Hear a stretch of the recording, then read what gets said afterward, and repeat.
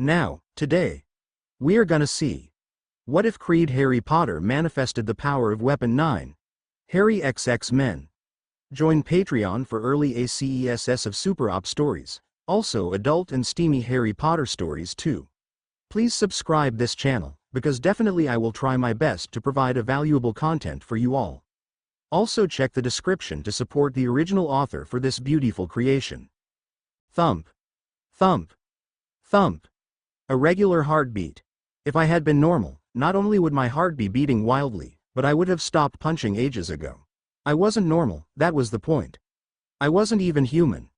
I was a mutant, and a strong one at that. I was a feral. I wasn't going to stop until I had nothing left to punch. Whack. The punch bag buckled. Whack. The chains holding it to the ceiling were creaking now. Whack. Crack. The chains snapped. The bag fell to the floor. Ebony. My dad called. They're here. I wasn't even sweating.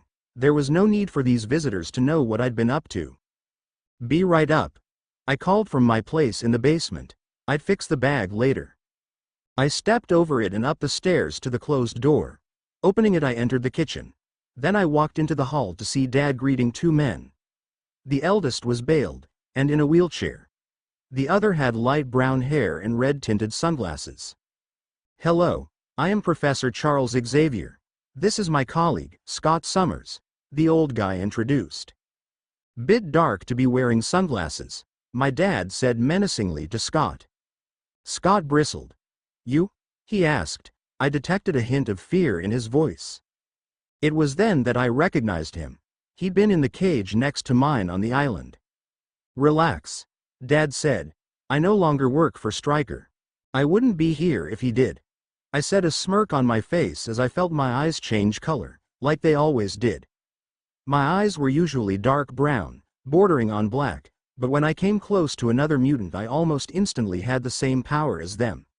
Then my eyes turned purple. I already had Scott's power, now I had a new type of telepathy to play with. A more powerful type too. I could see Scott was curious. So was the professor. They obviously thought I was actually related to Dad, like most other people did. In reality I was adopted. I wouldn't be hiding her if I was. Dad said, nodding to me, Victor Creed. He held his hand out to the professor to shake. And this is my adopted daughter, Ebony. Why don't you come in? You said on the phone you wanted to talk. He led the way into the sitting room and sat on the couch. I sat next to him. The professor positioned his chair so that he was opposite us, and Scott took the armchair next to him. I could see how tense he was. He obviously didn't like being this close to Dad. Well, Ebony, it's really you we are here to talk to, the professor said. What about? I asked. Well, I have created a school for mutants. A safe haven for them if you would. We are here to offer you a place there. I know about your school. I didn't come along the last time. What makes you think I'll come this time? I queried. The last time? The professor asked. Yeah, on the island. I knew where the others were going. I just decided I didn't want to be a part of it. Wait, you were on the island? Scott asked. Were you, by any chance, in the cage next to mine? Bingo. I drawled. So you finally recognized me, huh? Hey, you knew I couldn't see you, Scott retorted. But where did you go? I was worried about you. I laid a hand over my heart. Touching. I said jokingly. I separated from the group, wandered round, and, after a while, found him. I jerked my head towards Dad. We got out together. And we've been a family ever since. Dad finished. Though we both knew that that was the abbreviated version of events. So, a school for mutants? I asked, changing the subject. Yes, it's a chance for you to be with others like yourself, the professor answered. I smiled. No one's quite like me, I said, and I was well aware of the truth of my statement. I had all types of mutant powers, though the feral powers were my favorite, but I wasn't just a mutant, but a witch too. There was also the fact that I had 18 weapons on me at all times. The adamantium that coated my bones also coated the 3 claws, on each hand, that came out of my knuckles. As well as the swords that extended from my wrists and the claws that came from my fingers and thumbs. All as a result of the experiments run on me as a child. 19 if you counted the wand. I looked at Dad and he nodded his head. It wasn't as if he could stop me either. Holding out my right arm, I let the sword out, and then I pulled it back in. Then I let out the claws in my fingers and thumb. Once they were back in, I let out the claws from in between my knuckles. My personal favorites. I drew them in, slowly. "They're like," Scott mumbled. "Like?" I pressed. "We know someone, his name's Logan. He's suffering from amnesia," the professor said, "and he has those claws." "Looks like you've met Jimmy," Dad said. "Jimmy?" Scott asked, laughing. "Yeah, my brother. That sobered him up, if I'm right. Then he's the one who let everyone out of the cages, and from the description Ebony gave me of him, I am. I'll never tell him that I owe him. I'll never live it down," Scott said. "Like I said, he has amnesia. He can't remember anything about his life," the professor said. "So that's why he hasn't tried to kill me all these years," Dad laughed. "How many times have I said this? You two take sibling rivalry to a whole new level," I groaned. "Loads," Dad replied. "It seems that being a feral runs in the family," the professor mused. "I already go to a school," I said. "What?" Scott asked, surprised at the sudden change of subject. I said, "I already go to a school. One I'm happy at. I have friends there," I said. "And besides, I bet their school didn't have moving staircases like Hogwarts did." There was also the fact that Harry, Ron and Hermione wouldn't be there. "Well, if you ever change your mind," the professor handed me a card, "give us a call." Dad then showed them out. The card read, Xavier's School for Gifted Youngsters. It also had a phone number and an X in a circle. "So, a school for mutants, huh?" Dad said, coming back in, just as my black cat, Asmodeus, jumped up onto my lap. "Yep. Probably not as fun as a wizarding school though. I mean, Hogwarts has a poltergeist." "Are you sure that's not you?" Dad teased about my telekinesis. 100%, I said, while absent-mindedly petting as and making him purr. "We pull pranks together." He laughed. "Well, at least you have friends. Dead friends, but friends." "Hey, he's the only dead friend I've got. The rest are alive." "Oh yeah?" "Yeah. Hermione, Ginny, Harry, Ron, Fred and George," I answered. "Wow, that's a small group. Maybe you should socialize more. Talk to the other chasers on the team. They hang out with people who really dislike me." I shook my head. "What about the Slytherins? Hate them all. Ravenclaws. Too snotty, to me anyway. Hufflepuffs? Too quiet and calm. The other girls in the dorm? The only decent one is Hermione. Then there's Ginny in the year below. I give up. It seems that 6 friends, 7 if you count the dead guy, are all you seem to need. The school letters should be coming soon. That's what I hate about this time of year, the plane journey. I could teleport us this year. That narrows it down to 1. Okay, but discreet. We can't have Stryker find out." "I know, Dad. Now, I have a punch bag to fix." "Again?" he asked, exasperated. I just laughed. Chapter 2. Chapter 2, Ebony POV. Dad blinked twice in reaction to the sudden change of scenery. That was the only outward sign that he wasn't used to teleporting. I, however, stumbled at the use of energy. I'd never ported that distance before. Dad caught me. "You okay, cub?" he asked. "Fine." I shook my head to clear it, and then picked up the wicker basket that held Asmodeus, which I dropped. Dad picked up my trunk and his bag. "Come on. Let's get to that pub, get a room, and drop this stuff off," he said. I then led the way to the Leaky Cauldron. Once there, Dad went up to the bar. "We've booked a room under Creed," Dad told Tom, the bartender. Here," he said nervously. He handed Dad the key, terrified. Dad had that effect on people. He was around 7 foot, with dark hair and dark eyes. He looked really dangerous. The scary thing was, he was even more dangerous than he looked. I could have a similar effect on people, even though I was a lot smaller. Even though he'd adopted me, Dad and I looked similar. Both of us had the same dark eyes and the same dark hair. There was also the fact that I seemed to emit the same predatory air as him. It scared people. It even scared some of my teachers. We dropped off our stuff and I pulled out my school list and my wand, before heading into Diagon Alley. We went through shopping in a rush, quickly getting my books, potions, supplies and robes. The dad bought me a wand holster, which would strap to my wrist, saying that people wouldn't know that I was getting my wand out if I flicked my wrist before a battle. When we got back to the pub, I noticed a load of people with very familiar red hair, and two others, one with messy black hair and the other with bushy brown hair. I smiled. "Whatcha doin', my own?" I asked, practically bouncing over to them. "Ebony," she cried, grabbing me in a tight hug. "Thank God you're all right." "Course I'm fine. What did you think would happen?" "Well, with all the turmoil in America about mutants, I didn't know if you'd get caught in the middle." "Nah. I kept my nose out of. I was cut off when I was caught in what would normally be a bone-crushing hug from Harry." "Can't breathe," I said. "Sorry," Harry said, releasing me and smiling. "You're lucky I can heal, human," I growled playfully. I could do a lot more than heal, but they didn't need to know that, yet. I was caught in a hug from Ron, and before I could do so much as glare, I was in a double hug from the twins, and finally a hug from Ginny. "Why is everyone so huggy all of a sudden?" I asked.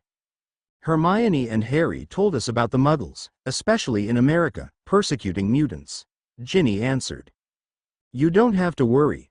I keep her on a pretty strict leash when it comes to using her powers during the holidays," Dad said, walking over.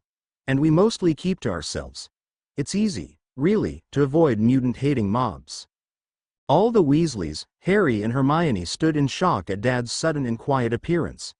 Whether it was his appearance or the mob comment, I just wasn't sure. "Mutant," Fred said. "Hating," George continued. "Mobs?" They finished together. They had obviously not been affected by meeting my dad for the first time. I waved my hand in a dismissive gesture. They never suspect me. When I see a mob with "Kill the Mutant Freaks" banners, I turn of the fighter and turn on the sweet innocent facade, and they just charge on by thinking that I'm just another human. "So you've never been attacked by a mob then?" A woman, obviously Ron's mum, asked, relieved.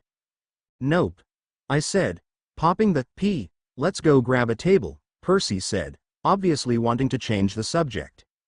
"Yeah," I agreed. I didn't want to stay on this subject either. It could lead to something uncomfortable.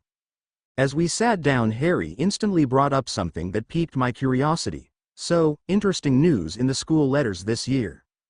"Yeah, Hogsmeade visits and an exchange program, very interesting," I said. "Who do you think they are?" Hermione asked. "Don't know," Percy said. "Guess we will have to find out on the train." "I guess," Fred said, obviously disappointed. I was disappointed too. I was just trying to hide it. Chapter 3 Ebony POV. September 1st arrived quickly, and then Dad, the Weasleys, Harry, Hermione and I were making our way through King's Cross Station. It was packed and I didn't like it, so I, being naturally hyper, became a whirlwind. I almost knocked several people over. Next time it would be a perfect hit. "It's the same every year. Packed with Muggles, of course," Mrs. Weasley said. "Excuse me." A southern voice came from behind us. I felt my eyes change color behind my sunglasses. I turned round. There were two girls, one with black hair and the other with brown hair, with brown highlights at the front. "Could you tell us where to find the platform, please?" The one, who had spoken before, the one with the highlights, asked. Both the girls had trolleys with cases on. "Of course, dears, follow us," Mrs. Weasley said kindly. "1 minute, I'll go get the others," the second girl said. She walked away quickly, leaving her trolley behind. "I'm Rogue," the remaining girl introduced. It was then that I noticed the long gloves, understandable, given her power. I'd have to teach her how to control it. Having so many powers, I had to learn control fast. "Ebony," I replied brightly. I sensed a load of other mutants heading our way, and had to stop myself from gasping at the rush of new powers. I knew who was coming round the corner, before they came round. Everyone in our group introduced themselves, except Dad, who was a little preoccupied. Suddenly, a load of kids and 4 adults, including Scott and Logan, recognize him anywhere, came round the corner. Dad started off towards the barrier, and I started to follow him. "This everyone?" I heard Mrs. Weasley say. "Good." Dad and I reached the barrier a little before everyone else, so I started to bounce impatiently. "Ebony, why don't you go first?" Mrs. Weasley asked, nervously. I grinned and ran at the barrier, Dad right beside me. I heard several gasps before I passed through the barrier. Dad and I were soon joined by Harry, Ron and Hermione. We all moved further onto the platform, and saw the gleaming scarlet steam engine. We were soon joined by the rest of the Weasleys. I saw the mutants boarding the train. "Be good," Mrs. Weasley said, "and have fun." She hugged all her children and then Harry, Hermione, and finally me. "Be careful," Dad said, hugging me. "I don't want a letter saying you've been petrified again. I'll see you at the game." "'Kay, Dad," I said. He promised to come and watch every game of Quidditch that I played. I joined the team last year as a chaser, and was good at it. "See you then." I hugged him one last time, and boarded the train, just as the whistle blew. I waved to Dad and Mr. and Mrs. Weasley as the train left the station, and then, Hermione, Ron, Harry and I went to grab a compartment for ourselves. The only one left was occupied by a middle-aged man, who seemed to be asleep. "Who do you think that is?" Ron asked, sitting down. "Professor R.J. Lupin," Hermione answered. "Do you know everything?" "How come she knows everything?" Ron asked. "It's on his suitcase, Ronald," I said. "Oh, right." He looked sheepish. "Do you think he's asleep?" I asked. "He seems to be." "Why?" Hermione asked. I closed the door and pulled down the blind. "Because I need to tell you something," I said, sitting down next to Hermione and opposite Harry. About 9 years ago, a human, General Stryker, started his own personal war on mutants. He decided to create a weapon, powerful enough to destroy all the mutants. So, he found a mutant child, who had run away from her home, and had the ability to gain the power of any mutant she met. He made sure that she had 2 types of healing abilities, from 2 different mutants. Then he bonded a metal, called adamantium, to her skeleton. She barely survived the pain the procedure put her through. After that they discovered a single flaw in the plan. The girl had a mind and a will of her own. So, they took her to an island, and locked her in a cage next to a load of other mutants. She was unable to use her powers, and the bars of the cage were also made of adamantium, rendering her claws useless. And she couldn't reach the lock. After a while, a man who had obviously gone through the same procedure as her, came and let her and the other mutants out of their cages. The others went one way, but she decided to make it on her own. She left the group and found a way out of the building they were in. Then, she met up with a mutant who had worked with Stryker, but had left. They left the island together, and have lived together ever since. "What happened to her?" Harry asked. I smiled nervously at him and held up my fist in front of my face. I slowly let my 3 claws out. "The girl was you?" Ron asked. "Who was the other mutant?" "Dad," I said simply. "Why are you telling us now?" Hermione asked kindly. "The adamantium. It hurts. Whenever I grow, it adjusts to meet my new height, and recover my skeleton. The pain practically paralyzes me. It's why I'm normally in the hospital wing. And it's getting worse, more frequent. I'm going to need help getting to the hospital wing if it comes on too quickly," I answered. I withdrew my claws and stood up. "I'll be back soon, there's something I need to do." With that, I walked out of the compartment. A.N.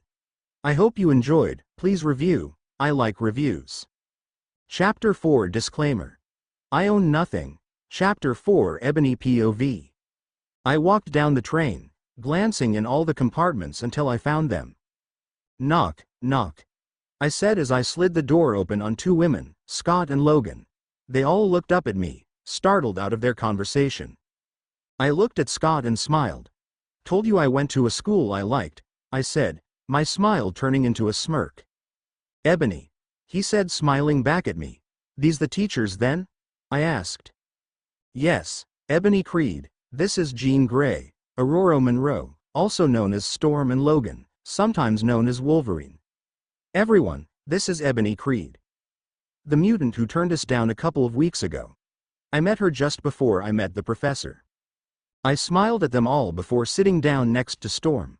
Sorry about not stopping to talk earlier. I needed to stop and talk to my friends about my powers. They didn't know you were a mutant? Storm asked. Oh, they knew. They just thought my powers were confined to just the one though. You have more? Jean was astonished. I have the power of every mutant I come across. Then how come you're not wearing sunglasses then? Logan asked gruffly. 'Cause I have to learn control fast. Otherwise, they will all burst forward at once and wreak havoc, killing me and others in the process. I don't think I'd be able to heal from that one. The train suddenly jerked to a stop. Does it usually do this? Logan asked, rising to his feet. No, I answered, just as the temperature dropped and the glass frosted over. My senses went haywire. My ears picked up, and I started sniffing the air for the hint of any threats. The scent of something both unnameable and unpleasant reached me. I zoned out, and in my mind's eye, I saw a black cloaked thing attack Harry. As soon as I came back to my senses, I lurched out of the compartment and down the corridor to see the thing being chased out of the compartment by a silvery white light. I reached the compartment to see Harry slumped on the floor. The professor, Lupin, was standing up, wide awake, with his wand out. He turned it on me, and I held my hands up in a mock surrender. Don't shoot, I said. He put the wand away. Ron and Hermione were already kneeling beside Harry. I joined them, barely noticing the 4 mutants behind me. Harry, can you hear me? I asked, placing my hand on his forehead. It was a bit too warm for my liking. He groaned and his eyes blinked open. The 3 of us helped him to his seat. What was that? He asked. That was a Dementor. Lupin answered. A guard of the wizard prison Azkaban. It was searching the train for Sirius Black. Here, eat this, it'll help, it's chocolate. He handed Harry a piece of chocolate, and turned to leave. Now if you'll excuse me, I have to go speak to the driver. He nodded to Scott, Jean, Logan and Storm, and left. You going to be okay? We have to go check on our students, Jean asked. We'll be fine. See you at the feast, I said. They turned and left and I closed the compartment door once more. Did any of you pass out? Harry asked. No, Ron answered. I felt weird though, as though I'd never be cheerful again. I wasn't close enough to feel its effects. It went really cold though. We spent the rest of the journey talking, and when we reached Hogwarts, McGonagall asked Hermione to go to her office, and she told Harry to go to the hospital wing. Ron and I went to the Great Hall and sat down at the Gryffindor table next to Fred and George. I hope they hurry up with the sorting, I said. I'm starving. You're always starving, Ron retorted. We were soon joined by Hermione, and I noticed that the teachers from Xavier's were sitting at the teachers' table. Apparently the exchange students are being sorted with the first years, Hermione said. So we'll be sharing dorms with them? Fred asked. Wicked. George replied. McGonagall led the first years and mutants in. She placed the stool and sorting hat in front of them. For a moment, all was silent, and then the hat began to sing.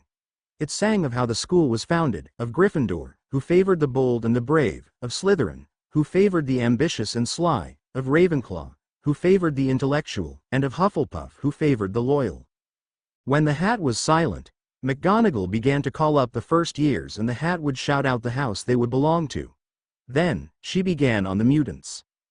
Allardyce, John, Gryffindor. Colossus, Gryffindor. Drake, Robert, Gryffindor. Were we going to get all of them? Pride, Catherine. Rogue, Gryffindor. Her power obviously didn't work on the hat. 2 more mutants were placed in Hufflepuff, and then the sorting ended with Warren Worthington, somehow didn't have his power yet, being sorted into Ravenclaw. Harry joined us just then, and Dumbledore stood up.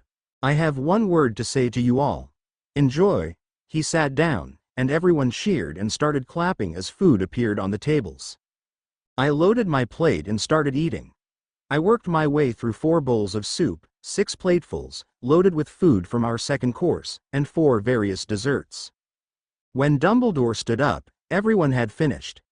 Welcome to another year at Hogwarts.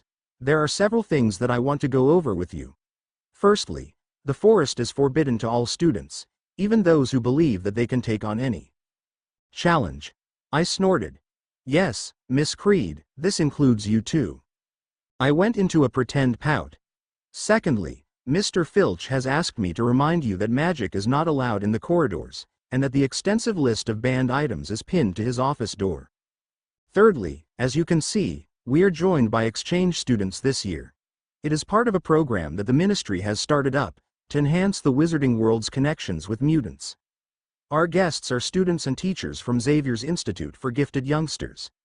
It is a school for mutants, but is run like a muggle school. So, I hope you will help them to feel comfortable here at Hogwarts. Also, after Christmas, several of our students will have the chance to travel to America, and attend Xavier's for 2 months. And finally, I would like to warn you of the Dementors of Azkaban. They're here to guard the school from Sirius Black, and will not distinguish between the one they hunt, and the one who gets in their way. Now, it is late, and you all have beds waiting, off you trot. As Harry, Ron, Hermione and I left the hall, Professor McGonagall approached us. Miss Creed, Madame Pomfrey wishes to see you in the hospital wing. You can bring Miss Granger if you wish. All right, Professor, I'll head there now, I said. I'll come with you, Eb, Hermione said.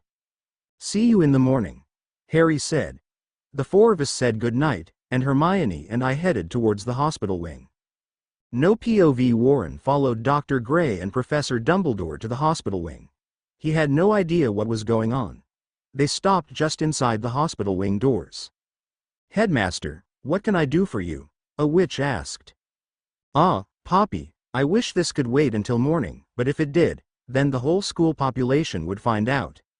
She looked at the three of them, confused, and then a voice came from behind Warren. Madame Pomfrey, you wanted to see? The voice was cut off by a painful gasp. Warren spun round to see two girls, one whose back was arched in pain. A.N. Please review. Hope you enjoyed. Chapter 5 Disclaimer. I own nothing. Chapter 5. Ebony POV. My back was arched in pain, and I could feel my bones changing, some shrinking, others growing and new ones forming. At the same time, I felt the adamantium moving to recover all the bones. I was in absolute agony. I barely heard someone calling my name. It felt as if someone had lit my back on fire. Hands guided me to a bed and placed me down on it, on my side. The pain seemed to last a lifetime, so when it receded, I was grateful, and exhausted. I opened my eyes to see a worried-looking Hermione looking down at me.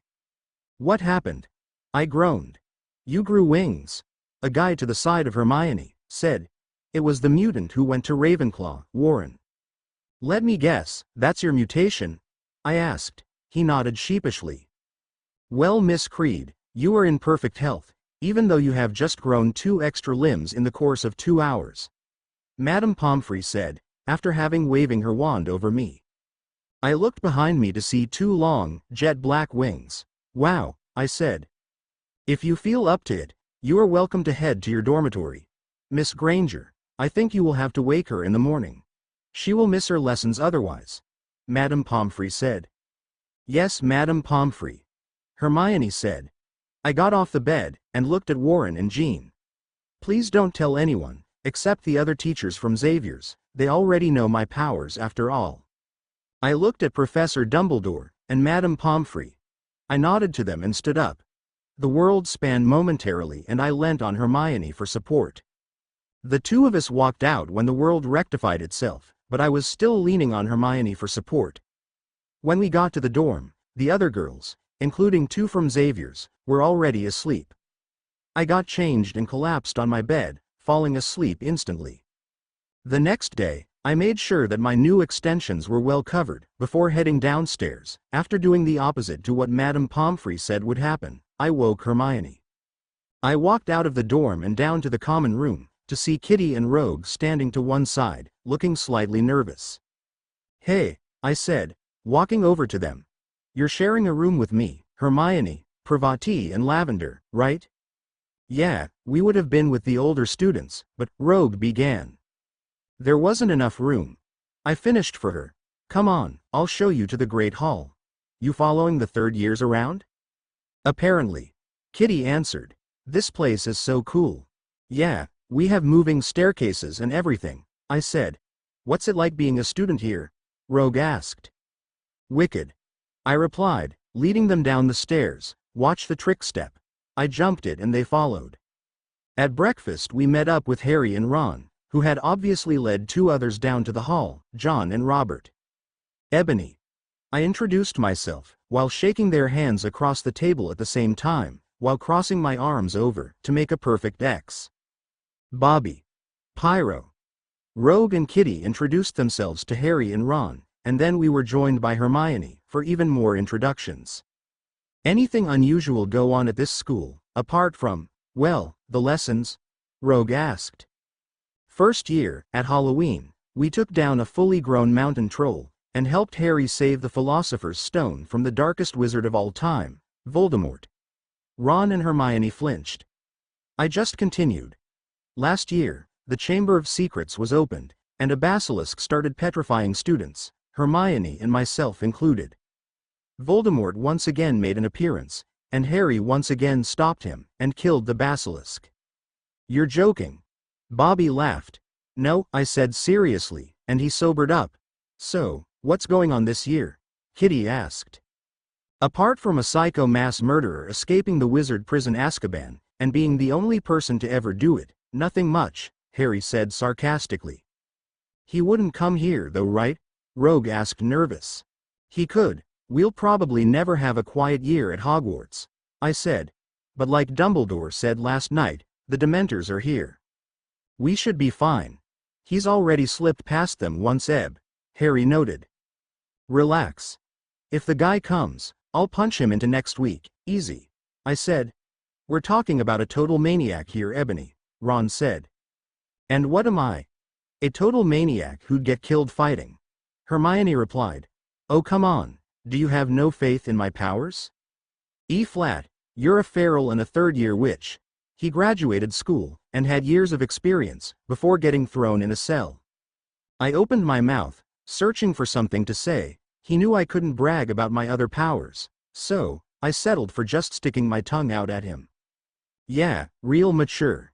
Black'll be shaking in fear when he sees you, Harry laughed. I crossed my arms in a pretend pout, and then smiled at him. We both laughed. Ron rolled his eyes and Hermione shook her head at us. Then raised her eyebrow at me. Luckily Harry didn't notice it. She knew I liked Harry, and believed he liked me in return. She didn't understand why I didn't act on my feelings. Because at some point, you're going to stop aging, and he'll eventually die of old age. That is, if he doesn't get himself killed first. A quiet voice in my head pointed out. E-flat, are you growling? Harry asked, pulling me out of my thoughts. Sorry, just a stray thought that I didn't like very much, I replied. If you growl at thoughts you don't like, then I'd hate to see what you do to people you don't like, Pyro commented. Usually, punch him. I said. Yep, that's what you normally do, and lose Gryffindor points for it too, Hermione stated. Hey, I make up for that, and I didn't lose his points last year. You didn't get the chance. You got petrified the day after the first Quidditch game, Ron said. That was the only game you played. You know, Ronald, I'd like to put it down to the fact that I'm getting better at self-control, I sniffed. Yeah, right E-flat, you're behind half the pranks in the school. You do as much as Fred and George combined, he reminded me. I think, dear brother, that you'll find she's our dearest partner in crime, Fred said from behind Ron. I smiled. Ron jumped. How do you do that? You used to be dead loud, Ron accused. Well Ron, we taught Ebony everything she knows on pranking, Fred said. And she taught us stealth, George said, joining his twin. They both sat down. So, Ebony, ready for our start of year prank? George asked. It has to be extra special this year, Fred said, rubbing his hands together. We've got to impress. Well, Gred, Forge, I have a few ideas, but they aren't to be discussed where we can be overheard, I answered, and we all grinned wickedly. Word of advice. Ron said to the mutants. Keep out of their way. Something huge is about to happen. We can deal with pranks. Kitty said. Those two get up to loads. She pointed to Bobby and Pyro. You've obviously been in another school. Those three, Hermione motioned with her head, get up to so much, it makes you want to run and hide. I beamed proudly, so did the twins. Just then, Professor McGonagall came round with the timetables. Ah man. Double potions with the Slytherins, and then we are with them again for Dada and care of magical creatures, Ron moaned. Cheer up Ron, at least Hagrid is teaching this year, and there's divination to try out too. Oh, just to warn you, George said. Professor Trelawney, bit of a nutter that one. Let's go, don't want to give Snape any more reason to be more of a git than he already is, I said standing up. Don't punch the guy, again, and you'll be fine, Fred laughed. Hermione, Harry, Ron and I led Kitty, Rogue, Pyro and Bobby to the dungeons for double potions. It went okay. I mean no one was able to pin me for Malfoy's cauldron blowing up, I did it, yeah, I just didn't get caught. After that, we had defense against the dark arts. It seemed like we may have a decent professor in the subject for once. I explained to the mutants from Xavier's, all about our previous two. The job's jinxed. One's dead, the other has no clue who he is, Ron said as we waited to go in. Wonder what will happen to this one. No idea, but from the smell of him, he's not possessed like Quirrell, I said, just as Professor Lupin led us into the classroom. The class went all right, up until I had to face the Bogart. It promptly turned into Dad's dead body. Professor Lupin dispelled it, and Harry's after it turned into a Dementor. After that, we were dismissed. Finally, I said, a competent teacher in the subject. I was still shaken but I was getting over it. So this is the third teacher you've had in the subject? Rogue asked. Yeah, didn't like either of the two others, I replied. You hardly like anyone, Eb. Harry said. They don't like me, I pointed out. It's just that you have a reputation for being a brawler, Hermione said, rolling her eyes. Suddenly I noticed Penelope Clearwater heading towards us. She looked rather apprehensive. Ebony, this is about the meetings, she said, handing me a letter. I smiled at her. Well, it was more like I bared my teeth. I disliked the girl. She thought that being able to get plants to grow quickly was the best thing ever. After handing me the letter, she promptly scurried off. I opened it and looked through its contents. When are they then? Harry asked. Every Wednesday night. 7 o'clock, and practice sessions from 10 in the morning on Sundays. I looked at the exchange students. You've been invited to attend. They're to help us get used to our abilities. Well, the Wednesday sessions are so we can get feeling of community, really. Sounds like fun. Bobby said, looking at his fellow exchange students. What do you think? They all nodded in agreement. Then tonight I'll lead you to the transfiguration rooms. That's where they're held, I said. You don't like them? Rogue wondered. Nah. I don't like being forced to do something I don't want to do. What do you mean? Pyro asked. It's compulsory for all the mutants in the school. Ever since someone let herself loose on some Slytherins in first year, Hermione said. Hey, I saw red. Not my fault. They shouldn't have taunted me about being a feral. I happen to like my power, and anyway, that's the whole point. Ferals do what they like, it's in our nature. Whatever, Eb. Harry laughed. I rolled my eyes at him, but yet again, maybe today's meeting would be better. There would be a fellow feral there, after all. A.N. I hope you enjoyed. Please review. Chapter 6. Disclaimer. I own nothing. Chapter 6 Ebony POV. That night I led all the mutants from Xavier's that had been sorted into Gryffindor down to the Transfiguration classroom that the meetings were usually held in. As soon as we got there, I noticed that we were the first to arrive, apart from Professor McGonagall and some unknown wizard. I caught his scent and barely managed to stop myself from freaking out. He smelt of medicine and high-tech science labs. Not even the hospital wing smelt this bad. That smelled more like the potions labs than science facilities. This guy smelled like the facility at Alkali Lake, and the one at the island. Professor, who's this? I asked in a deceptively calm voice. This is Healer Crooks. She answered. I'll explain why he's here when everyone's gathered. I took a seat at one of the tables that were placed in a circle. When everyone, including the students and teachers from Xavier's, Professor McGonagall stood up. Well, I'll start by explaining to our guests that this meeting would normally be a sort of support lesson. The meeting on Sunday will be a training lesson.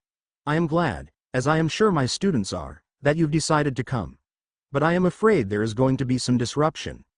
We were hoping to hold this off until either after you left, or until after everyone's settled in at least. But the ministry is insistent. What are you trying to say, Professor? I asked. Healer Crooks stood up and went to stand in the center of the circle made by the desks.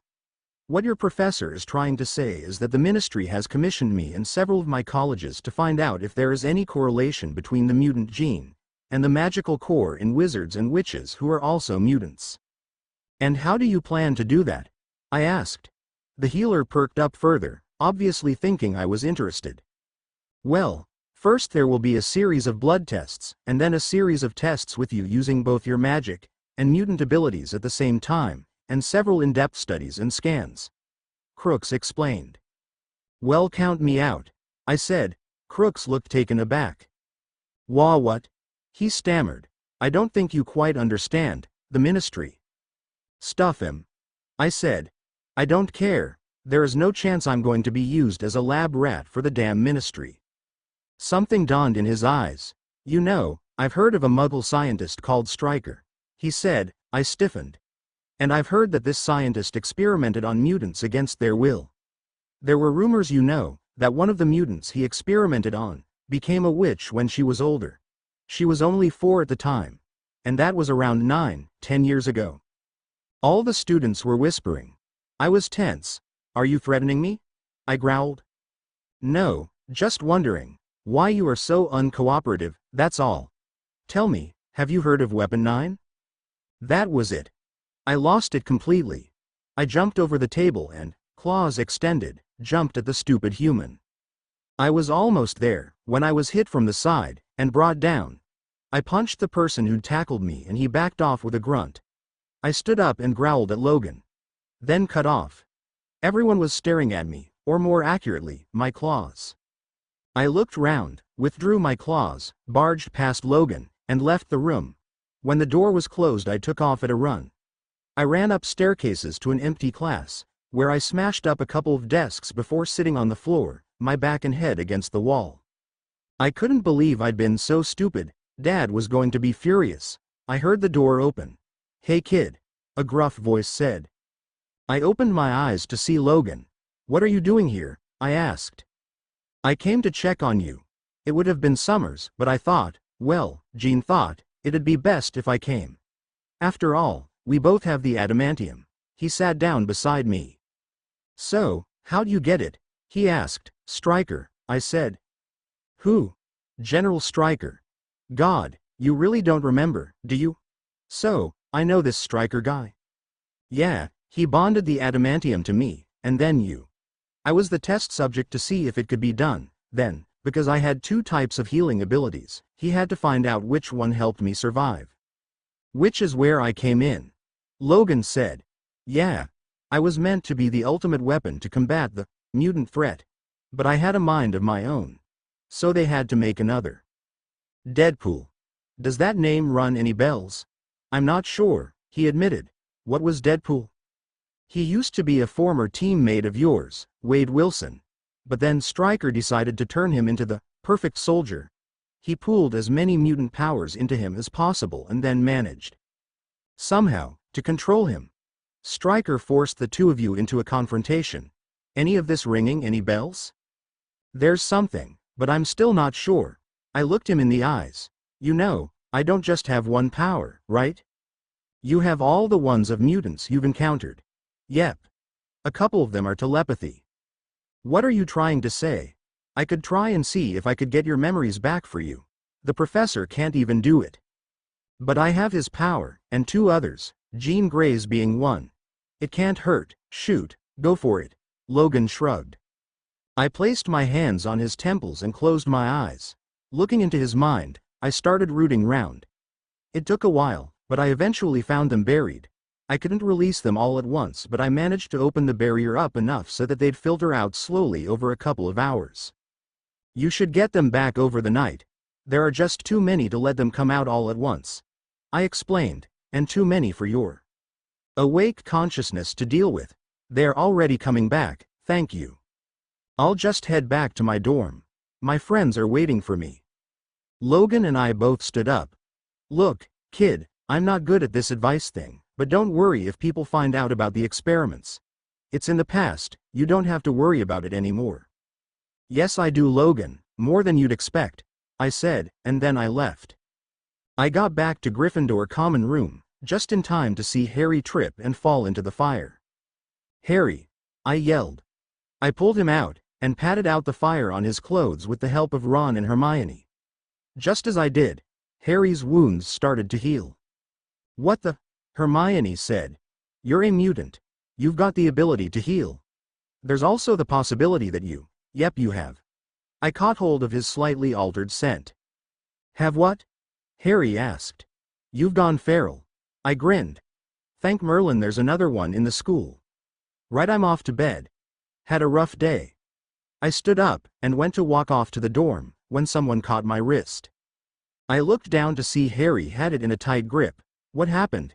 He asked, concerned. Let's just say, my secret isn't so much of a secret anymore. I pulled away and walked off to the girls' dorm. A.N. I hope you enjoyed. Please review. Chapter 7. Disclaimer. I own nothing. Chapter 7. Ebony POVI was up early the next morning, writing a letter to Dad, explaining what had happened. I figured that it was probably best if I told him everything myself, instead of him hearing it from a letter from McGonagall. I quickly dressed and left the dorm and walked down to the common room. I had time to send this via owl post and get back before the others woke up and noticed me missing. I left the common room, only to run into the one person I wasn't sure I wanted to actually see right now. Dad, what are you doing here? I asked. Professor McGonagall called me. I used that flow thing. Care to explain what happened? That's what I was leaving the common room to do, send you a letter. I held up the envelope and did my best to look innocent. So, he crossed his arms in front of his chest. Has McGonagall told you why Horcrux was here? Yes, but I want to know why you lost it. He knew, Dad. He knew about Stryker and Weapon 9. When he brought it up, it sounded like he was threatening to tell Stryker about me if I didn't do those tests. I moved to protect myself, that's all. Come on. He grabbed my upper arm and practically dragged me away from the portrait hole. Dad started looking in rooms, searching for a suitable room to talk, well, more like lecture me, in private. Before he found one, however, Logan rounded the corner. Both men came to a halt and tensed. Logan looked at Dad, then me, and then Dad's grip on my arm, and then back to Dad. I could see as he jumped to the wrong conclusion as to what was going on. What are you doing here, Victor? Logan growled. I could ask you the same, Jimmy, Dad replied, as he started to push me behind him. That caused Logan to unsheath his claws. Dad's claws grew longer, as he pushed me right the way behind him, just as Logan charged. I remembered the Bogart and panicked, knowing full well what those claws could do, having used them myself. So, just before Logan reached Dad, and was about to start a fight, I phased through Dad, so I was standing between them. I felt several sharp pains as Logan's 3 claws pierced my chest and 4 of Dad's claws pierced my side, all rather deeply. I let out a gasp of pain. All 7 were quickly withdrawn, as I sank down and Dad caught me, pulling me into his chest. No, Dad said. Oh, Cub, I'm sorry, I'm so sorry. He pulled me closer. If I'd known this was going to happen, I would have waited till the Christmas holidays. It's not your fault, Dad. I should have known that you wouldn't have gotten too badly hurt, I replied, gasping for breath. My body was taking its sweet time to heal. Damn. Kid, I'm sorry, I didn't mean to. Logan began, but he was cut off by Dad's vicious growl. Would you two stop fighting? I gasped out. One of Dad's, and one of Logan's, claws had pierced a lung. You got on well for a couple of Centaurs at least. All this is 'cause of Stryker, and you know it. My lungs had healed now. All I had to do was wait for the rest of the wounds. Shouldn't take too long now. Dad let out a short laugh. God, you're right, cub. Right, help me up. I'm about done. I said. Dad swiftly pulled me to my feet as my wounds scabbed over and disappeared, leaving a single trace. Something dawned on Logan. Wait, when did you get a kid? I adopted her when I found her wandering around the island. I guess I have you to thank for getting her out in the first place. Otherwise, I'd be wandering around on my own, killing on a whim. You used to do that anyway. Logan pointed out, but now I only kill if I have to protect my cub. I pulled out my wand and quickly repaired the damage done to my robes. Well, if I don't need to send you that letter, Dad, I'll head back to the common room. I said. Dad grabbed the top of my arm. Try and keep out of trouble this time, cub, he said. I smiled and hugged him. I'll try, but I'm not promising anything, I said. I began walking away. See you later, I called over my shoulder. As I walked through the portrait hole, I was confronted by Hermione and Hermione. We've been looking everywhere for you, Hermione said. McGonagall called Dad in over last night's incident. He wanted to talk. He doesn't seem to be the talking kind of guy, Ron said, walking down the stairs. He seems to be the rip your throat out without a second thought kind of guy, I offered. Well, yeah, Ron said. He loves being able to let people know about that without having to show them, I said, and Ron gulped. Bloody hell, he said. He's not really like that, is he? Hermione asked. Course he is. Come on, my own, we're talking 'bout fought in the American Civil War right up to the Vietnam War, and further. I laughed. The only reason his kill intake has gone down is because of his new responsibilities as a dad. My three friends just stared at me. Okay guys. He's had to fight since he was a teen. And his mutation is a confrontational one. It's all he really knows. Give him a break. He won't harm anyone here. Well, healer crooks maybe, and maybe. Logan. Why would he hurt Logan? A voice came from the stairs. I looked up to see Rogue. Those two take sibling rivalry to the max. And seeing as they almost just killed each other, again, and I got caught in the middle, he is not going to be happy. Wait, what do you mean you got caught in the middle? Harry asked. Are you hurt? A lung got pierced in 3 places. Nothing I can't deal with, I answered airily. What? My 3 friends shrieked. Hey, what's going on? Fred asked wearily, coming down from the boys' dorm. You need to go see Madame Pomfrey, Harry said. Come on. With that, he grabbed my wrist and dragged me through the portrait hole. Harry, I'm fine. I healed. I phased through his grip and ran into the common room to see Hermione with both her and my bags. I took mine. I'm fine, I said, and I left for breakfast. As I walked into the Great Hall, I noticed that there were quite a few people from other houses already there. As I walked in, conversations stopped, and then the whispers broke out. I sat down with my shoulders hunched and started eating. I was soon joined by 3 others. Looking up, I saw Fred, George and Colossus. I looked round us to see that most of the other Gryffindors were giving us a wide berth. We were soon joined by Harry, Hermione, Ron, Rogue, Kitty, Pyro and Bobby. You know they're talking about you, right? Colossus asked. I snorted. Yeah, I know. I can hear them. Feral, remember? Oh, and Harry, we need to go see Professor McGonagall. About what? He asked. The fire incident. I reminded him. Oh, right, yeah, when? After breakfast. But, what about, Hermione began. I cut her off. She needs to know. The group's compulsory, remember? That shut her up. Hey 9. Show us the claws, Malfoy yelled from the Slytherin table. It took Harry, Ron, George, Fred, Colossus, Bobby and Pyro to hold me back. He's not worth it, Harry said as he pulled me back by my waist.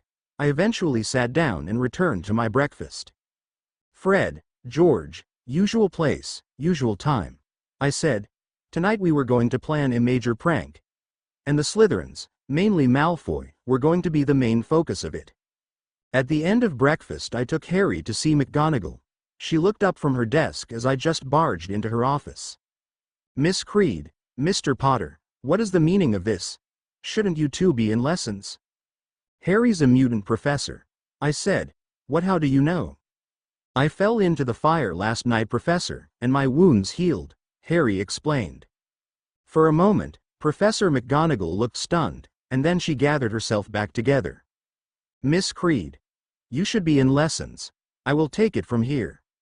I nodded, smiled at Harry, and then left for Care of Magical Creatures class. A.N. Please review. I hope you enjoyed. Chapter 8. Disclaimer. I own nothing. Chapter 8 Ebony POV. That night I met up with Fred and George in front of the portrait of Barnabas the Barmy. I walked up and down 3 times thinking I need a place to plan pranks. When the door appeared, the 3 of us entered the room of requirement and got to work. That night I left the room last and quickly snuck down to the dungeons, where the Slytherin common room was located. I cast the various spells I would need. Then I headed up to the Great Hall to see Fred and George casting their various spells. I couldn't wait until tomorrow. It was going to be a laugh. I was right. I heard the first screams as I sat down at the Gryffindor table. I looked up and pretended to be shocked. A load of Slytherins came in, covered in yellow slime. As the Slytherins sat down at their table, and the Great Hall began to fill up, lightning struck the Slytherin table, and the spells kicked in. The chairs began to bounce up and down, and the food began flying around the table, and throwing itself at the Slytherins. All the other students were laughing, so I let out my own laugh, and then, when Malfoy came in with pink hair, wearing a pink dress, and covered in the slime that I knew filled up the dungeons, I laughed even harder. Hermione looked at me knowingly. "That was you, wasn't it?" There were several bangs, and fireworks went off, and the seats at the Slytherin table ran out. The students, covered in slime and food, still sat on them. "Ask me no questions, and I'll tell you no lies, my own," I laughed. The weeks passed, and I settled into a routine. Lessons, Quidditch, pranking, mutant support group, where I managed to avoid ministry idiots. There also wasn't a week that went by that I didn't end up in the hospital wing, due to the damn adamantium. It wasn't long before the first game of the season came round. Wood pushed us hard, and I pushed myself to be the best. When the game came round, I was perfectly sure I could keep the quaffle on our side. So, when Madame Hooch blew the whistle, I quickly flew into position.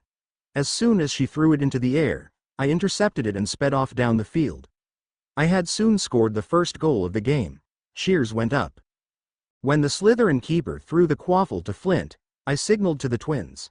They both sent a bludger rocketing at him. Flint managed to dodge one, but got hit by the other. I grabbed the quaffle, and flew off. I threw it to Angelina, who was forced to throw it to Katie, who threw it back to me soon after, to keep it on our side. I then scored the second goal of the game. We were soon up 80-0. Harry had still to find the snitch, but then, suddenly, I had both Harry and Malfoy flying at me. I accidentally got in Malfoy's way, and slowed him down. Half a minute later Lee Jordan's voice shouted, "Harry Potter's caught the snitch, Gryffindor wins, 220-0. A massive cheer went up and the whole team, including me, went in for a mid-air hug. Then we did a lap of honor. After I had gotten changed, I met up with Dad, who had been allowed in with other parents to watch the game. "Good game, Cub. Well done," he said, smiling at me. "Thanks, Dad. Hopefully, I'll be able to play the next game, and not be in the hospital wing this time," I laughed. Dad laughed with me. "Don't jinx yourself. Like I said, I don't want another letter, saying you've been petrified. Nah. I'm pretty sure that the only basilisk in the school was killed last year. I should be fine now. Just try and stay safe. I'll see you soon." "See you soon, Dad." I gave him a quick hug, and wandered off. I soon met up with Rogue. I was slowly becoming friends with the mutants from Xavier's.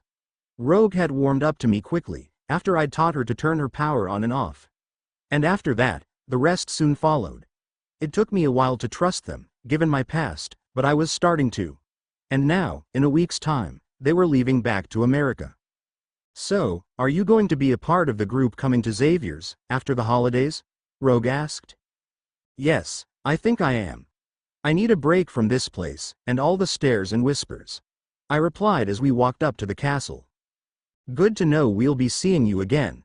Can't get rid of me that easily. I like to think I'd be able to keep in touch with friends. I said. Look, why don't you head up to the common room? There's bound to be a party up there. I just need to think some things through first. All right, I'll see you up there, Rogue said. With that, we went our separate ways, Rogue to the common room, me to the astronomy tower, where I could think about things in private. I sat down on the wide ledge, and leaned against the railing. I sighed. Things had changed so much since I'd run away. My mind started to flash back. I'd always been a mutant. I'd also always had two powers from birth. The first was the ability to gain other powers, and the other was a feral healing ability. I was always very cat-like, and I could heal too, but to my so-called parents, that was wrong. I was a freak, a mistake. I shouldn't have existed in the first place. That's why he'd beat me, and kept me in the basement. I didn't understand some of the things my apparent father had done to me before. But now I did. I had been sexually assaulted and beaten. One day, I had had enough of the pain, and had run out of the open door, and into the big wide world. I had soon realized there was a reason that 3-year-olds didn't live on their own. But I adapted, like I was meant to do. I developed a way to steal things that would help me survive, and I quickly became an expert pickpocket. But a year later, while I was sleeping in an alley, I was woken by a couple of men with guns, who were standing over me. One of them held a device that made this beeping noise. It's the one the general's been looking for, put it in the truck, one man said. I tried to run, tried to fight, but I wasn't good enough. They caught me, and knocked me out. When I woke up, I had a load of new abilities. One of them was another kind of healing.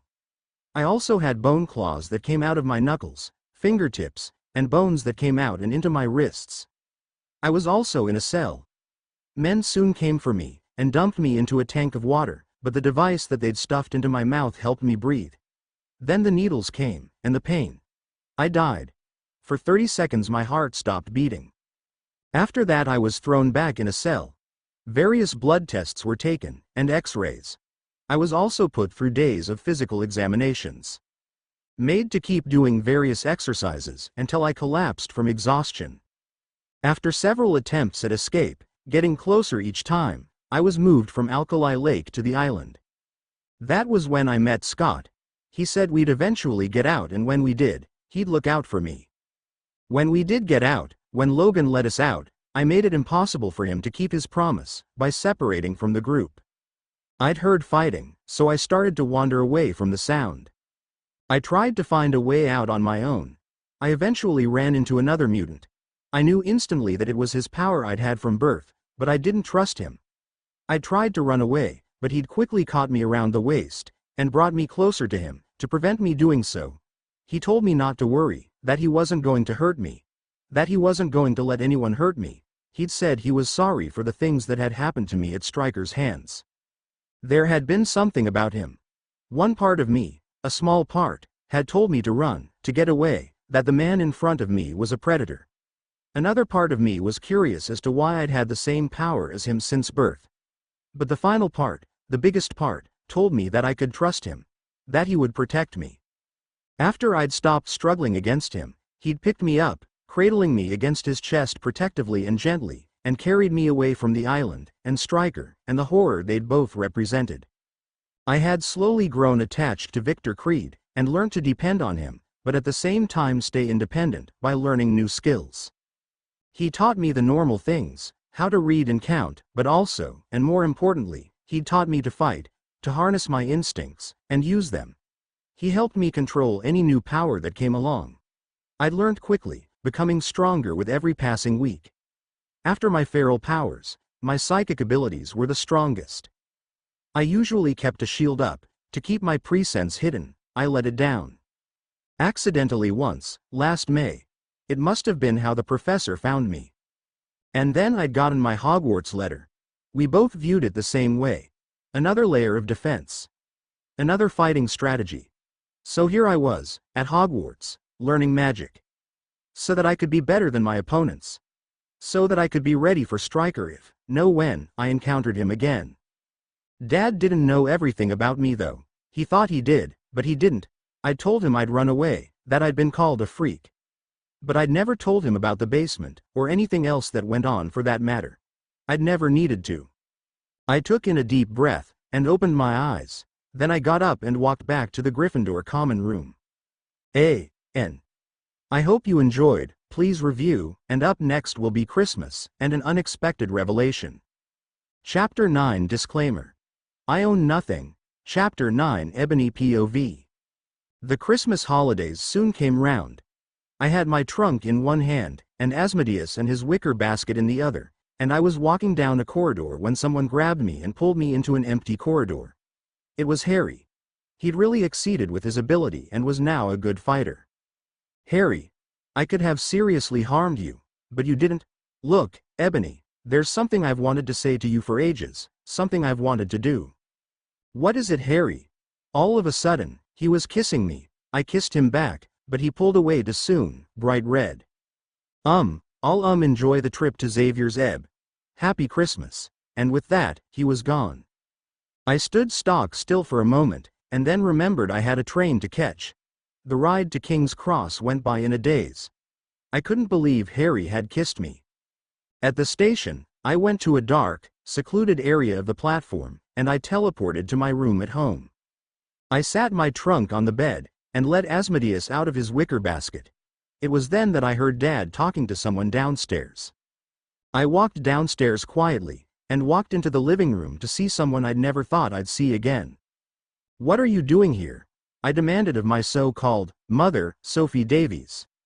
She looked at me, taking her eyes off Dad, who was glaring daggers at her, if looks could kill. Ebony, she said sweetly. A bit too sweetly if you ask me. There you are. I can't tell you how relieved I am that you're safe. I've been looking for you ever since you disappeared. She said the words, but her eyes and body stance gave her away. She didn't care about me at all. She made to hug me, but I easily sidestepped her, taking a step closer to Dad. Wait, Ebony's your daughter? Dad asked. When did you get maternal? Did you think that what we did wouldn't have consequences? Come on, Ebony, we're leaving. While I was trying to process what she said, she grabbed me by the arm, and started dragging me towards the door. Did this mean that Dad was actually? Suddenly Dad's hand was gripping Sophie's wrist, the one holding my arm. She looked at him. Are you going to stop me taking my daughter home, Victor? Yes. Especially if what you say is true, Dad said. A light clicked on behind Sophie's eyes as she realized what she said. And anyway, even if Ebony isn't mine biologically, you wouldn't be taking her anywhere. I've raised her. You haven't done anything to help her. You don't even care about her. I do. She's my daughter, eh? Creed. So I'll be damned if I let you take her anywhere, even one step outside this house. Dad growled. His other hand had my shoulder in a tight grip, but not tight enough to hurt me. It was a protective gesture, and an order to me to let him handle the situation. Sophie glared at him, but I could smell her fear. You think you're so big, don't you? She hissed at him. But I don't think you can fare so well against a jury. She was going to take this to court? If Ebony really is my daughter, you won't have a leg to stand on in court. Now, I suggest you let go of my daughter, Dad snarled. She released her hold on my arm, and Dad released her wrist. There's only one thing for it then. Ebony, do you want to stay here? She sneered. Or come back home, with me? Her tone brightened. Dad's hand tightened on my shoulder. A third meaning was now clear to me. Dad didn't want me leaving with her. He probably didn't even want me another centimeter closer to her. I took a step backwards, until I was leaning against him. I am home. I said. What are you talking about? She spat venomously. Did you really think I was that stupid? Did you really think I'd forget about all the abuse? And forget that I spent the majority of my time in the basement, whereon one would know how you stepped aside and let your sick husband beat your 3-year-old daughter? No, I'm not stupid enough to go back to that. I'm staying here. Dad's arm wrapped around my shoulders, reassuringly and protectively. Until then, I hadn't realized that I was shaking. Sophie looked at me with narrow eyes, and then back at Dad. "My lawyer will be in touch," she said, and then she stormed out. After all that, she was still going to pursue a court case. After the door had closed, and we heard a car drive away, Dad pulled me to the sofa, and sat us both down. He pulled me into his side and I put my head on his chest. "Why didn't you tell me, cub?" he murmured, rubbing my back in a soothing manner. My shaking had increased violently, and he was trying to calm me down. "'Bout what?"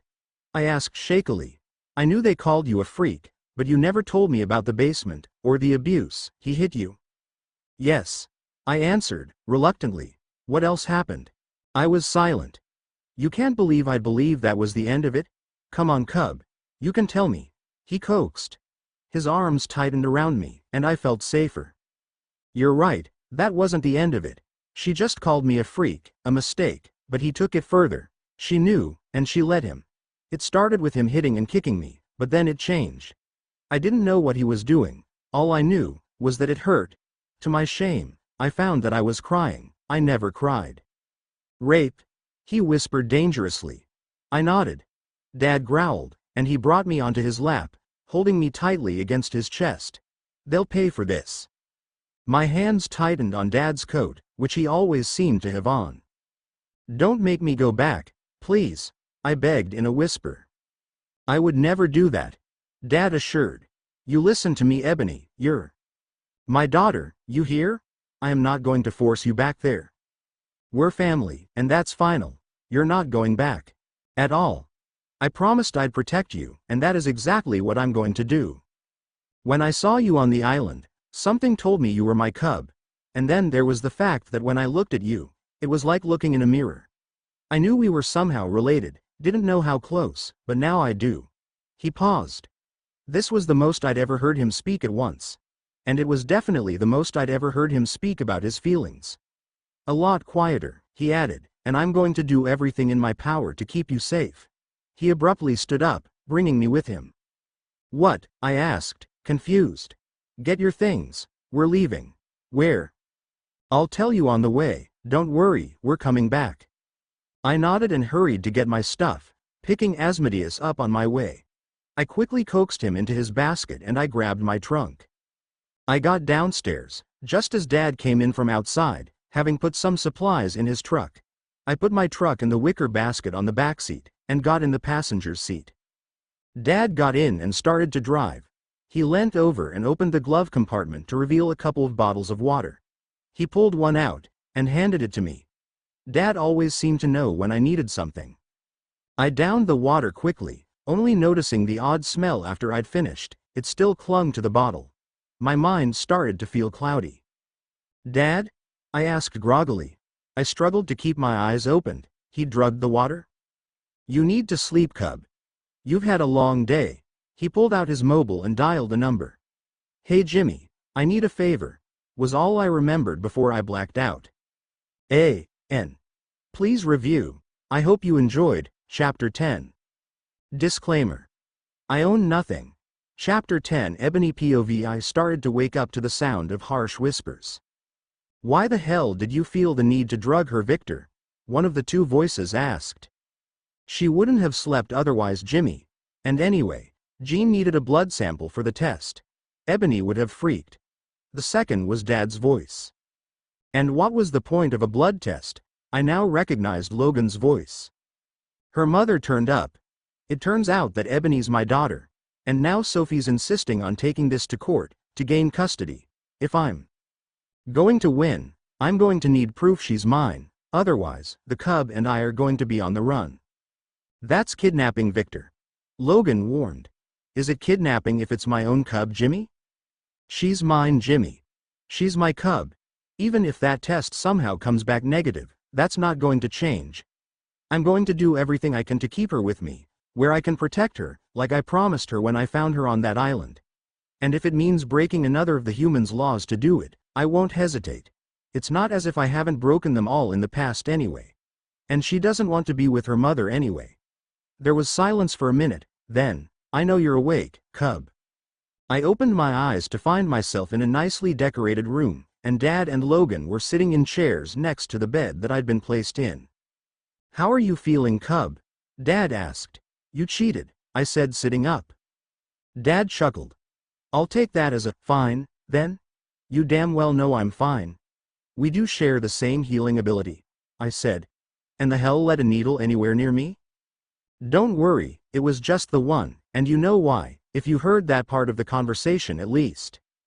I glared at him for a moment, and then my shoulders slumped. I guess. Where are we anyway? Xavier's. Logan answered. We weren't expecting you until after Christmas, kid. I rolled my eyes at him. We'll leave you to get change, Dad said. They both stood up and left the room. I stretched, got out of bed, and walked over to my trunk. I pulled out a red t-shirt, black jeans, and a black jumper, along with underwear. I got change, before pulling on my black army-style boots. Then, I left the room.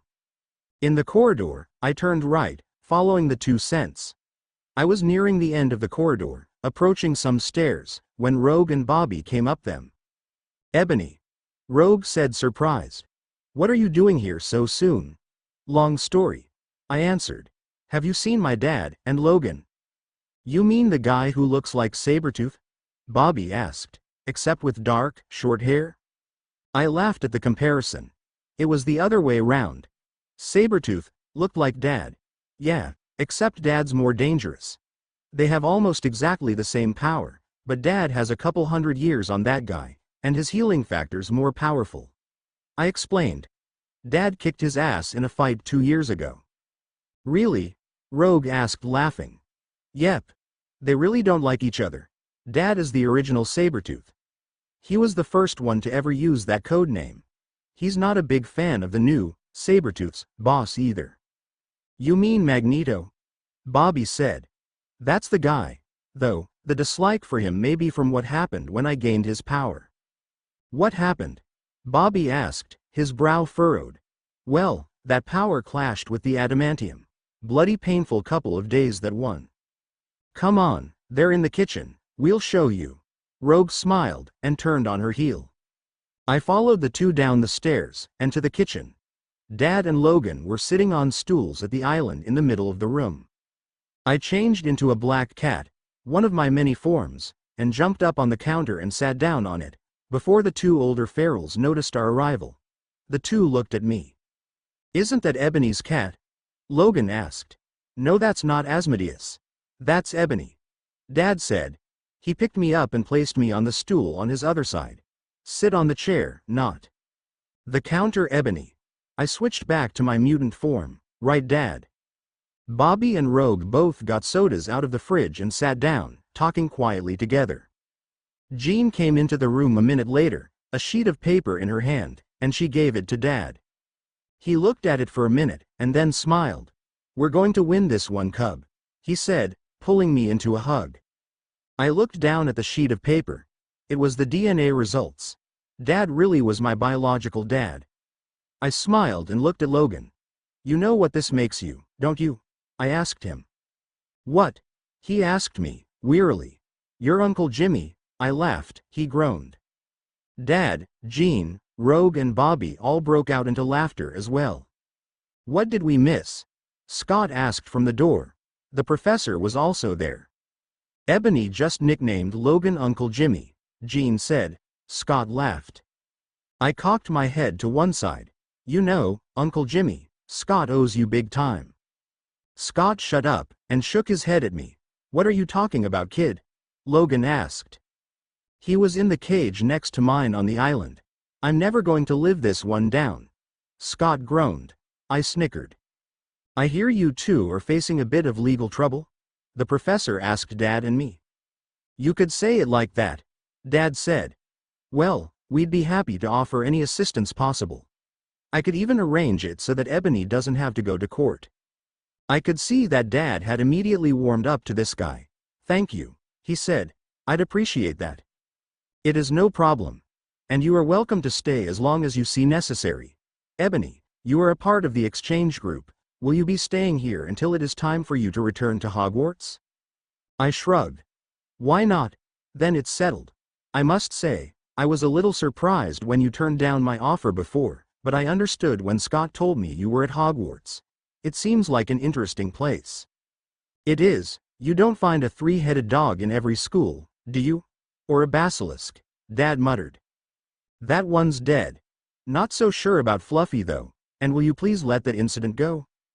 You were in the hospital for 3/4 of the term, Ebony. I had half a mind last summer to pull you out of school. Yeah, well, I bet I'm the only one who looked into its eyes directly. Oh bloody hell. I hadn't told Dad that part. You did. What? I saw its reflection in the mirror, turned around, and looked the thing in its eyes. How was I supposed to know that its gaze kills normal people? I didn't even know what it was besides the fact that it was a huge bloody snake. Dad ran a hand over his face and groaned. I finally figured out what's going to kill me, my teenage daughter. She can't be that bad, Logan said. Actually, I did manage to piss off Voldemort in first year. I distracted him long enough for Harry to figure out how to get rid of the bastard, I said, laughing. And when she's home, she gets into so much that I keep thinking that's it, something's finally managed to kill her. I don't do that much, I protested. Grand Theft Auto, my truck amongst them, causing a lightning storm and hitting us both and getting caught in an avalanche after causing said avalanche. Do I need to continue? Dad inquired. This is entertaining. Bobby snickered. Yeah, who knew one person could do so much, and not been dead or in jail already? Rogue laughed. Both those things have happened, I pointed out. Remind me never to go back to Miami. Dad muttered darkly. What happened that time? Logan asked. It wasn't my fault that time, I said, holding up my hands. That guy took a knife to me. I take it that this guy isn't walking around anymore then? Logan asked. Not after I finished with him, Dad answered. What happened to his friends? I asked. You don't want that answer, cub, Dad replied. You saw red, Logan stated. Yeah, I did. Has it gotten less frequent lately? Logan asked. Yes, it has, since I found Ebony at least. Good to know that you won't be attacking any of the students then. Logan said, there are some here that'd probably piss you off big time. He shot a glance at Bobby. Please review. I like reviews. I get excited when reviews are submitted. Chapter 11 Disclaimer. As always, I own nothing. Chapter 11. Ebony POV. The holidays were going by quickly. I got an iPod, a bullet for my Valentine CD, and a long black coat off Dad. I guess he got tired of me trying to nick his all the time. Hermione had sent me a book on curses and counter curses. Ron had given me a miniature broomstick.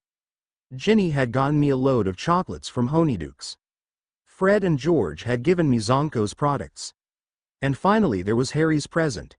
It was a necklace and the pendant was a silver panther.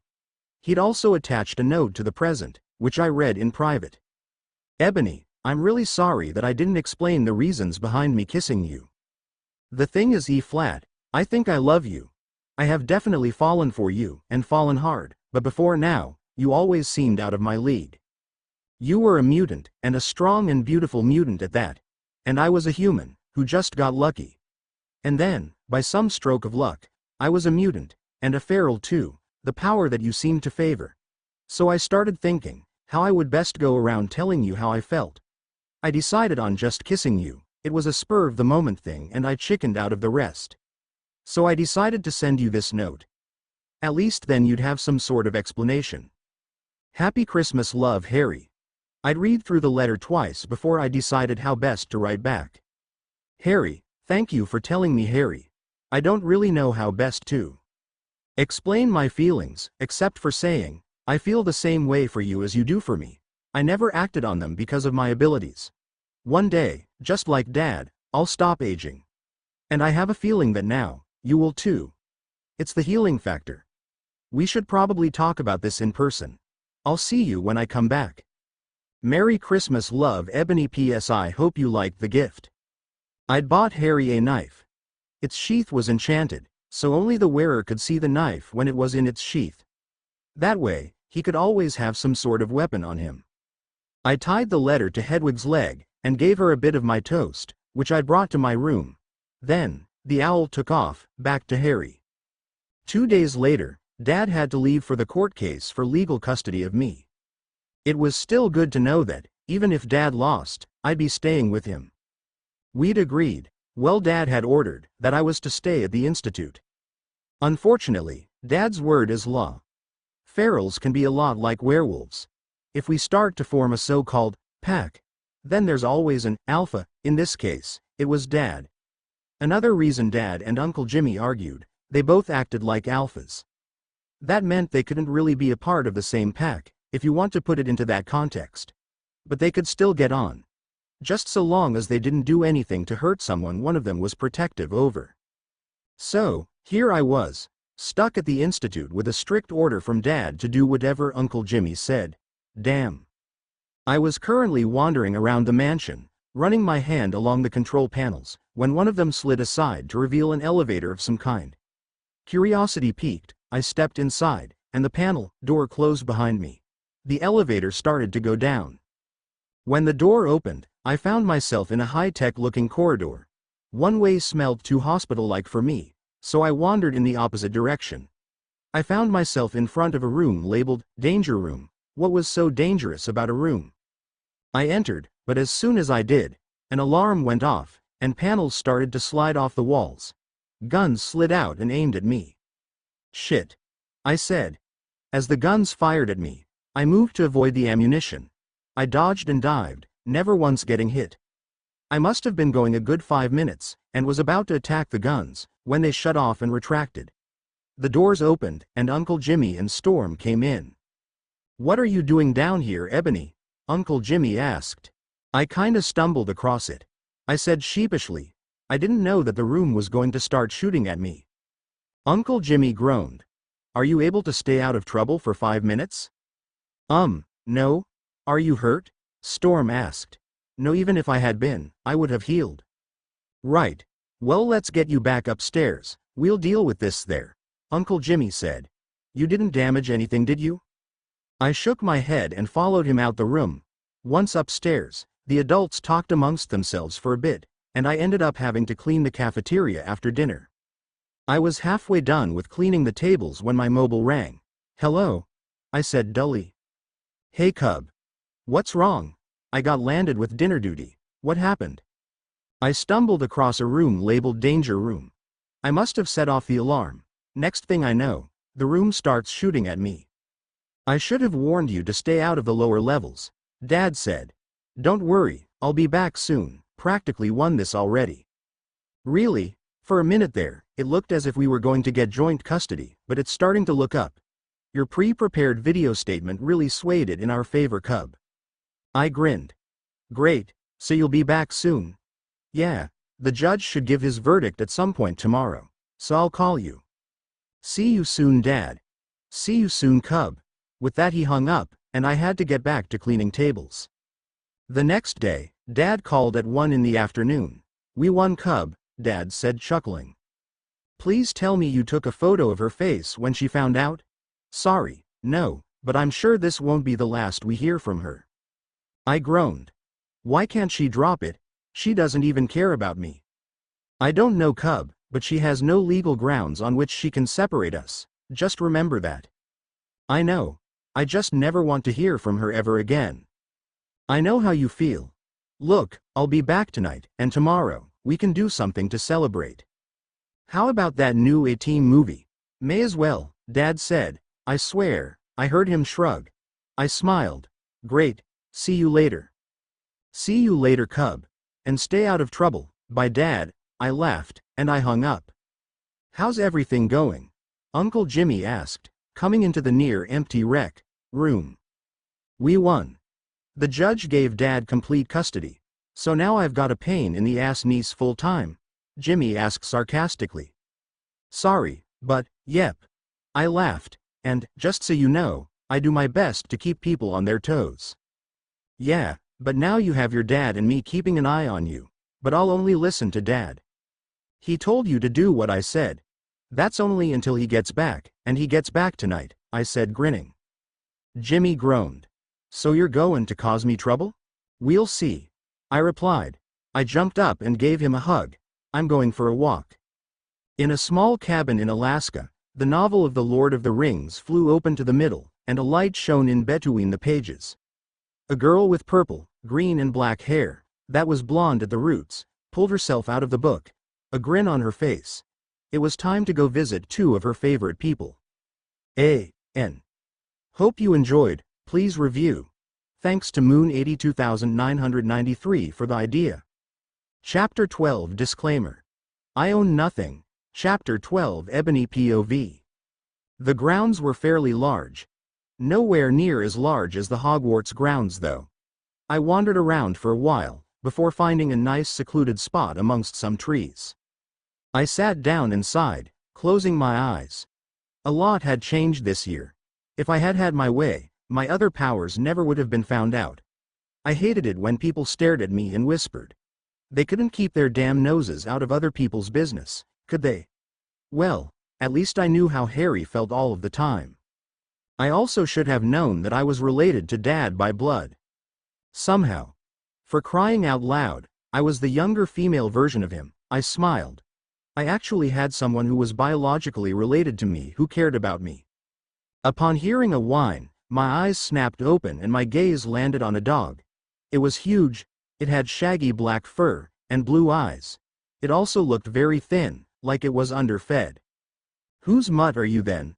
I asked. "Or are you a stray?" The dog lay down on its stomach and put its head on its front paws, making puppy eyes at me. "Shoo. I'm more of a cat person. Go away," I said, motioning with my hands. The dog cocked its head to one side, as if to say, "Strange, that normally works." I pinched the bridge of my nose, a habit I'd picked up from Harry. "Look, Mutt, if you don't scram, I'm going to bring out my claws, and you won't like that. I don't even mean the adamantium ones either." The dog looked puzzled. "You want to see?" The dog nodded. I held up my hand, and grew out the claws I shared with Dad, the non-adamantium ones, and the ones I shared with Logan. The dog walked over cautiously, and licked one of the adamantium claws.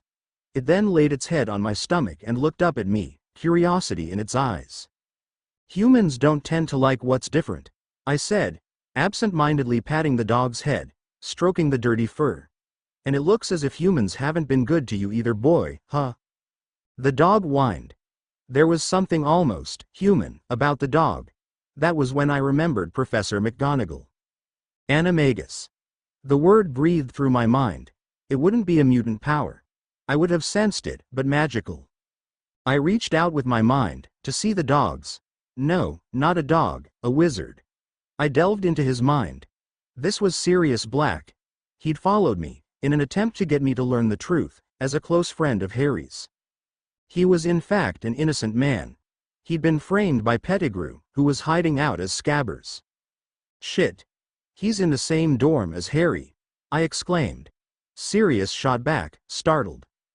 "A Death Eater could get to him at any time," I cried. "Why didn't you try to approach anyone before?" There was a pop and Sirius Black was standing in front of me in human form. I wanted to get Peter. They'd let the Dementors kiss me before they listened to me. "How did you get over here?" I asked. I hadn't checked that detail, and was curious. "I stole this." Sirius held up a wand. I apparated. "Look, I'll see what I can do, but didn't you get a trial?" I was thrown straight in Azkaban. No questioning, no trial. People never suspected that we may have switched secret keepers to Peter. Sirius said. "I don't want my name cleared. I just want to get Peter, to protect Harry. If we can prove your innocence, then we can swap Pettigrew for you for the kiss.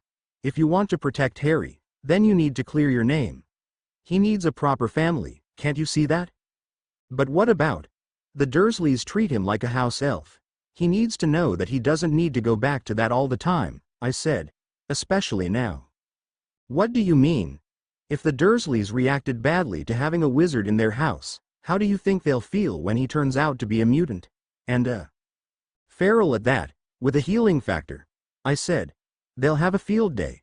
There's no telling what they'd do, except probably hand him over to some medical facility." Calm down, I told myself. Not all humans are like Stryker.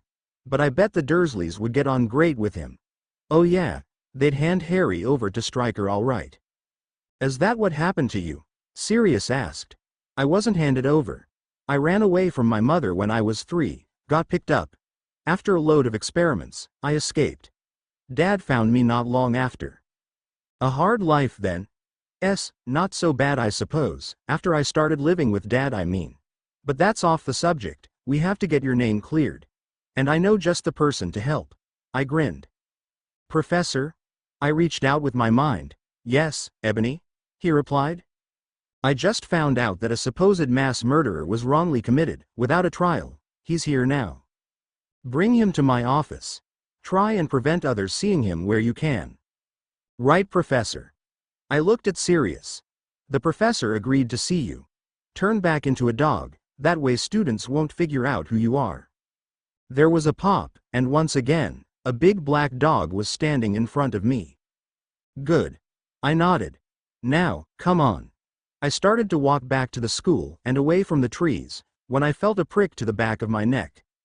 I stopped, and reached to feel the back of my neck. There was something there. I pulled it out, and saw a dart. My vision swam and something hit me over the back of my head. Darkness overtook me. A.N. Please review. I hope you enjoyed, Chapter 13. Disclaimer. I own nothing. Chapter 13 Ebony POV. You got her then? A woman's voice asked. You're sure it's her? Positive. I remember her, from before. A man's voice replied. Good, she'll be useful in breaking out Eric. The woman said. Do you think Toad's new drug will work? I hope so. Otherwise, we're screwed. She's got enough power, not only to get out of the cell, but also beat us in a fight. You're screwed even if it does work, I said, as I opened my eyes. Looking round, I found myself in a metal cell. The source of the voices was on the other side of the metal bars that made up most of the cell door. Well, if it isn't the fake Sabretooth. I drawled. Dad's still pissed about that, you know. And who's this then? I haven't met you before. I raised an eyebrow at the woman. She was blue and scaly, and had red hair and yellow eyes. I am Mystique. She answered. I'm sorry for the accommodations. We weren't sure how cooperative you would be. Not at all. I said. I do what I like. You aren't going to boss me about. You don't even know what we want you to do, she said. I don't care. Look, I'll be nice and give you a bit of advice. Let me go. I said calmly. My dad's pissed off as is. When he finds out I'm gone, he'll lose it. He'll track me down, to take me back, and he'll kill anyone who gets in his way, and anyone who had anything to do with my disappearance. You want to live to see the new year? You'll let me go. We only want you to do one thing, then you can go, Mystique said. I hope you know what you're doing, I said in a sing-song voice. 'Cause this place is about to turn into a slaughterhouse. No POV, Xavier's school. Victor Creed was pissed. He was very close to seeing red. He'd come back, expecting to find his cub safe and sound, not having caused much trouble, and instead, she was gone. Currently, he had one serious black by the throat, against a wall. Why the hell didn't you curse him or something? Victor asked. He moved too quickly. I was out cold before I could do anything, Black gasped. Victor, would you please put Sirius down? Xavier asked. Denying him his air supply will not get Ebony back. With a growl, Victor released the wizard, who slid to the ground, gasping for air. Now, we know that it was Sabretooth that took Ebony. All we have to do is locate him, Xavier said calmly.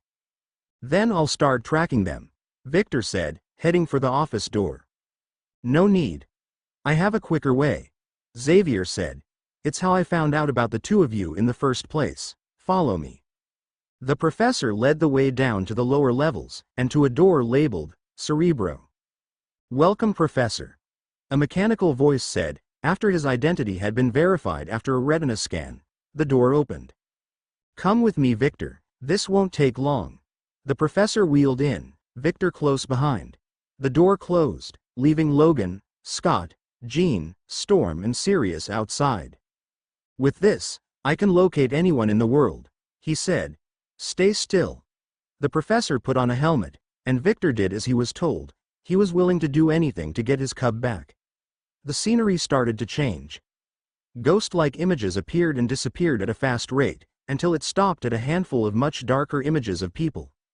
They were on an island, and once they had been defined, Victor could clearly see that one of them was his cub, locked up in a cell. A fresh wave of anger ripped through him. Someone was going to pay. The images disappeared and Xavier removed the helmet. "She's at Genosha. It is the base of the Brotherhood of Mutants," the telepath said. "How'd I get there?" Victor growled. He was going to kill someone, and get her back, and bring her to safety. "The jet," the professor answered, "and you won't be going alone." Ebony POV. It had been a while since I had been left alone, to think it over, as Mystique had put it. My mutant abilities had been temporarily suppressed by some drug. Definitely a bad idea. It would probably be extremely painful for me when they came out again. But they hadn't been stupid enough to leave me alone, powers intact. However, they hadn't checked for wand. I grinned as I flicked my wrist, and felt the familiar piece of wood grasped in my hand. Now, what was that thing Sirius had done? Ah yes, apparate. I'd seen it done. I may as well try it out. I put my wand away, and turned on the spot, willing myself to be out of this cell. Nothing. I tried again. Still nothing. Again and again and again I tried. It was getting really frustrating. I hated being locked up. It was so frustrating. I took a deep breath in, and I concentrated. I wanted out of this cell. So, with my mind firmly set on that, I turned on my heel once more.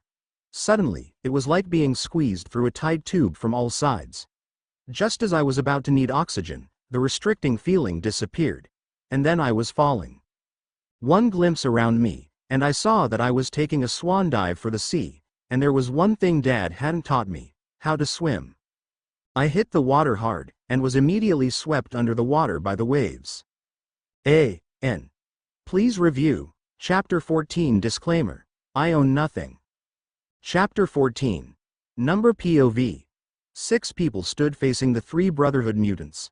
4 were the X-Men, Wolverine, Storm, Cyclops and Jean Grey. The other 2 were Victor Creed and Sirius Black.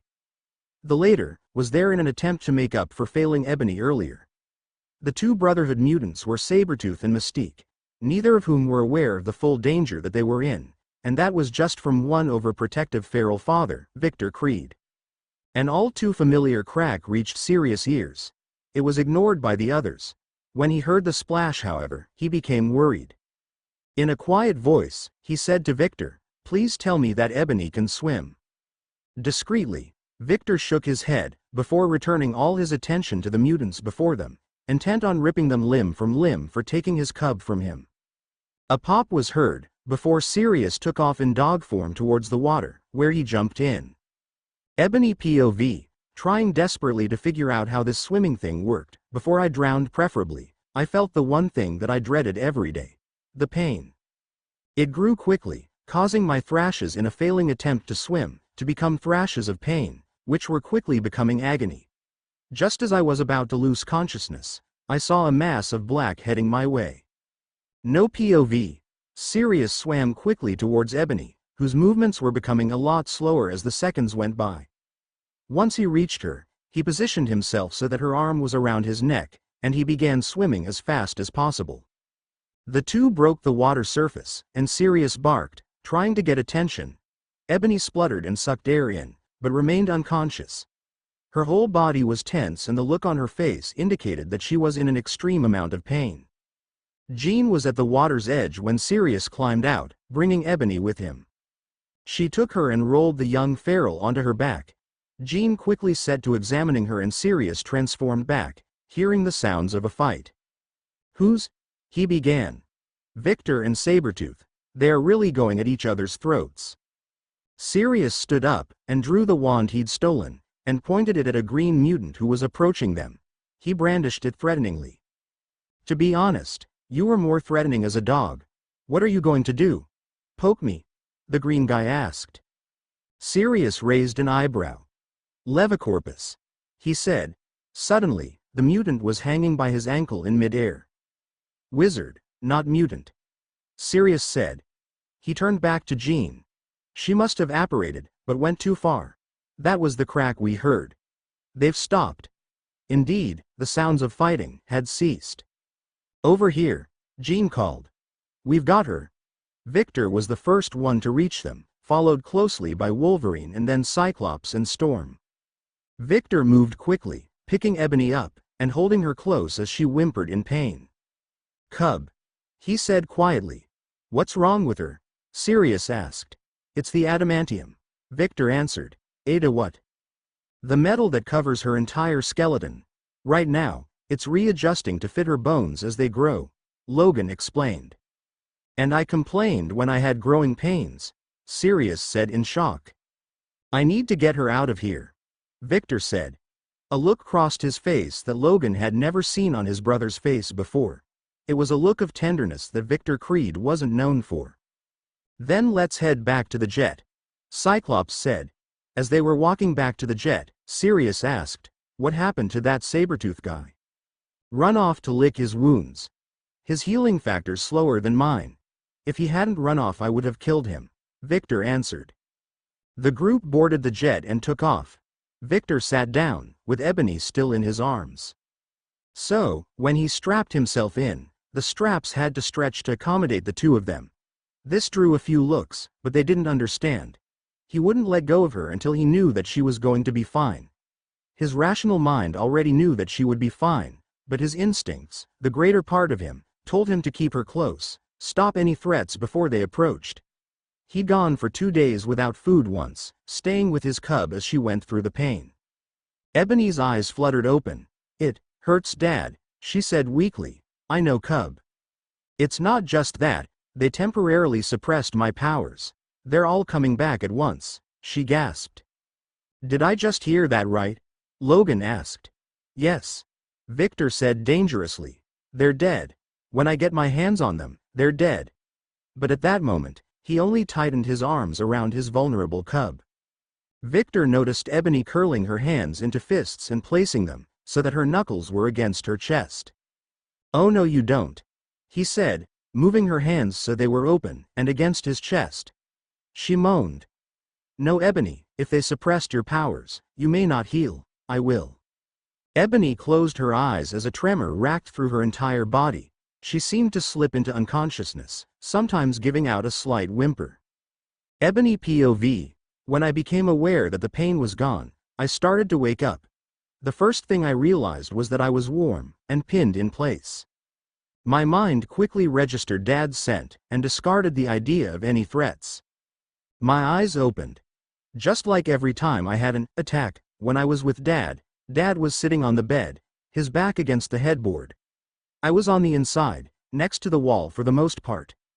Dad was holding my upper body to his chest, both arms wrapped tightly around me, his hands holding mine, so I wouldn't stab myself if any of my claws came out. I had a tendency to do that.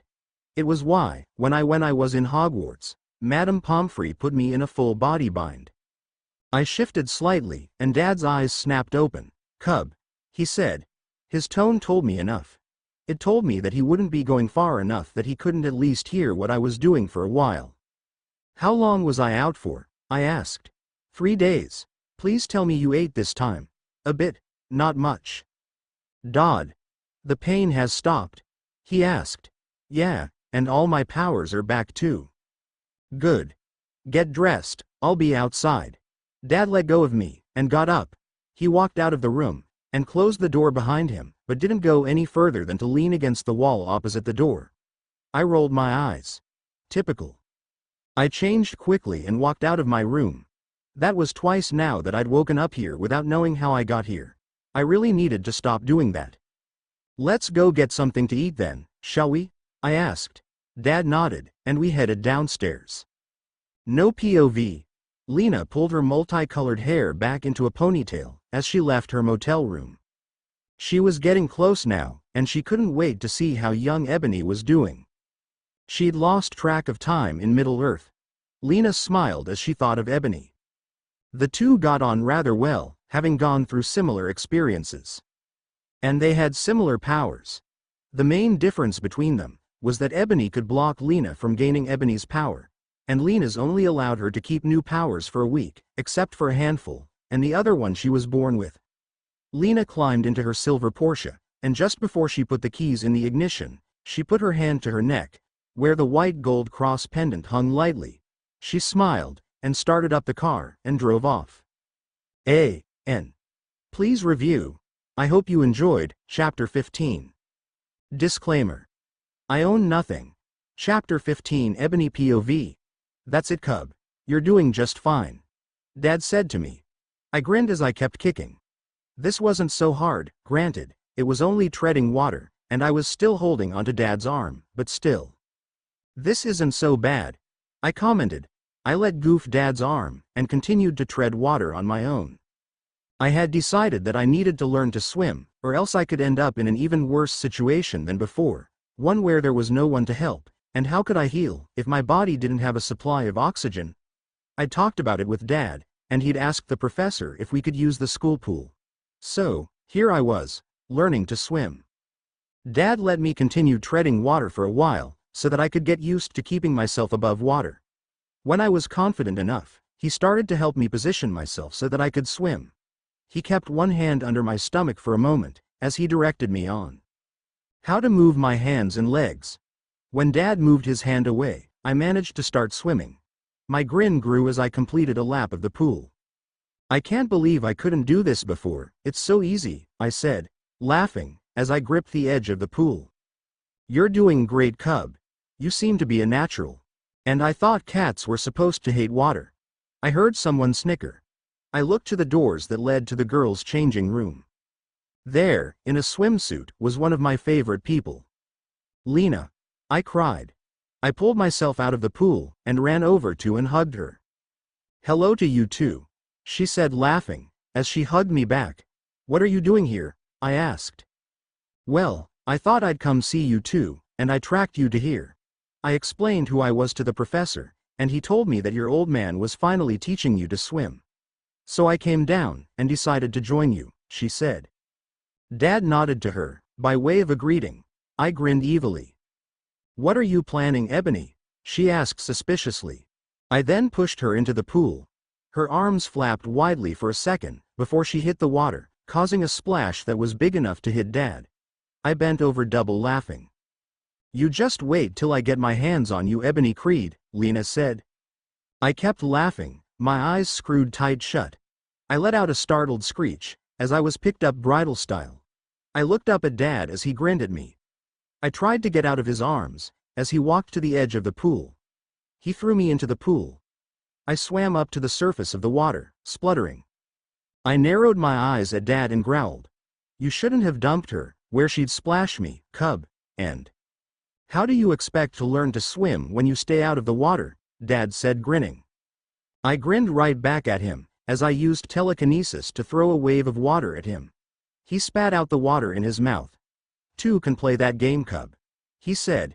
He jumped into the pool, drenching both me and Lena in water. Lena and I shared a look, and when Dad surfaced, we both started splashing him. Enough, he roared after a minute of not being able to stop either of us, as we kept out of arm's reach of him, on both his left and right at all times. We stopped laughing. How is it that every time you visit, you turn my cub against me? Dad asked Lena. She shrugged, laughing. I guess you shouldn't throw her into a pool then, Victor. Lena grinned. Dad rolled his eyes at the woman. Watch it, kid, and less of the old man comments. You are old. You may not look it, but you're old. You forget, you're the one who taught me to fight after my powers surfaced. I may only look 25, but I'm only actually 35, so I'm not a kid. You were old when we met, so you're old now. Get over it. Hey Lena, you were right. I said. I'm always right, but what am I right about this time? Hogwarts and magic, I said. Don't tell me you found my old school, she gasped. Found it? She attends there, Dad said. Lena blinked. You're a witch? Yep. I laughed. That's great, Lena laughed. Can you teach me some extra jinxes, hexes and curses? I asked. Her face fell. Sorry kiddo, but after my powers surfaced, I was allergic to all magic and potions that were preformed or made outside Hogwarts for some reason. And, there's the trace on you until you're 17, remember? Oh yeah. So I guess you can't be here at the end of the week then? What do you mean? She asked. There's an exchange program between Hogwarts and here. Some of the students, myself included, will be here, attending lessons, while also keeping up with our schoolwork at the same time. I explained. I should be fine, so long as I'm not in the same room as any spells being cast, and I don't drink any potions, Lena said. I grinned. Yay! I hugged her, glad that she'd probably be hanging around for a while. I hadn't seen her in years. I'd once hoped that she and Dad would get together. She was the only real mother that I'd ever really known, but then I'd found out that they had tried once, but decided that it wasn't really going to work out between them. I smiled as I noticed the cross hanging around Lena's neck. Still a Christian then, Lena? I asked. Of course. My faith has kept me going through many things. You should try it. I'm agnostic, I said, and I'm happy as an agnostic. Okay then. Now, how many laps have you done so far then? A.N. Please review. I hope you enjoyed. Chapter 16. Disclaimer. I own nothing. Chapter 16. Ebony POV. I smiled as I looked at the latest edition of the Daily Prophet. This was going to cause a stir back in England. It was an article on one Sirius Black. It stated that he had been given a trial in America, which he had never had in Britain, and under the influence of Vertaserum, he was found innocent of the crimes he was convicted of 12 years ago. It also went on to say that as compensation from the ministry, he wanted full guardianship of his godson, Harry Potter, and he wanted Peter Pettigrew brought to justice. It was the day that the other Hogwarts were arriving. I knew that Harry wouldn't be among them, so I pulled out some parchment and a quill, and began a letter. Harry, have you read the latest Prophet article? You know that this means that you don't have to go back to those humans, who I believe are somehow related to Stryker, anymore, right? I know it's sudden, but I've met the guy. He's a laugh. Think Fred and George, actually, think the inspiration for Fred and George. He's one of the Marauders. Padfoot. He wasn't after you at all. Peter Pettigrew, the real traitor, is Scabbers. And he wanted to get him to protect you from harm. He followed me to America, to get me to know the truth, so I could help him. He saw I was a close friend of yours, and I was in a prime position to get the rat. Keep an eye on that rat if the Aurors don't come and pick him up, Harry, and don't let him know anything is going on. The Aurors should be there soon, they have been told the full story.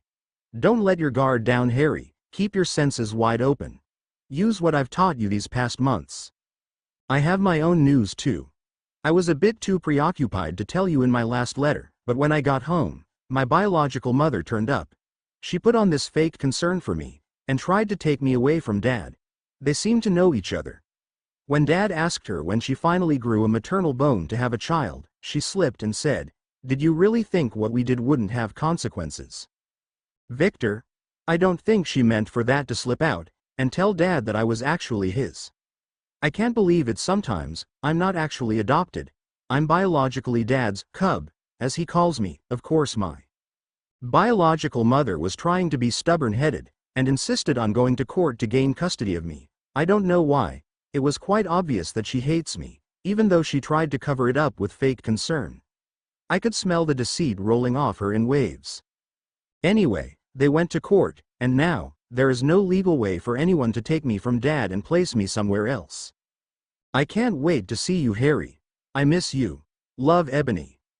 I finished writing the letter, just as I heard a tap on the window. I looked up to see Hedwig. That was scarily good timing. I got up, and walked over to the window. I opened it, and the snowy owl hopped in. I took the letter that was clasped in her offered foot, and gave her some of my leftover bacon, from earlier. I then gave her the new letter. That's for Harry, don't get intercepted, girl. I said, as I stroked her head. I'd grown fond of the owl. She was a fine hunter and a good companion to Harry when they were at the Dursleys. She affectionately nipped my finger and took off. I opened the letter that Hedwig had brought me. Ebony. I've just received a letter from Hermione. She's a mutant that can talk to all animals. Apparently, she wrote to McGonagall to inform her that it had happened, and McGonagall replied, saying that someone had dropped out of the trip, and offered her the place. Hermione's going to Xavier's too. At least you'll have friendly company from Hogwarts. I'll see you soon. Love, Harry. I smiled to myself, just as there was a knock on my door. A.N. Hope you enjoyed. Please review. Chapter 17 Disclaimer. I own nothing. Chapter 17. Better stand tall when they're calling you out. Don't bend. Don't break. Baby. Don't back down. Bon Jovi. It's my life. Ebony POV. The door opened, and Lena walked in. Hey Lena, I said, smiling. Hey Ebony, apparently, the other Hogwarts students should be arriving soon, apparently. She sat down on my bed, facing me, where I was sitting at the desk. I remember my Hogwarts days, she said. You have fun?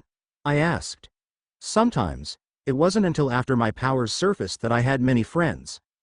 I only really had two, Sev and Lily. We grew up on the same estate, you see. Blimey, you had fewer friends than me. Yeah, well, I was happy with my two friends. Even when they weren't talking, I could still rely on them. Unfortunately, I lost contact with them. I wonder if Lily ever married James. Maybe you could find out, I said. Wait, Lily and James? The Potters? It couldn't be, could it?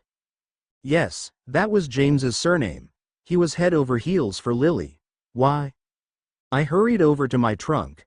I pulled out a photo of me, Harry, Hermione and Ron. I gave it to her, and saw the surprised look on her face. That boy could be James, except for his eyes. Lily's eyes. That is Harry James Potter, also known as the boy who lived.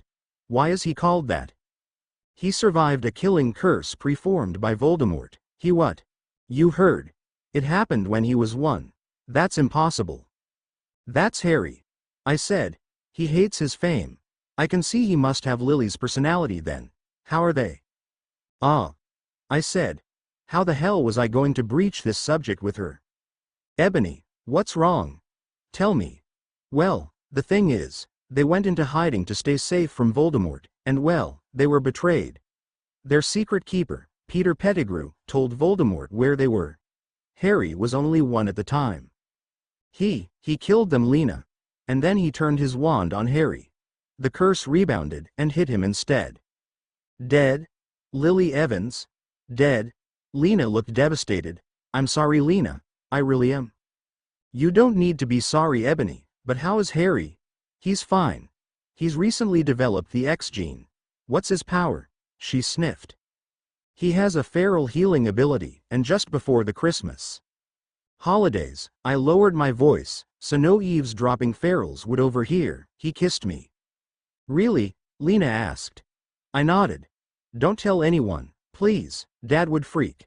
I said in the same low tone as before. You know how overprotective of me he is. All right, but you'll need to tell him at some point, you know that. And the longer you leave it, the worse he'll be. I know that.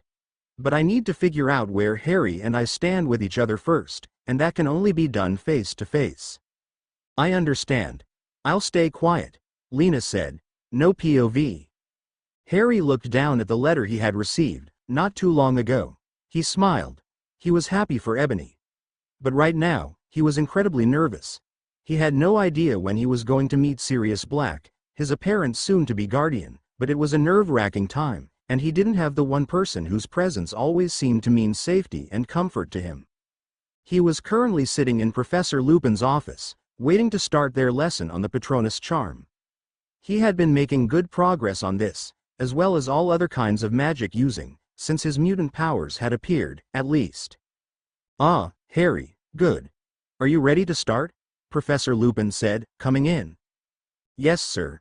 Harry said, standing up, glad that he no longer needed his glasses. If he did, and he lost them in a fight, it could be disastrous. Professor Lupin walked over to the trunk, and Harry drew his wand and pointed it at the trunk. Harry concentrated on happy memories. The letter from Ebony, admitting her feelings for him, and he concentrated on the fact that he now had a chance with that beautiful, strong mutant, that he'd loved since first year, if he admitted the truth to himself, when she helped with the troll, showing no fear. He also concentrated on the news she brought in her latest letter. He'd never have to go back to the Dursleys again. He was free of them. The trunk opened. The Dementor-shaped Bogart flew out. Harry started to feel its effects, and acted. Expecto Patronum, he said. A stag burst out of the tip of his wand, and forced the Dementor back into the trunk, which Remus promptly shut. Harry heard clapping, and turned round to see Sirius Black, who looked closer to the man who'd been best man at his parents' wedding, than the man who'd been on the front cover of the Daily Prophet.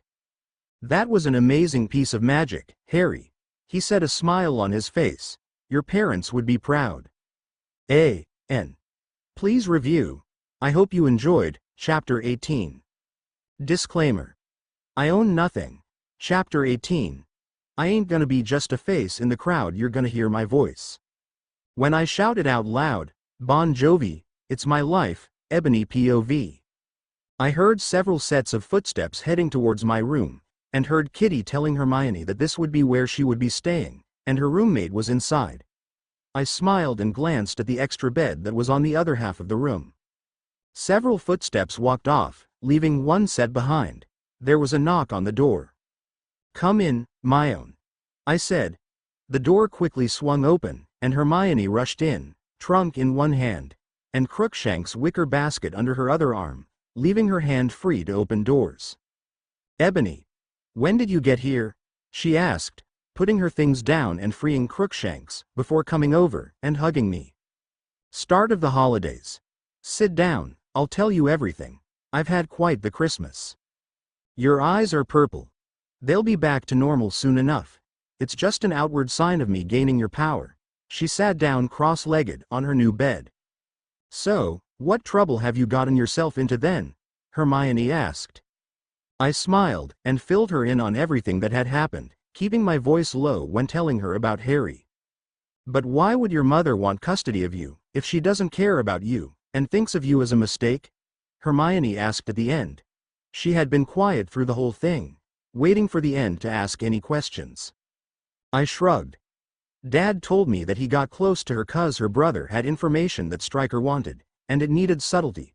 So he went about it in the most subtle way he knew, and well, you get the idea of what happened. He thinks that she resents him for that, and maybe wants me because then he doesn't, if you get what I mean." "Well, it makes sense. He obviously cares about you, and what you've told me about him, he's very protective of you. If she had guardianship of you, and had the ability to make your life hell, then she'd be able to hang it over his head." I snorted.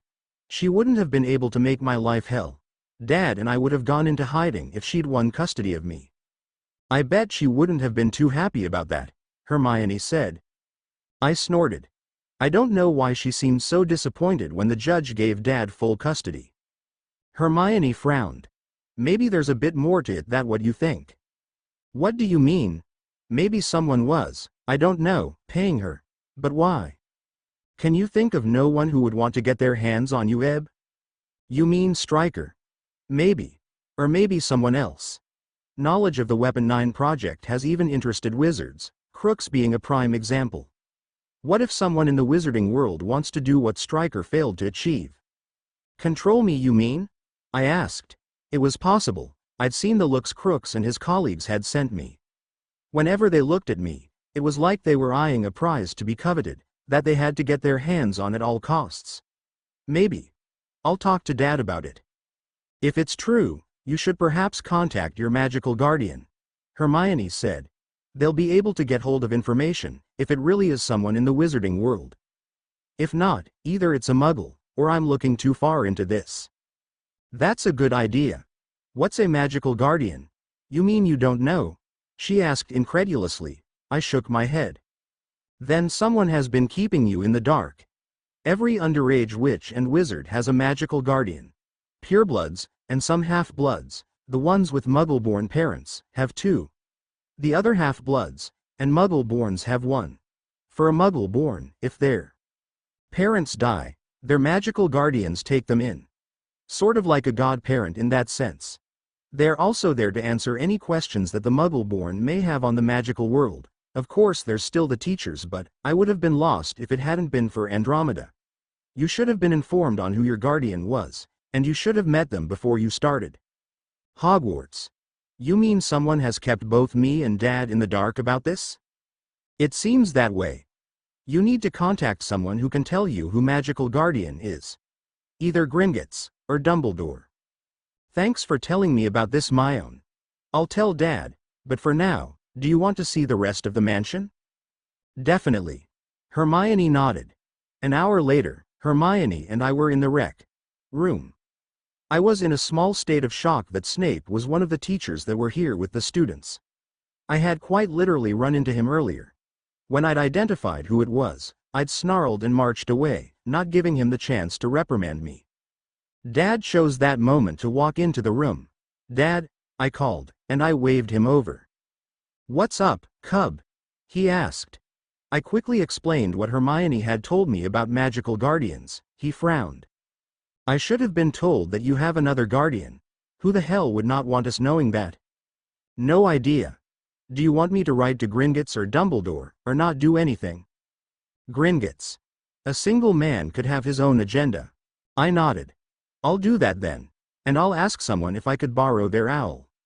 "You can borrow mine." A dreamy voice came from behind us. I turned, to see a girl I only knew because of the weekly meetings, Luna Lovegood. She was a type of seer, that could see the future, but also certain things about people, and their auras too. "Thanks, Luna." "No problem, Ebony. You seem to be in a bit of a pickle. Just so you know, you can count on me. Other people think you're dark. I just think you're trying to survive. You don't care what other people think of you either. I respect you for that," she said in a dreamy tone.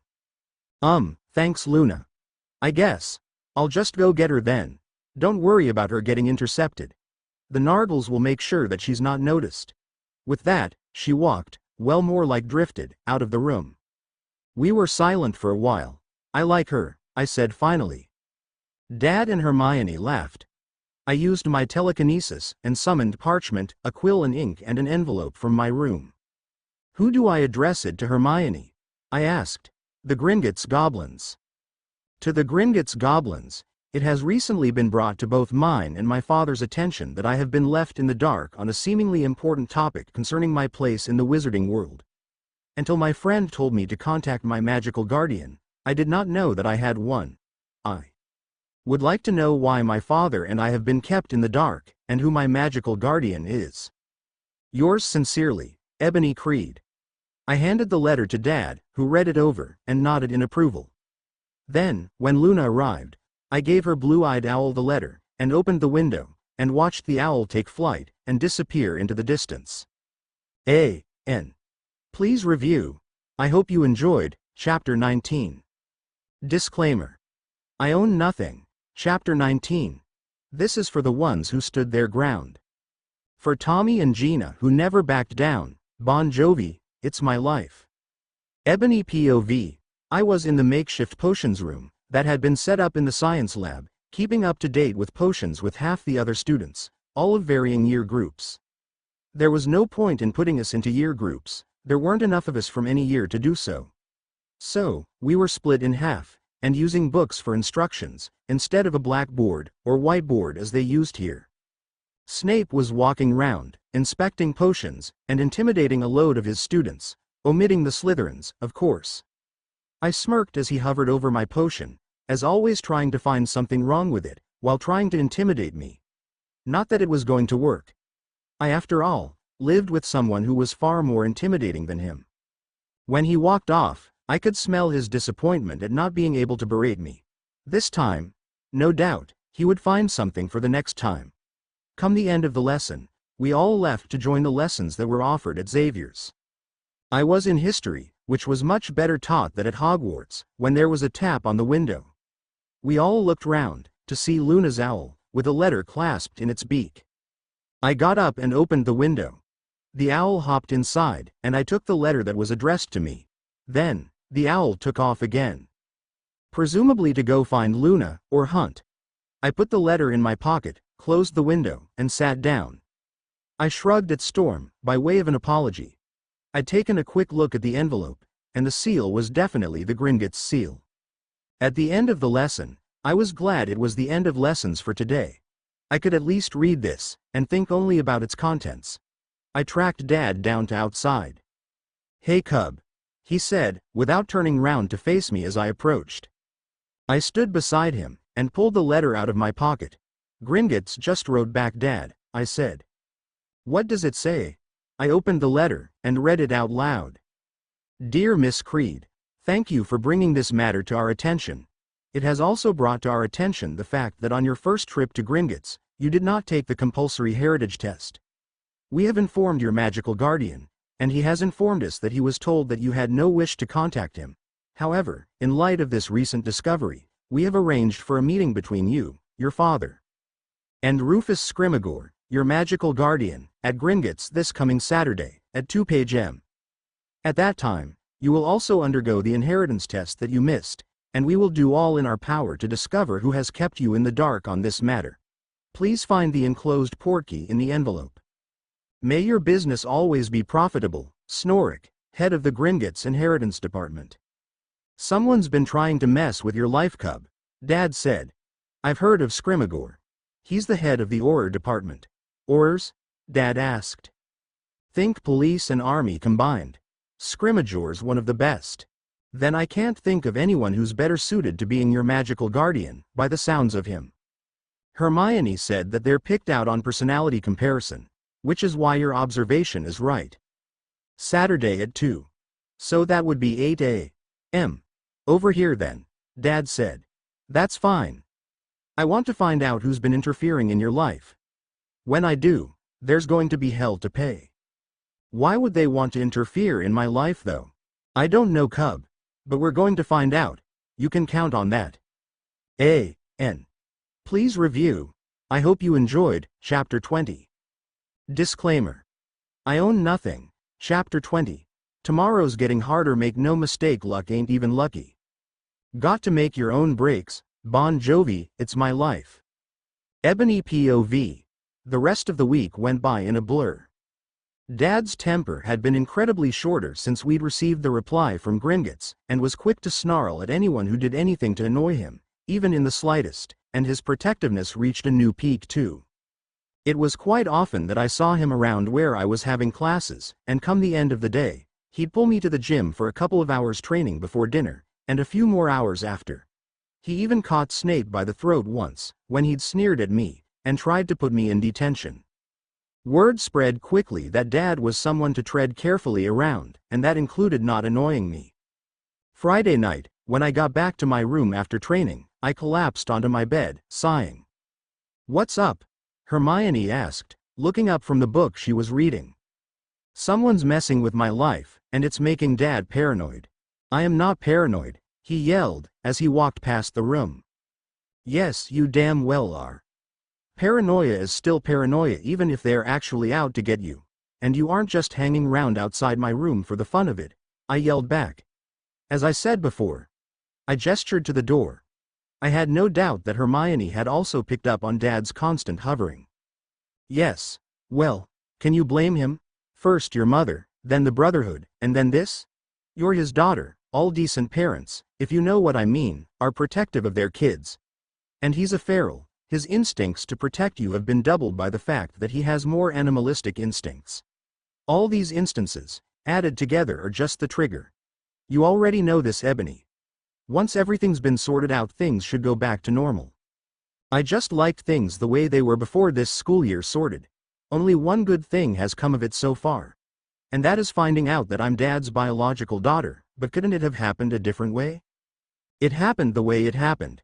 You are just going to have to deal with its consequences, and the consequences of what tomorrow's meeting brings up.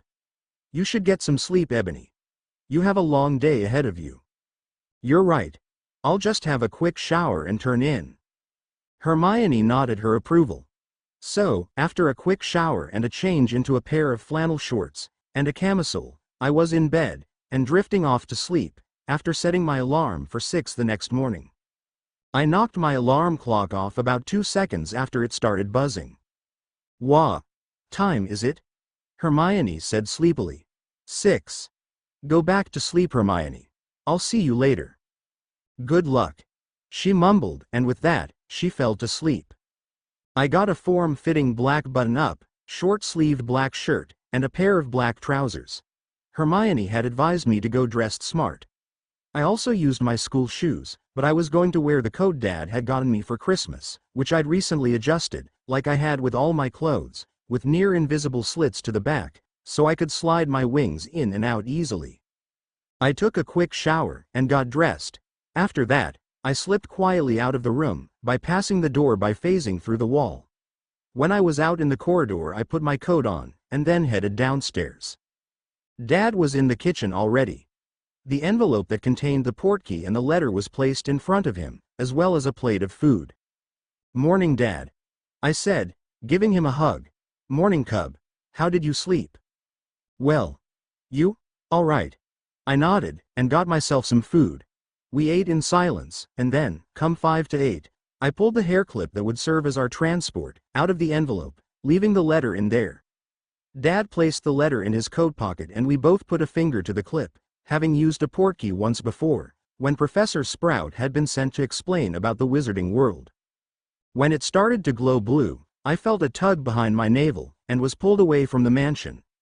I landed on the ground, and barely managed to catch myself. I straightened up, and saw Dad doing the same. I looked round to see that we were in the corner of the large atrium of Gringotts.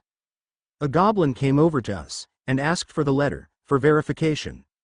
Dad handed it over, and the goblin told us to follow him. He also told us that Scrimagor was already here. We were led to an office where a goblin and a battle-scarred man already sat. Both stood when we entered. The goblin had been seated behind a dark wood desk, and the man had been seated in one of the well-stuffed chairs in front of the desk. The man, who I assumed was Scrimagor, had a mane of dark brown hair, and had a load of scars. He held out his hand to Dad first. "Rufus Scrimagor," he introduced, shaking Dad's hand, and then mine. "Victor Creed, and this is my daughter, Ebony," Dad introduced. He turned to the goblin, and before he could ask, the goblin introduced himself. "I am Snorik. Please, take a seat. We have a lot to go through today." The three of us sat down, and I found myself in the middle seat. "It came as a great shock for me to receive your letter, Miss Creed," Snorik said. "Please, call me Ebony," I said. I had read a bit about goblins, and I had more respect from them than I did for a lot of wizards Tad I'd met. The old goblin nodded. "Very well, Ebony. As I said, it was a shock. All Muggle-born children should have been informed of their magical guardian upon their introduction to the wizarding world. And the fact that we did not test your inheritance is also extremely worrying. Somehow, someone managed to bypass it completely. This is extremely worrying." "Indeed." Scrimagor agreed. "I was told that you had been informed of the wizarding world, and had no desire to contact me to ask me any further questions. I now see that it was a grave error on my part to just accept that." "Who told you that?" I asked. "Dumbledore," Scrimagor said. "He said he'd picked you up personally, and introduced you to the wizarding world, before you had said you had no need to talk with me." I shook my head, frowning. "Dumbledore didn't tell me I was a witch. Sprout did. She was the one to introduce me to everything. I only met Dumbledore on my first night at Hogwarts, when he called me to his office to talk." "What did he want to talk to you about?" Snorik asked. "He said that my magical signature had been really hard to track down, and the American ministry knew I existed, but couldn't find me. So they had asked for his help. He'd agreed, and when he'd found out, he asked that I go to Hogwarts instead of an American wizarding school instead. He said he wanted to test to see if I somehow had any blocks preventing my magical signature being detected that could be potentially dangerous to me." "What did he do then?" the goblin asked. Waved his wand in an arc over my head a couple of times. I felt a tingling sensation, and then he said there had been a few, but he had removed them. "You wrote to tell me of that," Dad said. I was thankful that he'd found and removed them. But did he really do what he said? If not, what the hell did he do? Snorik waved his hand. "That can be deduced with a simple test." "We should start then. It seems as if there are 2 tests that now need to be performed. This may end up taking longer than first expected," Scrimagor said. Snorik pulled out a piece of dark blue parchment, a gold quill and a silver knife. "We will start with the inheritance test. Ebony, if you would please provide 7 drops of blood exactly onto the quill, and we will see if you are related to anyone within the wizarding world, and if you are to eventually inherit. Snorrick explained. I felt Dad stiffen slightly as I was handed the knife. I made a cut, and willed myself not to heel over until the 7 drops had hit the quill. The blood was immediately absorbed by the quill, and once the 7th drop hit it, it sprang to life, and began scribbling furiously. No names appeared after the name of my biological mother, who had the word Muggle next to her name in brackets, but there were loads of names after Dad's, who had Squib and Mutant written in brackets next to his name. My grandfather was also a Squib, but after that, they were all witches and wizards. However, there were 3 names that stood out on the parchment. The first one that appeared was Rowena Ravenclaw's. Then, after many more names, came Merlin Emrys, and Morgana Le Fay. My jaw dropped, so did Dad's and Scrimmageour's. I looked at Dad in shock. I get my magic from you as well as my mutant abilities? I asked. It seems so, Cub. Dad said. You and Uncle Jimmy are squibs, I said. That may be. Snorrick said. But as you are a mutant, and not just a squib, that makes you eligible to accept your titles. What titles? Dad asked. Snorrick motioned to the parchment, where the quill was writing a new list. Titles in line to inherit. Lordships. Emrys Le Fay. Ravenclaw Creed. I was once again stunned. But all 4 lines died out long ago supposedly. Scrimmageour said incredulously. Snorrick shook his head. They were merely lost, when their only heir turned out to be a squib, and moved to the Americas. Until now, there have been no known eligible heirs. And guess who stands for those seats on the Wizengamot? Albus Dumbledore. Scrimmageour said. Correct, Snorrick said. I was fuming, so was Dad, but then something dawned on me, and I started to laugh. What's so funny, Cub? Dad asked. You're a lord, I laughed. Dad groaned. You had to laugh, he muttered. You're the last person I'd expect to be a lord, I laughed. Shut up, Cub. Dad said. I laughed a little bit longer, before quieting down. What's next? Dad asked. Well, there is the other test, the one for any blocks or spells placed on ebony. And there is the matter of the vaults that you have inherited. He looked at Dad. Which will take the longest? Dad asked. That depends. Snorrick said.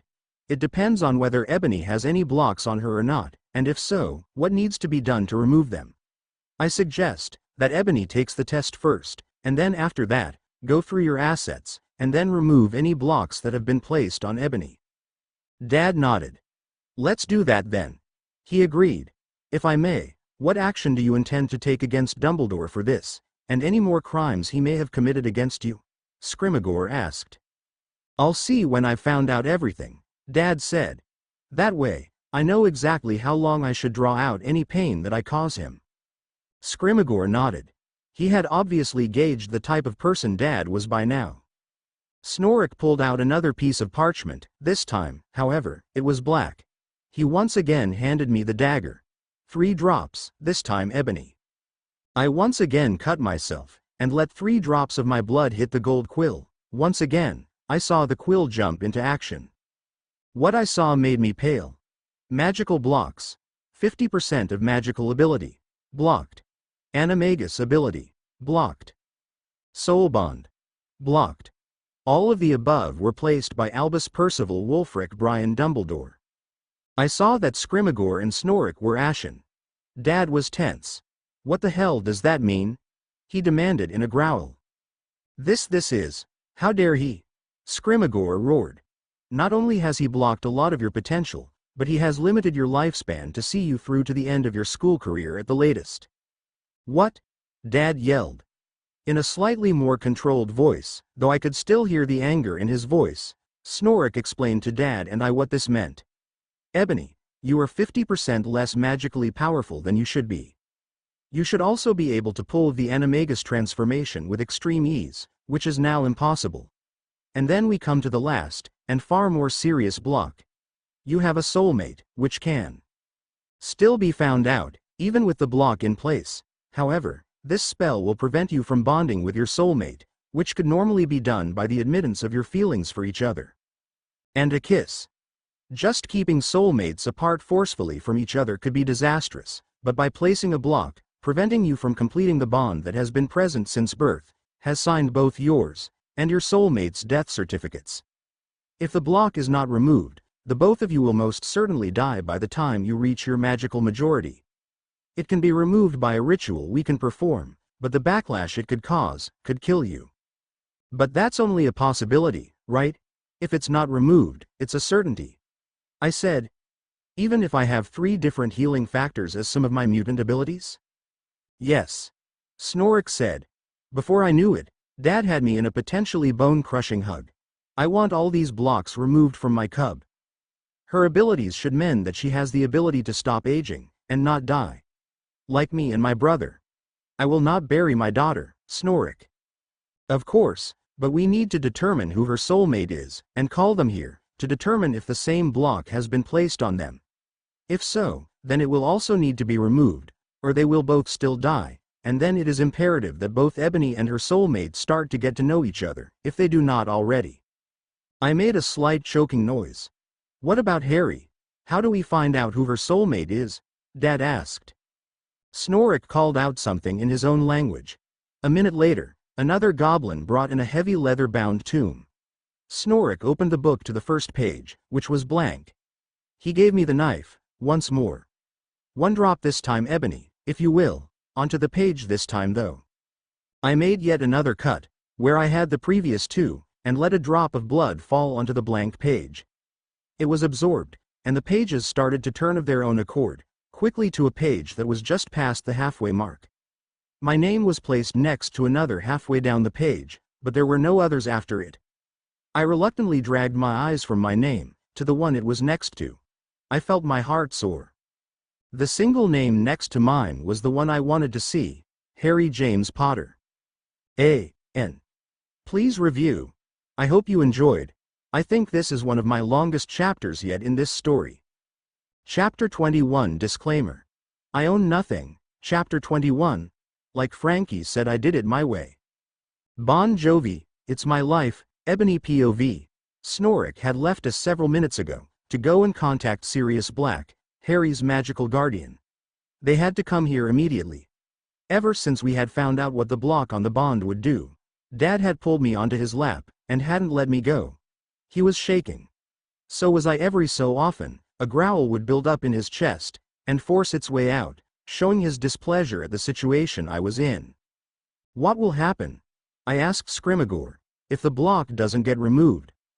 You will both get sick, and then eventually slip into a coma. Then, eventually, you'll both die, around the same time. Dad's arms tightened around me. That's not going to happen, Cub. We're going to get all the blocks removed. You're going to be fine. I nodded. I'm glad it's Harry, I said. Why's that then, Cub? Dad asked. He and Hermione were my first friends, and he's a feral with a healing factor. I couldn't stand it if it was someone like Malfoy. I sneered the name. He'd drive me round the bend. Dad was silent for a moment, thinking over what I'd said. Well, I'm glad you're comfortable with him, Cub. But if he ever hurts you, he left the threat hanging clear in the air. You wouldn't get a look in, I said. Oh yes I would. I'd get to him before you did. You wouldn't need to, Scrimagor said, and you wouldn't dare. What do you mean? Dad asked. To hurt one, is to hurt the other. No one would harm their soulmate in any way. It would hurt them too much to do so. That's good, but I'm not taking back my threat. I'll protect Ebony from every threat I find out, in any way I can. Then after all this is over, I would like to give Ebony private tutoring, during the holidays. I myself do not believe that he who must not be named has gone for good. Ebony will be in great danger from him when he returns, as to harm her would be to harm Harry Potter. And he will be his main target when he returns. Dad nodded. Of course. What about the use of underage magic? I asked. A soul bond lifts the trace automatically. No one knows how, but it gives soul-bonded couples the right to use magic out of school, just as any witch or wizard who are 17 or over. The door opened and Snorrick entered, followed by Harry and Sirius Black. Harry, I said. I pulled myself out of Dad's lap, and launched myself at him. I hugged him tightly, and felt him hug me back. Hey Eb, he said. I could hear the smile in his voice. I pulled away, and could see curiosity in his eyes. Ebony, what's going on? You may want to sit down, Snorrick suggested, and 2 more chairs appeared, to Scrimmageour's left. Both Sirius and Harry sat down. Mr. Potter, we have become aware of several crimes that have been committed against the Creeds, and one of the exact same nature may have been committed against you as well. Well, it may as well have been created against you. Actually, there are 2. One is definite.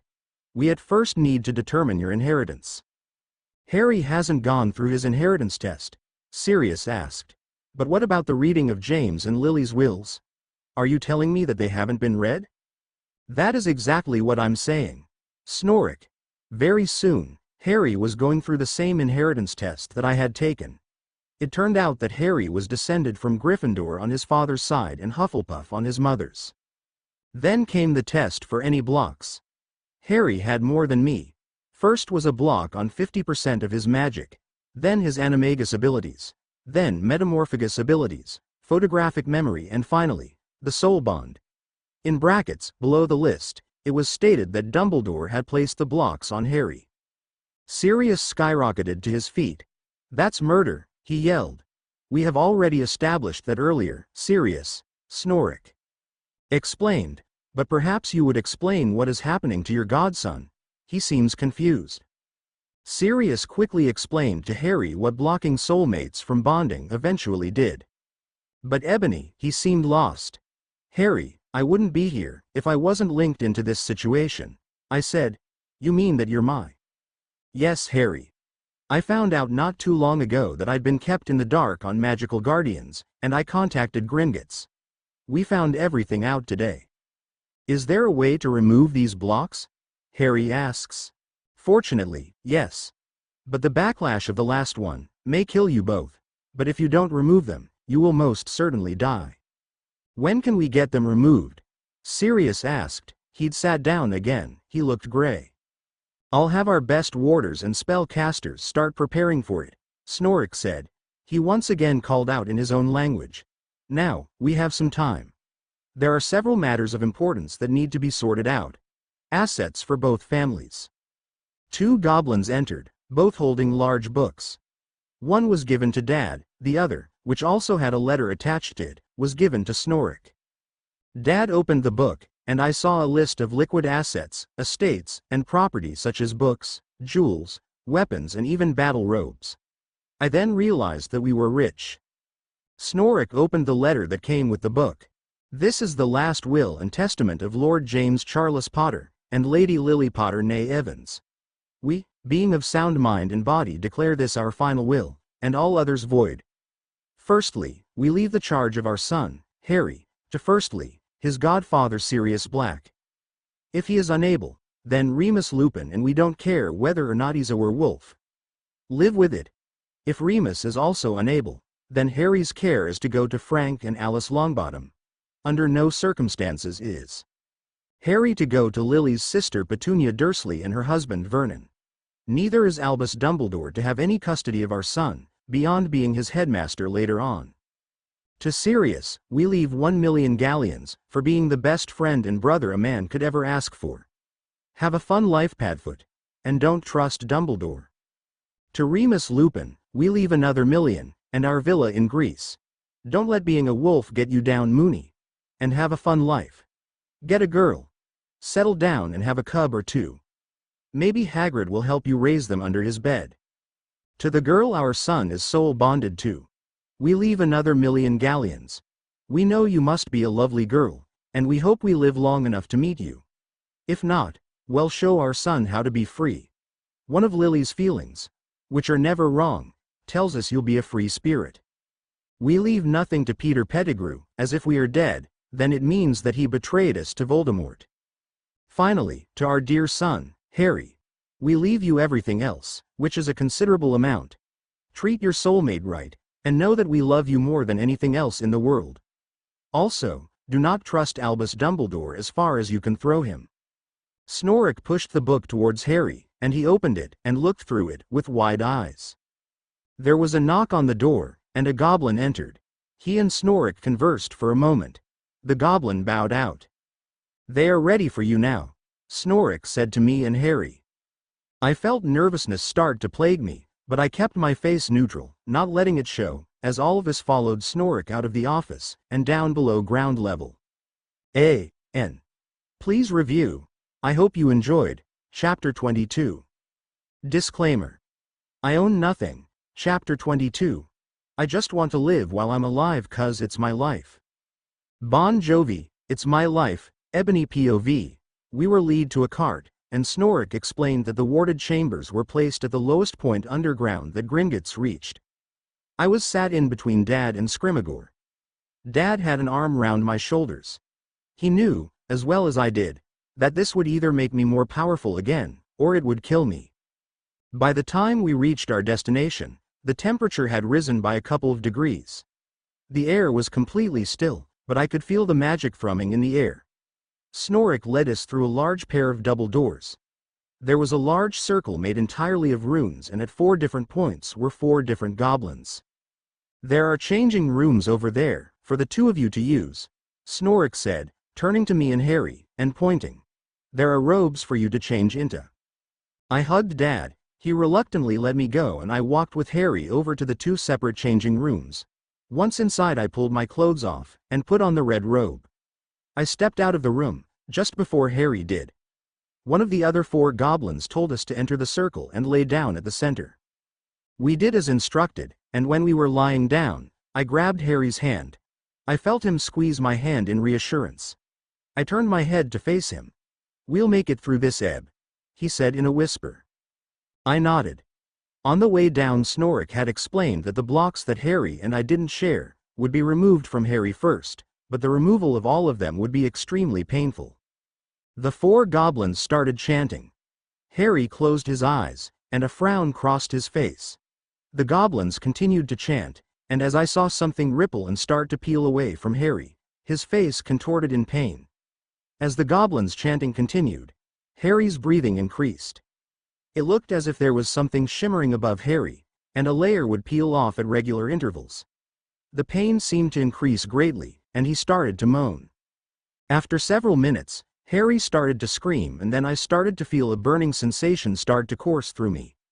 The feeling started to increase rapidly, until it felt as if I was being melted down, and at the same time, I felt like there were knives cutting me to pieces.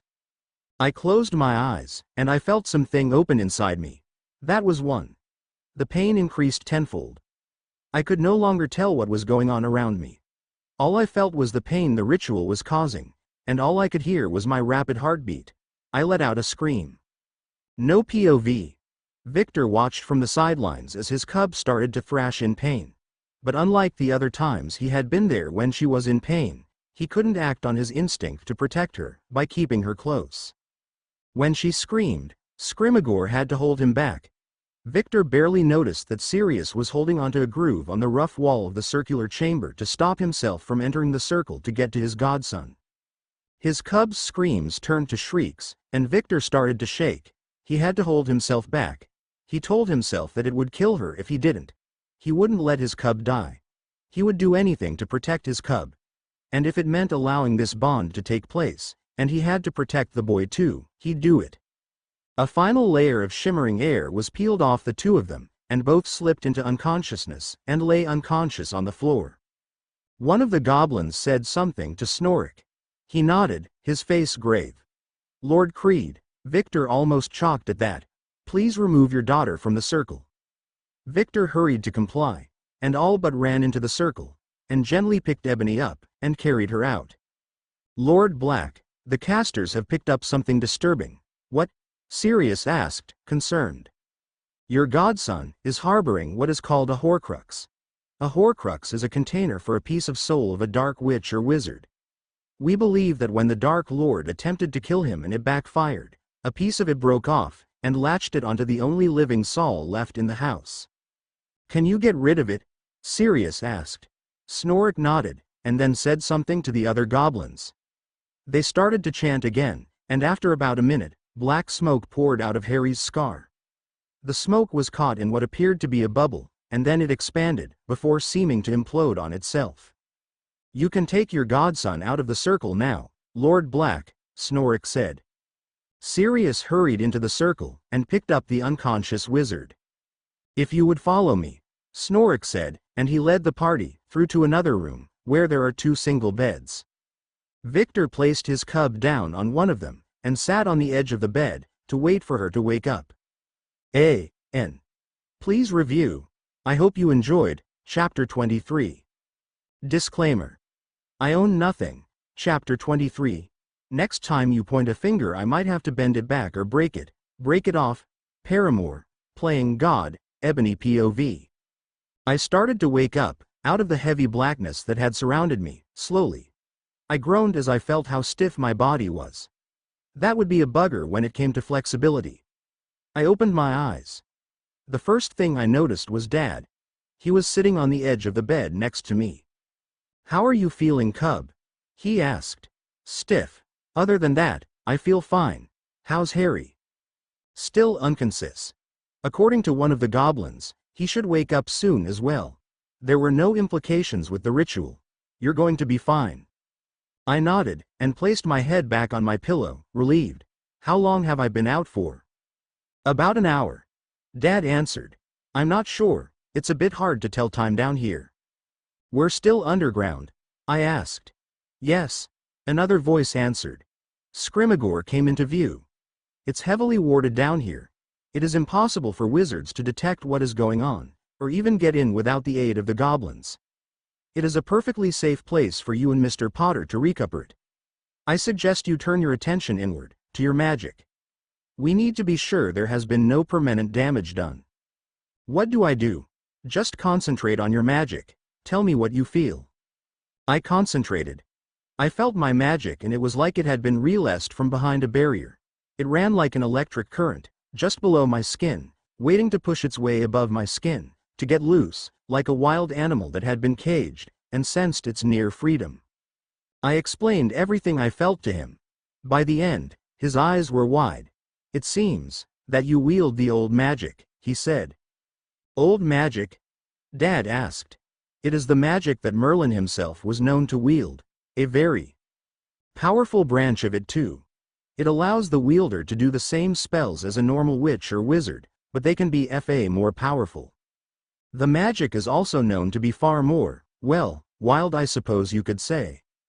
It is also known as nature magic. It allows the wield access to the world's magic, elemental, animalistic. You get the idea. It would make you far more powerful than even Dumbledore. Merlin was the last known wielder of the power, however, and it was believed to have retreated, only showing itself in a small percentage of its true power. This small percentage allowing other magical powers their varying branches of magic. This marks you as Merlin's true magical heir." I heard a groan to my other side, and turned to see Harry and Sirius. Sirius' full attention returned to his godson as he started to wake up. "Hey Harry," he said softly as he opened his eyes.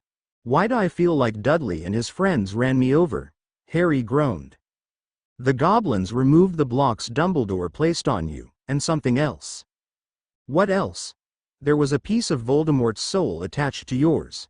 Don't worry, it's gone now," he reassured, as Harry started to panic. "Where's Ebony?" "Right here, Harry," I said. Harry turned his head to look at me, and relaxed when he saw that I was all right. He turned back to Sirius. "My magic feels odd." "In what way?" "Pronglet. Loose, like it's wild." "Well, they make quite a pair, don't they?" Scrimagor said to the stunned room. "What do you mean?" Harry asked. "It happened to me too," I said. Scrimagor once again launched into his explanation of old magic. Harry looked crestfallen. "Am I ever going to have a normal life when it comes to magic?" he asked. "Harry, normal went out the window the moment the word magic was brought into the equation." I laughed. "I guess you're right," Harry said. "What's happened after the ritual?" "We brought you both in here, and waited. I've been going through your accounts, Harry, and it seems as if Dumbledore has been sticking his fingers where they don't belong. All the withdrawals he's made, I know what they've gone to, except one. A withdrawal of 2 million galleons to one Sophie Davies, to perform a task, and another 2 million was to be given to her on completion of said task. But it doesn't say what that task was, but it hasn't been completed yet." Hermione was right. I breathed. What do you mean? Harry asked. Right about what? Sophie Davies is my biological mother. Hermione guessed that she had been paid to get custody of me, in any way possible. Dad growled. How much does that equate to in dollars? He asked. It would be just about doubled. Snorak's voice said. I looked for the source, and found him by the door. So she has been given $4 million, and would have received a further $4 million, bringing the total to $8 million. He was trying to buy my cub, Dad growled, his voice was starting to raise. It would seem so. Scrimgeour said. And I can see why. I believe that Dumbledore was aware of the power Ebony possessed. So he bound it, probably until he could be sure that she was loyal to him, the same with Mr. Potter. One wielder of the old magic would be a great asset to someone in a fight, but two, that is a very formidable opponent, one which would be very hard to beat. Quite close to impossible once trained to their fullest potential. But what does he need them loyal to him for? Dad asked Scrimgeour, but I answered. Voldemort. He wants him gone. For some reason, he's after Harry, so there will be points where Voldemort will force a confrontation. If Harry was strong enough, but had been seen to be guided by Dumbledore, Harry may be able to kill him, or weaken him enough for Dumbledore to do it easily and Dumbledore would still get the glory. Sirius finished. But why Ebony? Dad demanded. It's possible Dumbledore knew about the bond. Sirius suggested. If Voldemort were to return, and the news that Harry had a soulmate was leaked, Ebony would become a prime target. To kill her, would kill Harry, and vice versa. They would be at their most powerful when they were together. So it would be obvious that they would fight together. Dumbledore needed them both together, being trained under him, because if Ebony went to, let's say Salem Witches Institute, Dumbledore wouldn't be able to claim all the credit for their training. That makes sense. Snorik said. But one more thing he may do. What? Dad asked. He wants to tie them to him. One way would be to bring up some old marriage contract that has been laying about between families for centuries, to bind them to a family that is already loyal to him. He can't do that. That's against the law concerning soul-bonded couples, Scrimgeour said, outraged. He may very well try, Sirius said, but luckily, there is a way to nullify all other contracts between families in the past. Are you suggesting a family union? Scrimgeour asked. I am. What's a family union? Dad asked. It is a pact between the most noble and ancient houses. I, as the head of the most ancient and noble house of Black, could form a pact of friendship and unity with the head of another most ancient and noble house. It is basically a pact that states that the families involved will stand together on any matter to protect each other's interests. It forms a bond between the families that is permanent. Until the families involved decide to break it off, though that has only happened once out of the 3 family bonds that have been created. It terminates any contracts between the families involved and other families, such as marriage contracts. I'm not, Dad began, only to be cut off by Snorik. You were actually head of a most ancient and noble creed house was thought to be lost, but that was only until you entered Gringotts, and Ebony took the inheritance test, proving you both to be of that line. You are also descended from Merlin Morgana and Rowena Ravenclaw. There is no doubt of you being a head of a most ancient and noble house. The goblin explained. One problem. I said. What? Sirius asked. Is Harry a part of your house? There's a way around that too. Sirius said. What's that? Harry asked. Blood adoption. Sirius said. You'd adopt me? Harry asked, his eyes wide, but his voice was hopeful. Sirius nodded. The blood adoption will slightly change your appearance, if it's just done with the one parent, so you'd still look mostly like Lily and James's son, but have a few of my physical traits. If it were with 2, you would change to look like the son of the 2 who adopted you. I viewed you as my son since you were born, Harry, even though James was around then. That hasn't changed. And besides, if I use a blood adoption, then there will be no loopholes that Dumbledore could find. And if we do it today, it would explain our absence. Sirius turned to Dad. So, what do you say? Shall we start a family union, to protect Harry and Ebony? Dad nodded. It seems like a good course of action. How do we do it? I think it would be best if the adoption was preformed first, but both need to be preformed upstairs, at ground level. We cannot help if the magic is detected, but a public audience would be wise. Snorrick explained. That will mean that everyone knows that all other contracts are void. We should head upstairs then, Sirius said. That is, if these two lazy bones are up to it, he joked. I rolled my eyes and Harry laughed. Trust you to try to make a joke, Sirius, he said, smiling. Sirius looked put out. There's no try about it, he mumbled. A.N. I hope you enjoyed. Please review. Go on, push the button. You know you want to. Chapter 24 Disclaimer. I own nothing. Chapter 24, Ebony POV. The next 2 hours, for me at least, were spent sitting around. Rufus left half-hour after we returned to the surface, with a promise to use his contacts to see if he could find a way to get someone we knew we could trust a permanent place in Hogwarts. We all knew the Dada job was jinxed. Lupin would be gone by the end of the year, one way or another. The adoption only took 45 minutes, but the family union took a lot longer. Only the overseeing goblin and the two heads of houses were allowed in the office for the whole process, so Harry and I were left alone in an adjoining office. So, what do you think Dumbledore will do when he finds out about all this, I mean? Harry asked, gesturing with his hands to indicate the entire situation. Whatever happens, we stand firm, and if it's a violent reaction, we fight back, presenting a united front, I said. Ebony? Yeah? You don't mind, do you? Being soul bonded to me? No, course I don't, Harry. Remember that letter I sent you? Yeah, I know. It's just, you don't like being forced into things. I just thought. I know what you thought, Harry, but word of advice, don't piss my dad off. Everything that's happened so far, just keep it in mind that he doesn't want to lose his cub just yet. Right now I'm getting the idea of an overprotective dad who's meeting his little girl's boyfriend for the first time, if you get my drift. I understand, Ebony. I know you can look after yourself, but I won't let anything happen to you. Then keep yourself out of so much trouble, Harry, I said. I'll try, if you will. We are a pair of danger magnets, aren't we? Yeah. You get petrified by a basilisk. I get bitten by one. Don't bring that up to my dad, he won't let it go as is. Harry laughed, and we fell into a more easy talk about schoolwork. By the time Dad and Sirius were ready to leave, Harry and I were laughing over old pranks that the twins and I had pulled.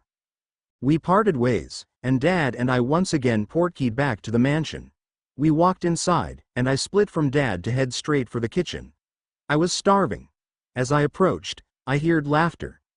One was Lena, definitely, the other was none other than Snape. I stood in the doorway as I watched the much-hated, greasy bat of the dungeons laugh. My eyes went wide.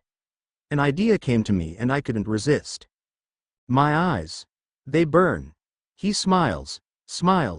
Lena, help, my eyes won't stop burning, I said, and I covered my eyes and spun round to face the other way. See what I said, Sev, a real joker, Lena said. I stopped the act and turned round to see Lena grinning, and Snape with a slight smile on his face. Thankfully it wasn't as big as the one before, but it was still freaky. Sev? I asked.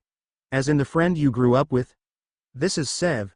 Then why the hell does he hate Harry, when he's Lily's son? Snape recoiled as if I'd slapped him.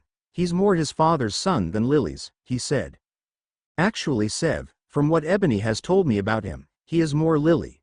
She hated attention, apparently, so does he. Lena explained. And he is no prankster. Some of the pranks that the Weasley twins pull clearly need a third party, Snape began. I grinned as I remembered some of those. I think the answer to that is grinning like an idiot in the doorway, Lena said. I smiled at her and nodded. I walked to the cupboards and brought out some food. I quickly made myself several sandwiches before sitting down on Lena's other side. Oh, sorry about Victor grabbing you by the throat, Sev, Lena said. He takes overprotective to a whole new level when it comes to Ebony. I guessed that. He may have relaxed slightly now, I said. May have? Lena asked. Whatever you do, If you don't want a rant with a load of growls, and several damaged items, don't bring up Dumbledore. Why not? Lena asked. Why don't you go ask him? I said. IWI. She started to rise, then thought better of it, and sat back down. On second thoughts, probably best to leave it. Yep. I grinned. Why, may I ask, is the headmaster in his bad books? Snape asked. I don't think I can tell you that. I don't know if you can be trusted, I said. Snape raised an eyebrow. And why is that? You're under his thumb, I said. I'll have you know that I only work for the old coot to protect the only connection that's left to Lily. Aha. Then you don't hate him, I said. Snape looked aghast that he'd let that slip. You will tell no one that I said that. Is that understood, Miss Creed? Perfectly. So, you don't trust the old coot, as you call him? I started breathing through my nose, to smell if he lied to me. I do not. Perfect truth. He's a meddlesome old fool, who has chess pieces, nothing more. And I hate to admit, I'm one of them. It seems that we may be able to, I said, mulling over what I found out. Would you turn to Voldemort? I said, that I was trying to protect Potter. How would that help? Sev's a spy, Lena said quietly to me. I nodded. Well, I need to go find Dad. I have to run something by him. I took off, not giving them a chance to say anything further to me. A.N. Hope you enjoyed. Please review. Chapter 25. Disclaimer. I own nothing. Chapter 25. Ebony POV. I found Dad talking to Uncle Jimmy not too far away from Xavier's office. From the look of anger Jimmy's face, Dad was telling him what we had found out Dumbledore had done, or he had killed Rogue. Jimmy seemed protective of her, like Dad was protective of me. I think we may have someone we can trust in the school, I said, coming up behind them. Dad turned to face me, and raised an eyebrow. Who's that then, Cub? Snape. I thought he hated you. Jimmy said. Maybe he does, but he hates Dumbles more, and Voldemort. And then there's the fact that he seems to like Lena. I said. And I mean like. Oh Merlin. I hope I won't have to put up with him for good. With Lena's power, he could be around forever. I shuddered at the thought. Maybe if I kill him when she's not around. You will not, Ebony Creed. I heard Lena yell. Then again, maybe not. You think we can trust him with this cub? Dad asked, making sure I knew what I was talking about. I'm sure. He wasn't lying when I made sure that he wasn't really Dumbledore's pawn. And Rufus said we needed someone in a permanent position on the staff that we could trust. I'll think about it, Cub, but you do not tell him anything until I've decided whether or not we can trust him with this, right? Right. My lips are sealed. I can still tell my own though, right? Yes, Ebony, you can. No one else though, right? Right. See you later then.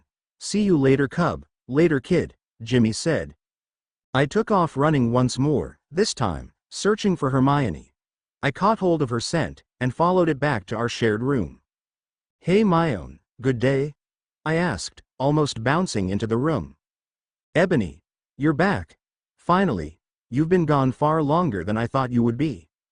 Yeah, well, we discovered quite a few interesting things, I said. But first things first, can wizards like Dumbledore read minds? It's called Legilamacy. I've read a small bit about it. Not much mind. Can you block it? I haven't gotten round to that part yet, she said, shaking her head. Then I need to show you how to shield your mind from telepaths before we go back to school. Luckily, I know a few ways that you don't have to be a telepath to use. Otherwise, I can't tell you. Because someone will read my mind? Pretty much, I said. Then I'm up to learning. What do you want to tell me? I sat down on my bed, before lying down, with my hands behind my head. We can't trust Dumbledore, I said. If you hadn't told me about magical guardians, and I hadn't contacted Gringotts, then both Harry and I would have died by our magical majority.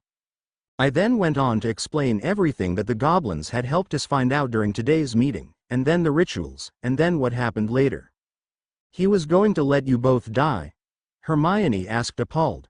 But if we can't trust Dumbledore, who can we trust? There's Sirius Black, obviously, and Rufus Scrimgeour, But who else? Can we even trust any other pupils? Could they be under his thumb too? I don't know Hermione. Maybe Snape, but I'm still kinda looking into that. Snape. Whole different ballgame there, but he doesn't like Dumbledore, or Voldemort. I said, noticing Hermione flinch a little at the name. I'm certain of that. 3 adults in the wizarding world, well technically 4, seeing as your dad is able to accept his lordship because he's a mutant. But Dumbledore has a lot of political clout. Yes, but who said anything about going head-on against him just yet? I asked. With people our age there's me, you, and Harry for definite. Hopefully that includes Fred, George, Ron and Ginny. Maybe Luna as well, if anything from her little speech a few days ago is anything to go by. That's still a very small group, Eb, and not nearly powerful enough to take on Dumbledore in any way. We'll just have to scout out. There's also Rufus contacts, and Harry does have the whole boy who lived thing, and I'm the heir to Merlin's magic. That has to count for something. Maybe if we get to know some other kids from some of the most ancient and noble houses, we can gain more allies. Hermione wrinkled her nose. What's the bet that Malfoy is one of them? Oh, not him. No matter what his family is, we need to find out who the other families are. It's the start of a plan, at least. I think we need to start researching. But we can't do that without books. I'd say the library, but I have something better. I said. Someone who's been raised in the wizarding world, Luna. A.N. Please review. Hope you enjoyed. Chapter 26 Disclaimer. I own nothing. Chapter 26. Ebony POV Hermione and I came across Luna walking in the corridors, and we quickly fell into step either side of her. Hey Luna. I said, smiling. Oh, hello Ebony, Hermione. How are you two today? We're fine Luna. Thanks for asking. How are you? I'm fine Hermione. Ebony, you seem a lot lighter. Visiting the goblins must have done you some good. Oh, it did me lots of good Luna. I answered. Thank you for letting me borrow your owl by the way. I was wondering, would you know who the most ancient and noble houses are, would you? Of course I would. The Lovegoods are one of them. Though, Dad doesn't use his powers as a lord very much anymore. Not since my mum passed away. Oh Luna, I'm so sorry to hear about that. Do you remember her much? Hermione asked. It was only a year before I started Hogwarts when the accident happened, but I'm not so sure it was an accident, not anymore. It was actually my mother who taught me who the other families are. I can tell you who they are if you want. We'd appreciate that very much Luna, thank you. I said. Shall we go to our room, Hermione? There's more privacy there? She nodded, and we headed back to our room, Luna with us. No POV. A shadowed figure watched as the 3 girls walked off. Why were Creed and Granger interested in the most ancient and noble families so suddenly anyway? And why did the 2 Creeds disappear for several hours today? Something was up. She had to tell Professor Dumbledore. Ebony POV. There are also the Blacks, the Bones, the Greengrasses, the Longbottoms, and the seats that your father holds Ebony. How do you know that? I asked. Luna had been going through the names of all the families, saving the most important of the families in the Wizengamot for last. Luna smiled dreamily, and tapped her forehead. I saw that part of the test, and I saw the decision to form a family union. Luna said. All of a sudden, her dreamy expression turned to one of dismay, and she started crying. I sat bolt upright, and Hermione launched herself off the chair by her desk, and sat on her bed, where Luna was, and embraced the younger girl in a hug. Oh Luna, what is it? What's wrong? Dumbledore. He reads my mind weekly when we're in school, to see if I've been following the plan. I don't want to tell him about this. He told me not to get friends. I don't know why. He came to my house before I started Hogwarts when my dad wasn't there. He told me to do as told, or what Luna? Hermione coaxed. I don't want to lose my dad. He's the only family I have left. Dumbledore threatened him if I didn't do as he asked. Luna, I said carefully. May I see what you're talking about? I'll try to help you where I can. I promise. I felt sympathy for the girl in front of me. I knew what it was like, not wanting to lose the only family you knew. But he'll find out, Luna, I said gently. I can start working on shields for your mind to protect certain memories from him. But only if you let me in, so I can see what you're talking about and then build a false layer of memories for him to see, in accordance for what he wants, I urged. Her sobs had subsided to sniffs. She nodded. Why don't you teach her what you'll teach me, Eb? Hermione asked. I will, but Dumbledore will notice them. This should bide us time, I explained. I put my hands to Luna's temples, which would make it slightly easier on her. I slipped into her mind, like a shadow that you could only notice in the corner of your eye. The first memory was of Luna's father telling a 10-year-old Luna that he had to go out to do some research for something called the Quibbler. Then it changed to Luna, sitting in the kitchen, reading a magazine. It was the Quibbler. There was a knock on the door. 10-year-old Luna went to the door, and opened it. Professor Dumbledore was stood there. Hello, Luna, he said in a grandfatherly way. I'm Professor Dumbledore. I need to talk to you about a little something I'll need you to do when you come to Hogwarts. Is that all right? Luna nodded, smiling, and led him inside, and made him some sort of tea. Well, Luna, as you probably well know, I used to be one of the fighters in the war against Voldemort, and I am the defeater of Grindelwald, he began. Luna nodded. Well, I do not believe that. Voldemort is gone. And I may be needing your help, due to your special talents. Luna's brow furrowed. She wasn't dumb. She knew he had a hidden agenda. This had a great possibility of ending terribly for her. What would you want me to do exactly? I asked. Well, your gift could give me useful insight to your peers, and reliable information on the future. But, in the end, I'm going to need you to do a task that I am unable to tell you now. But to do it, you will have to go away for a while. For that reason, you can only really mix with people who I tell you to. Is that understood? But I was looking forward to finding my own friends.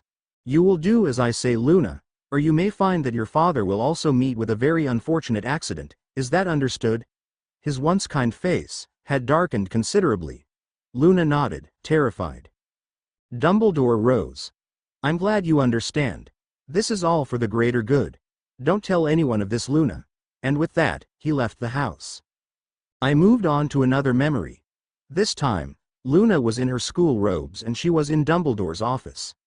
Ginny was also there. They were sitting in front of Dumbledore's desk. Miss Weasley, Miss Lovegood, I believe you already know each other?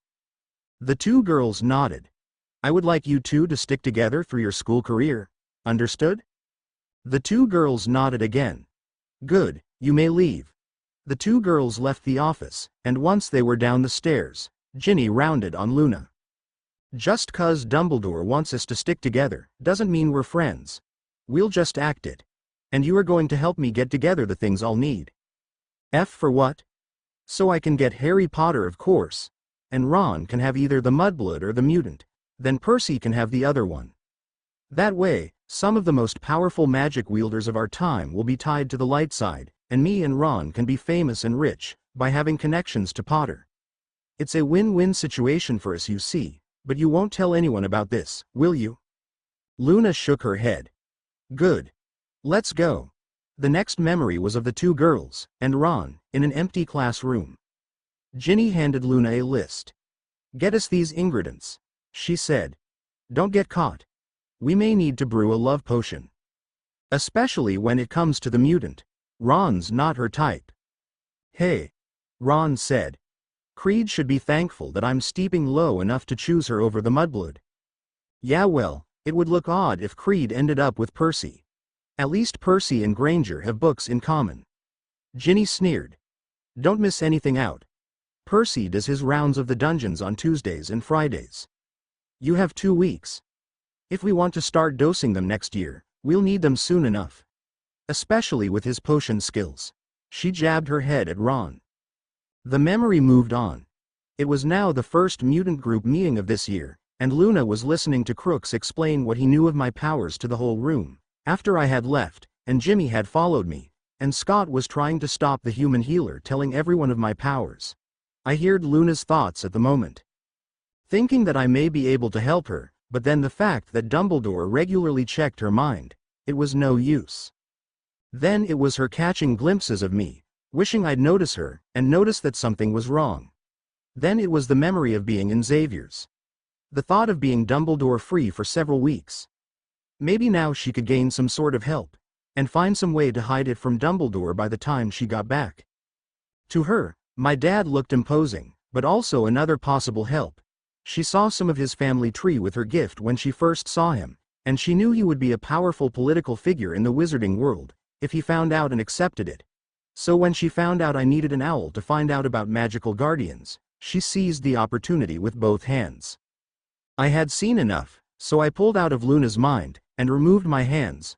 I smiled at her. Don't worry, Luna. We're going to help you. Dumbledore's not going to hurt you, or your father. I won't let it. I'm sure there is something we can do. She smiled weakly at me. Just one thing though, she said. Penelope Clearwater and Cho Chang work for Dumbledore. N. Please review. I want to know what you think. Chapter 27 Disclaimer. I own nothing. Chapter 27, Ebony POV.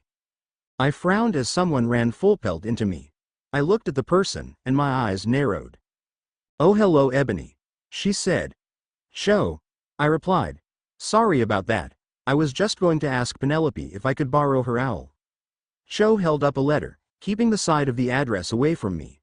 I guess I just wasn't looking where I was going. I guess so, I said. I very lightly reached out with my mind and looked into hers. She'd seen us with Luna, asking about the most ancient and noble houses, and she was writing to inform Dumbledore. She was also informing him of Dad and me disappearing for several hours. There was no harm in letting him know that. It would all be explained later, Quarto C of the Daily Prophet most probably. But, just to make sure, I placed the urge in her mind to not want to inform Dumbledore of anything Luna, I or Hermione did while at Xavier's after that one. I stepped aside. You'd better get going then. Don't want to keep anyone waiting, now do. She shook her head, and started back down the corridor. I'd have to do something similar to Penelope later. I watched as the older Ravenclaw disappeared, and heard the sound of a wheelchair approaching. I didn't look round as the professor stopped beside me. It's rude to play around with another's mind without their permission, you know? He asked. Good thing I wasn't playing around then, I said. I don't like people messing with my life, Professor. I was just making a start on putting a stop to it. And I was also making a move to protect a potential friend and ally. Oh really? I can't discuss it right now, of course. Dad told me not to. Maybe you should ask him. I think he's told Uncle Jimmy. You may be able to get something out of him. But I promised I wouldn't tell anyone yet. Of course. The professor said. But you had better have a good excuse for using your power that way. Oh trust me, Professor, I've used my various powers for a lot less than what I'm using them for now. I'll see you around, Professor, I said. With that, I walked off. Hey Uncle Jimmy, I called out, catching his attention. He turned to see me, and started walking towards me. How are you, kid? He asked. I'm fine, Uncle Jimmy. I just need to find Dad. I found out some things and I need to talk to him. He's outside. You know what he's like. Yeah, he doesn't like being inside so much. I guess that's another thing I get from him then. I guess so, kid. But there's been no late backlash of what happened? He asked. No, Uncle Jimmy. I'm fine. I swear. Good, 'cause I don't want you collapsing on me. Your old man would kill me. He'd kill you if he heard you calling him old man too, I pointed out, as we started walking. Probably, he said. We walked in silence, before exiting the mansion. I immediately inhaled and locked onto Dad's scent. It was the most familiar scent that I knew. Ever since he'd found me on the island, Dad had kept me close. I hadn't started at any school until I'd gotten my Hogwarts letter. I would have been too obvious. My contact with humans had been kept to a minimum, Dad only really talking to mutants and the few humans he felt he could trust with knowledge of me while I was around. I'd stayed close to him most of the time, especially before he started training me. He hadn't kept me inside, of course, but where we'd lived then was in the middle of a forest, so I had been able to go out and explore, and come across no one.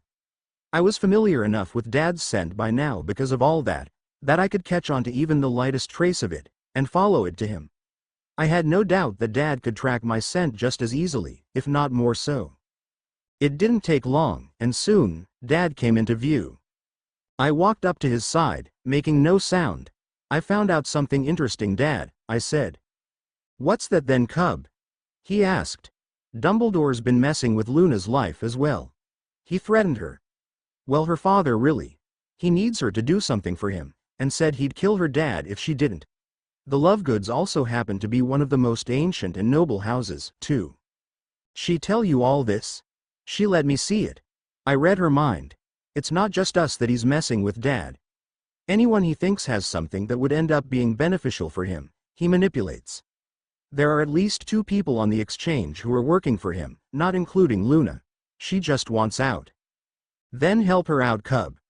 Rufus said that he'd contact us. When he does, I'll write back, and see if he can do anything for her dad. I'll also talk to Lena, to see what she thinks about trusting Snape. I nodded. Luna's gift saw the results of the inheritance test. She knows about that, and she saw the union too. If you think we can trust her, Cub, fill her in on the rest. Let me handle the rest. Right, Dad, I said. I started to turn away, and Cub. Yeah, Dad. You know what to do if anyone starts to suspect. Already done it once, Dad. Don't worry. I won't forget. With that, I ran off, back to the mansion. I had to start working on the false memories to shield Luna's real memories with. A.N. Please review. Chapter 28 Disclaimer. I own nothing. Chapter 28. Ebony POV.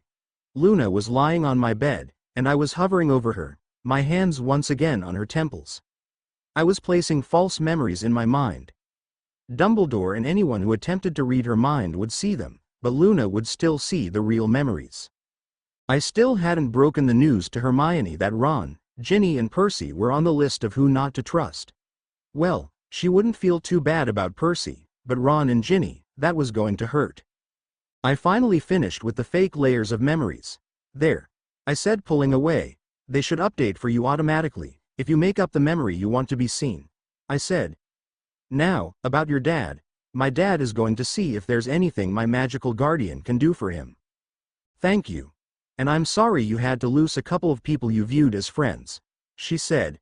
I really wanted to tell you sooner, but... I cut her off with a wave of my hand. You did what you had to do. Thank you for telling me. What am I missing?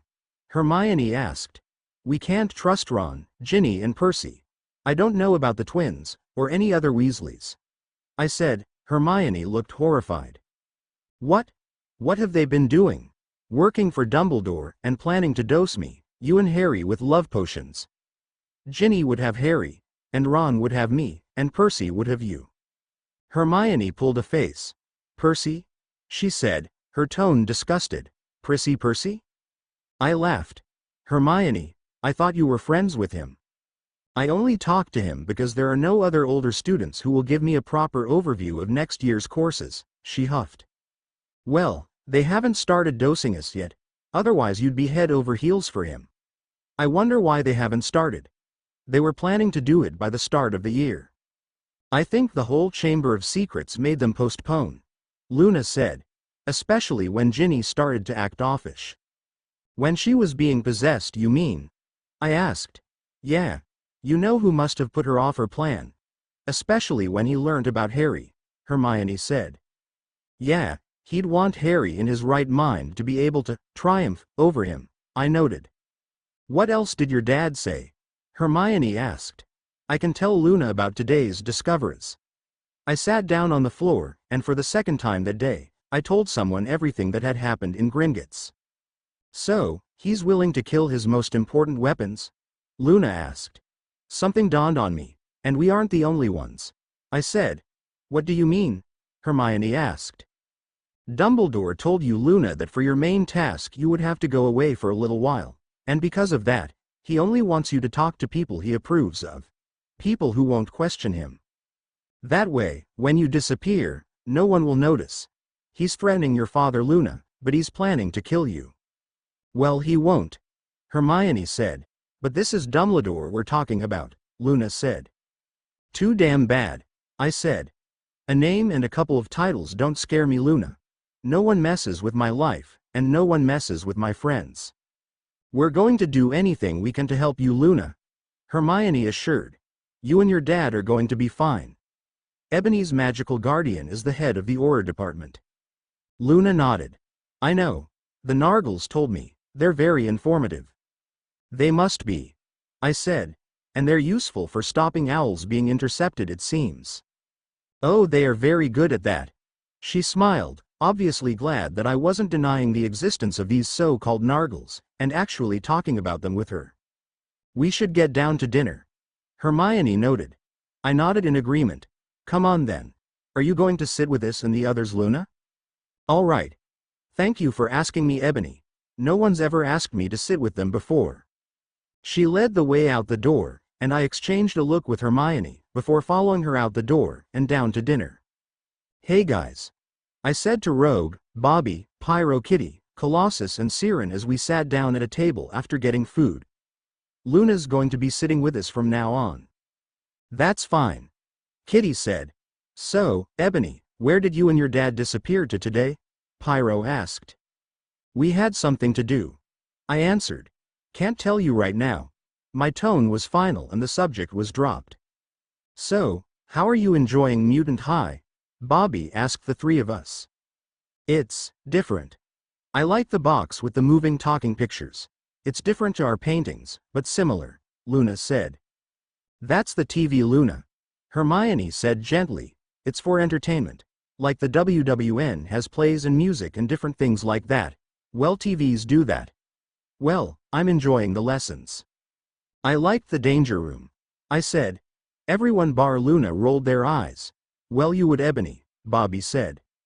Rogue gave an overview of the danger room to Luna, who was looking confused. I kinda stumbled into it over the holidays. It was entertaining, I said. That's typical of you, you do know that, right, Ebony? Hermione said. Yeah, my own, I know. So, when are we going to get a session in there then? I don't think you are, Bobby said. Huh, shame, I muttered. We went through dinner, with friendly conversation. All the while, I was planting and reinforcing the suggestion to not write or inform Dumbledore of anything to do with me, Luna or Hermione, in the minds of Cho and Penelope. A.N. Please review, Chapter 29 Disclaimer. I own nothing. Chapter 29. Ebony POV. I ducked the swipe aimed at my head, and barely blocked the other swip at my stomach, but ended up getting tripped up, and landing on my back. I rolled, before Dad had a chance to lay another blow on me. I sprang to my feet, and dodged another blow. I slipped under his defenses, and landed a punch on his side. As I moved back, Dad's claws caught the side of my face. I snarled. Training sessions were always a deadly dance that no frail could hope to survive. We relied on our instincts, fast reflexes, and our healing ability. If one of us didn't have one of them, we wouldn't be as good as we were. Dad had been training me to utilize every advantage I had for years, so I was good. But he had an extra advantage. He had years of experience, and everything I knew, I'd learned from him. So he knew what I would do most of the time. And that was the reason why I ended up on the floor again, but this time, with Dad's claws on my stomach, and his fang-like incisors at my throat. Dead, he said, before standing swiftly. I pushed myself up off the floor and rolled my shoulders. Am I ever going to beat you? I asked him. You could, if you used all your powers in the fight, but then you'd just get cocky. Maybe in a century or so, you'll be able to beat me, but not today, he said, ruffling my hair. I rolled my eyes. It was the same answer every time. I knew that I could beat him in a fight, if I used most of my powers in a fight, but what would I do, if my powers were drugged, and I couldn't fight? Without them? That was why I relied solely on the power I inherited from him during training, and on occasion, the claws I shared with Uncle Jimmy.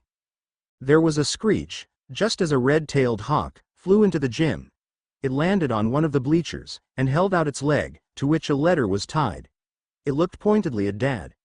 Dad walked over to it, and took the letter. The hawk took off, and landed on my shoulder. That's odd, I said, as I stroked the bird's plumage as Dad opened the letter, and read it. Who's it off? Rufus. He says the hawk's for you. She's charmed so that she can't be intercepted or tracked. He also says that it's all right to take her to school, not usual, but she's trained to deliver mail, so it's all right. Nice. What else does he say? He's going to be putting you through the start of Auror training this summer. Both of you. He suggests we look into any properties we may own, that way we won't need to ward the house. Don't you mean that you own? I asked. It's your inheritance too, cub. Mind if I borrow the hawk? I'll need to write to Gringotts and Rufus. See what he can do about Luna and her father. I nodded. All right. I frowned for a moment. What is it? Dad asked. I'm thinking of a name. What do you think of Artemis? Well, your cat's named after a demon. May as well name the bird after a deity of some kind. And wasn't she the Greek goddess of the hunt? That was my reasoning. Hawks were good at hunting. Sue, when will you need her? Tonight. Go show her off to your friends. In other words, make sure Asmodeus doesn't see her, and think dinner time. I laughed, and walked out the gym, hearing Dad chuckle behind me. It didn't take long for me to find the others, all in the rec room. What's with the bird? Pyro asked. Rufus sent her to me. She's been charmed so she can't be intercepted or tracked. That'll be useful. I explained. I sat down, and Asmodeus jumped up onto my lap. Is the bird food? No, Artemis isn't food. She's going to help us out.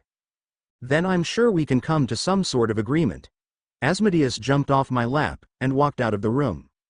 Sometimes, being able to talk to animals is really useful, I said. Tell me about it. Hermione said. Being able to understand Crookshanks has made looking after him so much easier. I bet they still do what they want though, huh? Bobby asked. Of course they do. They're cats, I said.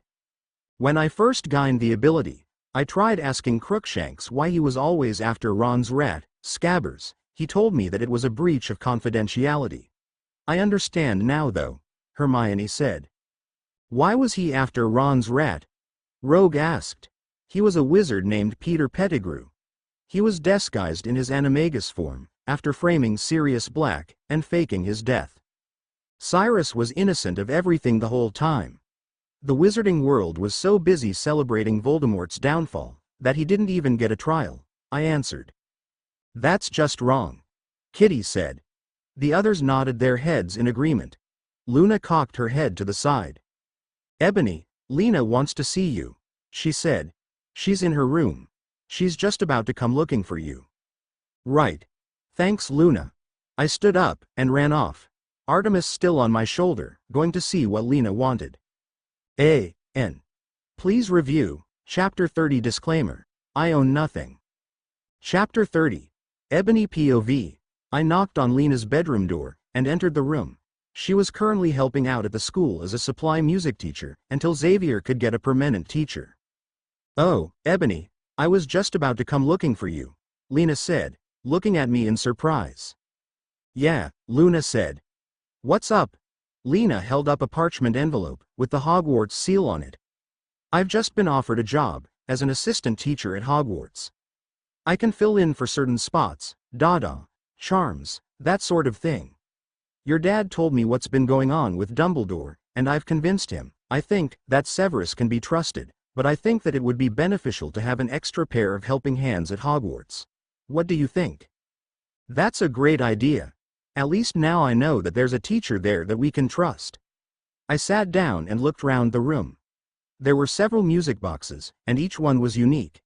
There was even a music box on a necklace. I hadn't seen that one before.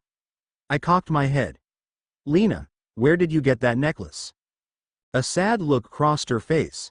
My husband gave it to me. You're married? I was, but he was killed in an explosion.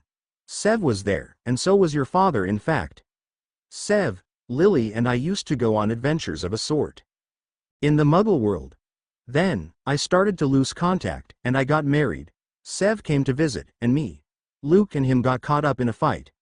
Your father barely managed to get me and Sev out at the time. That was what Dad was reminding him of, when he had him by the throat, I said. Pretty much, yeah. Lena said, but it was a long time ago now. I never expected a wizard like Snape would go round in the Muggle world. Oh, I wasn't the only mutant at the time, Lena said. Snape's a mutant? I asked.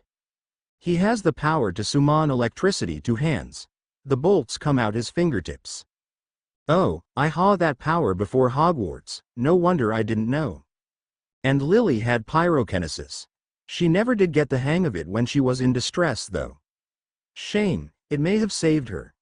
We built up quite a collection on our escapades, of Muggle weaponry, and other various bits and pieces. Really? I asked. Do you still have them? In one of my places, yeah.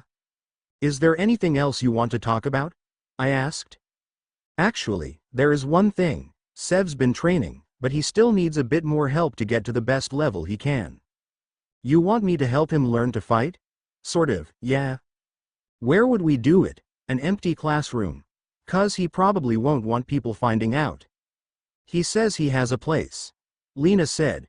I nodded, and then smiled. I'd get to beat him up, and there'd be no chance of me being put in detention for it. A.N.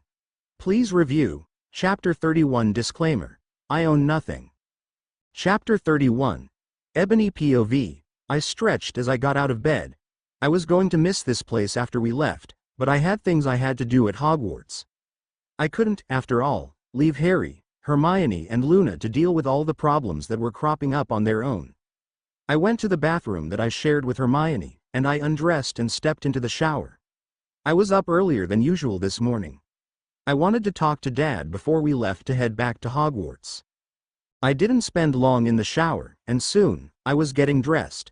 When I was done, I shook Hermione awake, and left the room, before she could hit me. I only grabbed a cereal bar for breakfast, and I heard a growl from the kitchen door. It was Dad. I smiled. Hey Dad. I said. He eyed the bar in my hands darkly. You going to eat something else after that, cub? He asked. I'm not that hungry, I said. You need to eat, cub. Isn't that just a bit hypocritical of you? I asked. Get something that will keep you going, cub. I don't want your healing factor getting weaker, because you didn't eat enough. I stood up and grabbed an apple, and sat down again. Happy? I asked. He muttered something under his breath at the sight of my very small breakfast, before sitting down beside me. Lena wrote back. She reached the school all right, and she has everything set up. She's looking forward to seeing how the school's changed since she's been there. Good to know that she got here fine. Anything else? The goblins sent back the list of properties that we own, and? We have loads. Most in Britain, some in France and Greece. I've asked that the protections be renewed around the main place. It's somewhere in North Wales. We can go there halfway through the summer holidays, see what it's like, and see if it's suitable for your training and if there's room to train another. Great. I said. I'm getting a bad feeling, Dad. What do you mean, cub? There's a storm coming, I said, and I have the feeling that it's going to put Harry and me in the middle. I don't like it. It's going to happen in the wizarding world, and I don't like not having the proper layout of my surroundings. Keep your eyes peeled, cub. Dad said. Keep your back guarded, and when you are with those so-called friends of yours, lull them into a false sense of security. Keep them thinking that nothing odd has happened while you were over here. Will do, Dad. Any more advice? Yeah, since that article came out yesterday, revealing that you're Merlin's magical heir, don't be afraid to use it to your advantage in whatever way you have to. Right. Make threats, gotcha. I said, just as I bit into my apple. Just then, I slipped into a vision. It was strange. It didn't make sense like most of my others.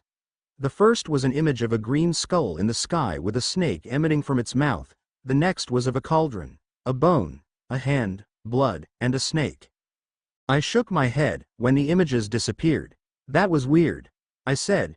Never had a vision like that before. What was it? Dad asked. Odd is what it was. It was just a series of images. I described all the images to him, and he looked perplexed. You normally see something happen. Not a load of cryptic images. What's changed? I shrugged. I guess that I'll just have to puzzle over it. I guess you will. Dad said. You have everything packed and ready? Yeah, Dad. I said. Good, because I don't want to have to send it to you later. It won't get intercepted if it's sent with Artemis. I know, but it still won't hurt to be cautious. You take care when you get back. You won't know who exactly is a friend or enemy. Be careful. I will, Dad, I said, and I gave him a tight hug. He hugged me back. Keep your guard up, cub. If anything strikes you as suspicious, tell Lena as soon as possible. I know, Dad. You've told me that about 10 times already, I said. I'm going to get my stuff together. With that, I left the kitchen, and went to get Asmodeus and Artemis into their basket, cage respectively, unaware of Dad's worried eyes lingering on me. A.N. Please review, Chapter 32 Disclaimer. I own nothing. Chapter 32. Ebony POV. I had just about managed to get Asmodeus into his basket, and Artemis into her cage, by promising them both treats when we got to Hogwarts, and Hermione had just done the same with Crookshanks, when there was a knock on the door and Rogue and Kitty came in, followed by Luna. Hey guys. Kitty said brightly. Hey Kitty, I said, smiling. Rogue, Luna. We've managed to come up with a mutant codename for you, Ebony, but we're still thinking of what we could call Hermione and Luna, Kitty said. All right. What have you come up with? Jinx, Rogue said. Jinx? I asked, confused. Yeah, like that game people have going. Someone says something and someone else says it at the exact same time, and one of them calls out, Jinx. And it's a type of spell, so, you know. But instead of it being J-I, it's J-Y. Basically, because you're a copier, and we couldn't think of an animal to be your codename, to go with your feral side, we decided on Jinx, Rogue said. I can live with Jinx, I said, shrugging. At least you didn't decide on 9. I shook my head, as if to clear it. Oh my, it seems you may have an infestation of Raxperts, Ebony. Would you like me to get rid of them for you? No thank you, Luna. They've stopped bothering me now, but thanks for the offer. No problem, she said, smiling at me. I was once again wondering what Raxperts were, but I didn't deny their existence. Maybe Luna could see things we couldn't. We should get our things downstairs, ready, Hermione said. She walked over to Rogue and Kitty and hugged each girl. It's been nice seeing you again, she said. You too, Hermione, Rogue said. See you around, and don't forget to write, Kitty said, and try to visit some time. I will, Hermione said, smiling. I focused on the 2 trunks and 3 animal carriers and used my telekinesis to lift them up off the ground, and when I opened the door, out to the corridor. I walked with them down the stairs and to the entrance hall, where there was already a pile of luggage. I deposited the 2 trunks and 3 animals on the floor with the rest. When I was done, I found myself enveloped in a hug from Kitty, and then one from Rogue. Pull a couple of good pranks on that Malfoy kid, Kitty said. Make sure they're good, too, Rogue said. Oh, don't worry, I will, I assured them. Good, they said in union. I smirked at them, and then walked over to WHER. I saw Dad hanging around in the shadows. All right, Dad? I asked. You take care, cub, he said. Will do, Dad, don't you worry, I said. We never did get to go to the cinema, did we? No, we didn't.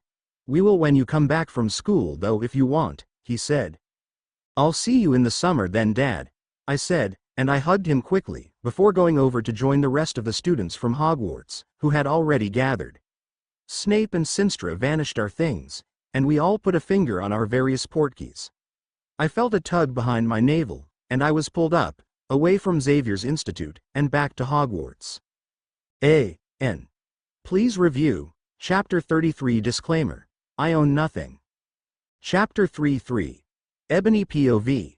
The moment I step RD into the common room after arriving back, I found myself in a bone-crushing hug.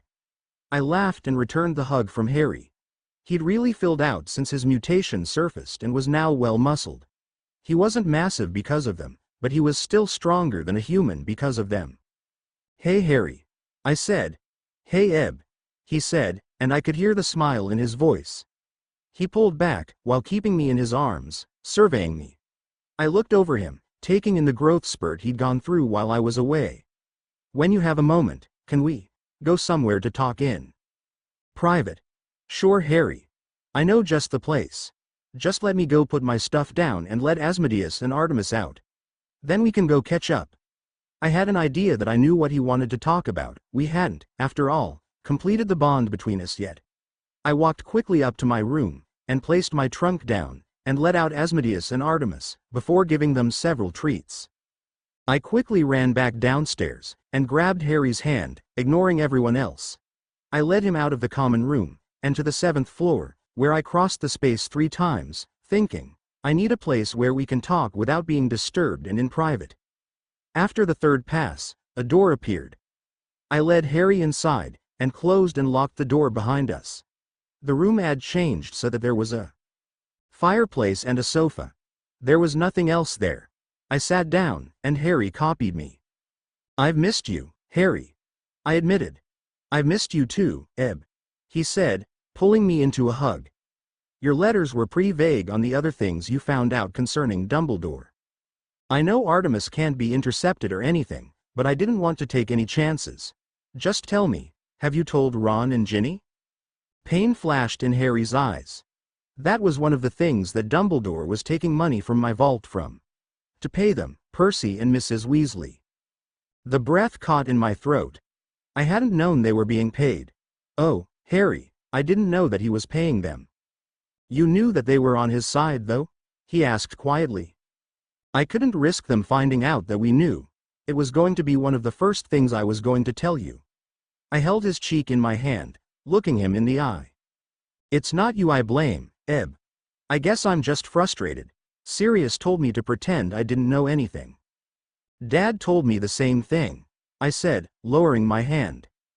Harry's arm snaked round my waist, and heppled me into him, onto his lap. We leant our foreheads together so that they touched. Can we still trust Hermione? Harry asked. Yeah, we can. We can also trust Luna. We'll have to scout out others we can trust. Well, at least we can trust them, at the very least. I'm sure there are others. I'll get a reading on the twins, I said, then I'll check out Neville. I inhaled his warm scent, and closed my eyes. He smelt of burning wood and something wild. It was the scent I'd come to associate with ferals. His scent comforted me. It was familiar, yet new. Are you purring, Eb? Harry asked, laughing slightly. Your scent, it's nice, I said softly. In what way? I shrugged. It just is, it's comforting. He inhaled too, taking in my own scent.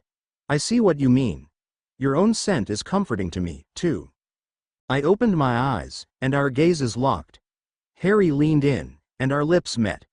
My eyes closed again, but not before I noticed the soft blue glow that surrounded us. I wrapped my arms around Harry's neck, and he wrapped both his arms round my waist, pulling me closer to him, deepening the kiss. When we pulled apart, we rested our foreheads together again. We were both slightly breathless. We have each other, Harry. No matter what else happens, we'll always have each other. I know. We should probably get going soon, shouldn't we? Otherwise, people may start to suspect. Yeah, we should go. But perhaps we should let people know that we're dating. Are you sure, Ebony? They don't have to know about the bond. Just that we're together, I said. Harry nodded. I'm glad we can tell them. I don't like the idea of someone else coming on to you. No one would anyway. After all, who wants the scarred lab rat? I said bitterly. Ebony, you're strong, and you're beautiful. You're no scarred lab rat, as you put it. I pulled out of his arms, and stood up. I took off my robe and jumper. There's a reason that I never wear strappy shirts. I can get a glamour over my arms, but I don't like it to cover any more than that. I slowly lowered the glamour that covered my arms the majority of the time, and I let him see the scars for the first time. Hardly anyone else has seen these. I don't like staring idiots, and they'd only stare more if they could see the other physical reminders of my time on the island. I didn't look at Harry, or the scars that covered my arms. They were all over my body. A constant reminder that I had to keep my guard up against Stryker, and others like him. I felt Harry's fingers trace one of the scars. They don't change the way I think of you, Eb. If they did, I'd suggest you have nothing to do with me. Anyone who thinks this changes you, they don't matter. You are who you are. Scars don't change that. I should know. I have my own. I looked at him, curiously. He shrugged off his robe, and took off his jumper, tie and shirt, leaving his upper body bare. He turned round, letting me see his back. Thick knotted scars ran along his back. I touched one of them. Did the Dursleys do fisto you? I asked, my voice low and dangerous. Yeah. He answered. We are quite a pair, aren't we? Both of us have similar magic, and we both have our scars and emotional baggage. We do. You're right. But we put up a united front, and don't let anyone touch us, or our friends and family. He smiled at me, and nodded, wrapping me in a hug. We stood there for a while, before we decided that it was time to dress and leave, before people started to wonder. I put my glamour back on, and my jumper and robe, and when we were both ready, we left, hand in hand. Hey, Eb? Harry asked, halfway back to Gryffindor Tower. Yeah, Harry? There's a Hogsmeade weekend this weekend. Do you want to go with me? I'd love to, Harry. I said. Harry grinned at me, and we walked the rest of the way, chatting about the little things, catching each other up on things we hadn't told each other through letters. A.N. What do you think? Please review. Chapter 34. Disclaimer. I own nothing. Chapter 34. Ebony POV. I met up with Lena and Snape on Tuesdays and Fridays for training sessions, which I enjoyed immensely.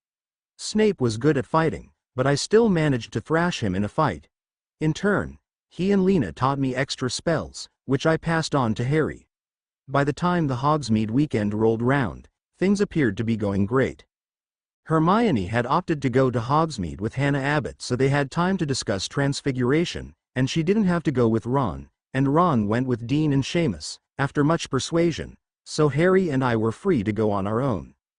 Our first stop on the trip was Honeydukes. I spent quite a lot on the chocolate there. I couldn't help it, I was addicted. After that, we went to Zonko's.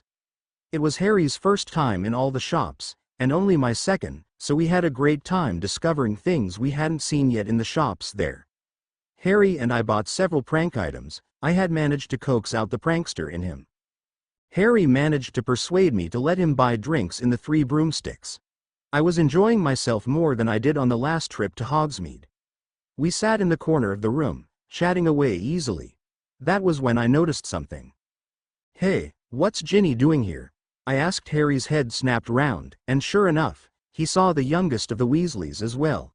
She must have snuck out of the castle, Harry said. I knew that this was going to be trouble when the redhead second year sauntered over to us. She was only 13, yet she already looked slutty. Hey Harry, she said, smiling at him, as she sat down in the seat next to him. Ginny, what are you doing here? He asked. Yeah, Ginny. Hogsmeade trips are for third years and up, I said. Shut up, Ebony, she said, and then she seemed to dismiss me, and focus on Harry. Harry, I was just wondering whether you wanted to go to Madame Pootyfoot's with me, she said. That little frail was trying to hit on Harry. I felt the growl buoyed up in my throat, as my inner animal raised its head. Not only was she trying to make a move on Harry, but she had missed me, as if I was little more than a fly on the wall. The growl came out, and her attention back to me. Merlin, what's wrong with you, Creed? Ginny asked. If you hadn't noticed, Harry and I are here together, on a date. Ebony's right, Ginny. Ebony and I are together, and on a date. I think you should go back to school, before you get into trouble, Harry said. My sister not good for you now, Potter? A voice asked. Harry and I both turned to see Ron. Oh, dear. The proverbial shit was about to hit the fan. Ron, what are you talking about? You know Ebony and I are going out. I've never even looked at Ginny that way, Harry said. I could tell. He was hurt. Even though he already knew of Ron's betrayal, he was only experiencing it firsthand now. You think you're so important, don't you, Potter? Just because you survived that curse, and have money. Ron, that doesn't mean a thing to me, though you knew that. I hate my fame and wealth. I'd give it all away to have my parents. Ron sneered. Yeah, right. Come on, Ginny. Let's go back to school. With that, Ron pulled his sister out of the pub, and that was the only point I noticed the absolute silence in the pub. What? I demanded.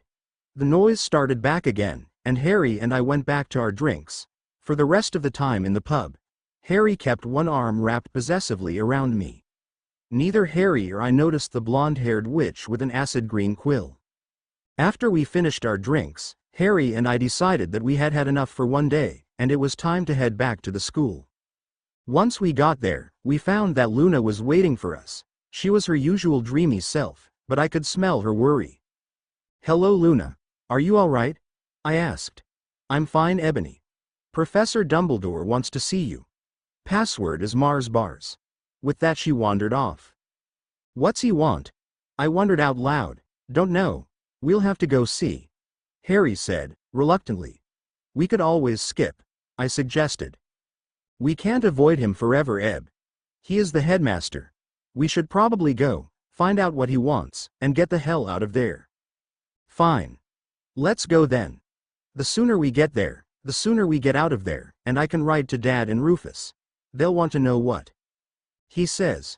So we walked to the old Coot's office, to see what he wanted. It wasn't a long walk, and soon Harry was giving the gargoyle the password, and we were on the revolving stairs. I checked my wand in its holster, and made sure my mutant powers were at the ready to be called on at any minute. I knocked sharply on the door, and heard Dumbledore's voice said, "Enter." We walked in, and he smiled at us, with that ever-present damn twinkle in his eye. "Oh, Mr. Potter, Miss Creed, please, sit down." He motioned to the 2 seats in front of his desk. "Sherbet lemon?" he asked. We both shook our heads. We had decided that if we were ever called to his office, we would turn down anything he'd offer us. We had no idea what he could have put in them. "Well, it has come to my attention of a change in the school records concerning the 2 of you," he said. "Oh, Professor? What's that?" I asked, as politely as I could. I really wanted to jump across the desk and stab him. "It seems that the 2 of you share a soul bond. Are you aware?" "We're Professor," Harry said. "Gringotts informed us the day after. We didn't want to tell anyone, due to Voldemort. He's still out there. Ebony could become a target." "A wise decision, my boy, but there was no need to keep me out of the loop. Now, as a soul-bonded couple, you are technically married. I could arrange for you to have your own quarters." "But what would we tell others, Professor? If we didn't want to raise suspicion, we should keep to the arrangements we currently have," I pointed out. "And plus Dad would go ballistic if I slept with Harry in any sense of the word." I saw a flash of irritation in his eyes, but it was gone quickly. I quickly started up a conversation with Harry using our connection. Luckily the connection that developed with the bond was shielded well against intruders by the looks of it. "He's up to something. He wants us to have our own quartz for some reason," I said to Harry. "We'll have to disappoint him then," Harry said. "I'm sorry, Professor, but Ebony and I are just starting our relationship. We aren't ready for that step yet. Plus, I'm terrified of her dad. If we share a room, he'll probably rip my throat out," Harry said to the old professor. "Well, if that's your decision, I will accept. Please keep me informed on any developments." We both nodded, and we left the room. Once away from the office, I looked at Harry. "I think we should go see Lena. We need to tell her. At least one person knows immediately then," I said. "Yeah," Harry agreed, nodding. Then, we headed for Lena's office. A.N. Review, come on, it's not hard to do. Chapter 35. Disclaimer. I own nothing. Chapter 35, Ebony POV. "So, he wanted you to have shared quarters?" Lena asked. "Yeah. No clue why. I mean, wouldn't that be better for us, technically?" I asked. "Yes, unless there was some sort of spell on the quarters that he'd only want affecting you too," Lena said. "Possible. But what does he want to do this time?" I asked. "Reinforce the spells he put on us before?" Harry suggested. "This is bloody complicated," I said. "Dad's not going to like it when he finds out."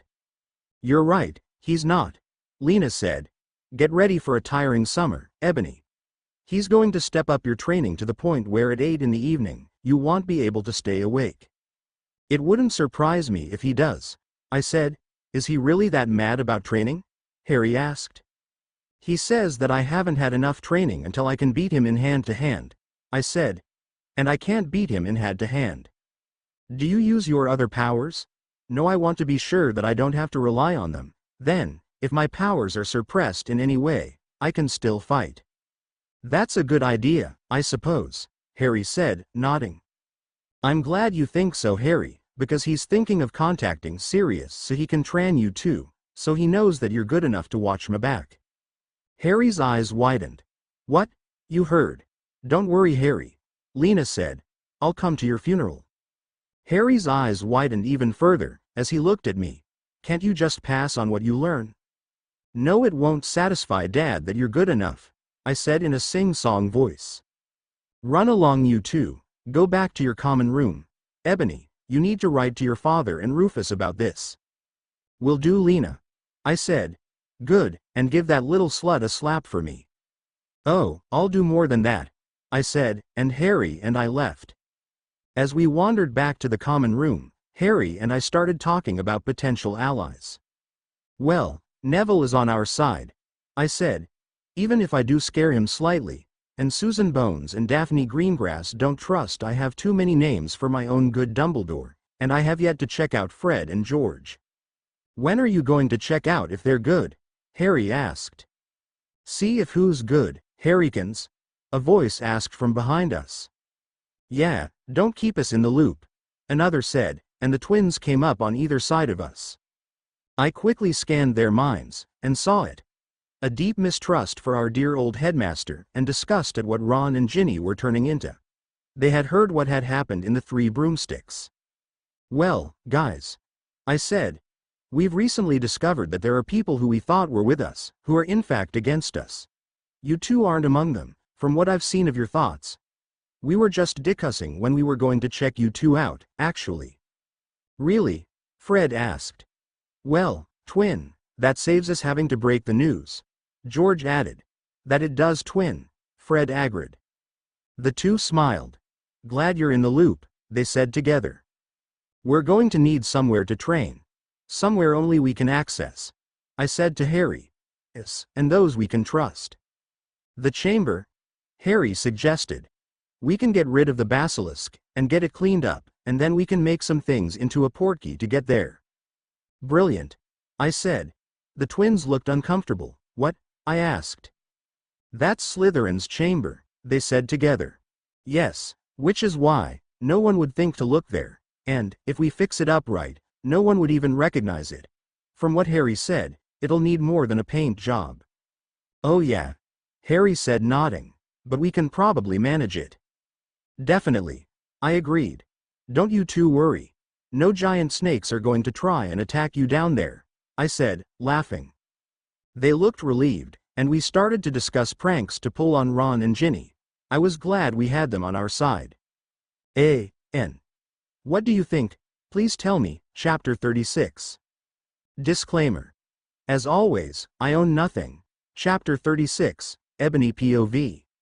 I woke up to the sound of a screech Monday morning. I smirked deviously. I knew why that was, and it was only the first of many. I teach the frail to make a move on Harry. My well-honed instincts told me that he was my mate, not hers. And then there was the fact that we were soul bonded. That weak-minded little girl stood no chance of getting Harry. Not even the slightest spark of hope stood in that area. I got out of bed and went to take a shower. Once I dried and got undressed, I went to the common room with Hermione to wait for Harry and Neville, who had started hanging out with us a bit more lately. Personally, I think he just liked Luna, who'd started hanging out with us openly after we'd received a letter saying that her dad had been moved to a well-protected, secure location. It didn't take long for Ginny to come downstairs and hurry out of the portrait hole, but not before Hermione and I got a good look at her. Her hair was green and her skin silver, with green spots all over. She also seemed to have a forked tongue. I cracked up laughing. Now we just had to wait for, there he was. Ron had just come down the stairs, completely unaware that he had asshole written in green across his forehead, and his hair was flashing green and Slytherin. I laughed even harder at his. What are you laughing about, Creed? He asked. Nothing. Love your new look, by the way, Ronald. What do you mean? he asked. Nothing at all, I said, and then I turned back to Hermione. There are a few things I want to look up later on. Mind meeting up with me in the library after divination? All right, Hermione said. Why are you still taking divination anyway? It's a waste of time. If it helps, I'm seriously considering dropping it. If you take runes or arithmancy, I can catch you up on the subjects. Thanks, Myone. Hey, do you think it would be good for me to drop Muggle studies as well? I mean, what they teach is completely out of date, and I do live in the Muggle world. I think that for you, Eb, it's probably best. I mean, you're going to need all the help you can get, and Muggle studies isn't going to help. You're right. I'll talk to McGonagall soon.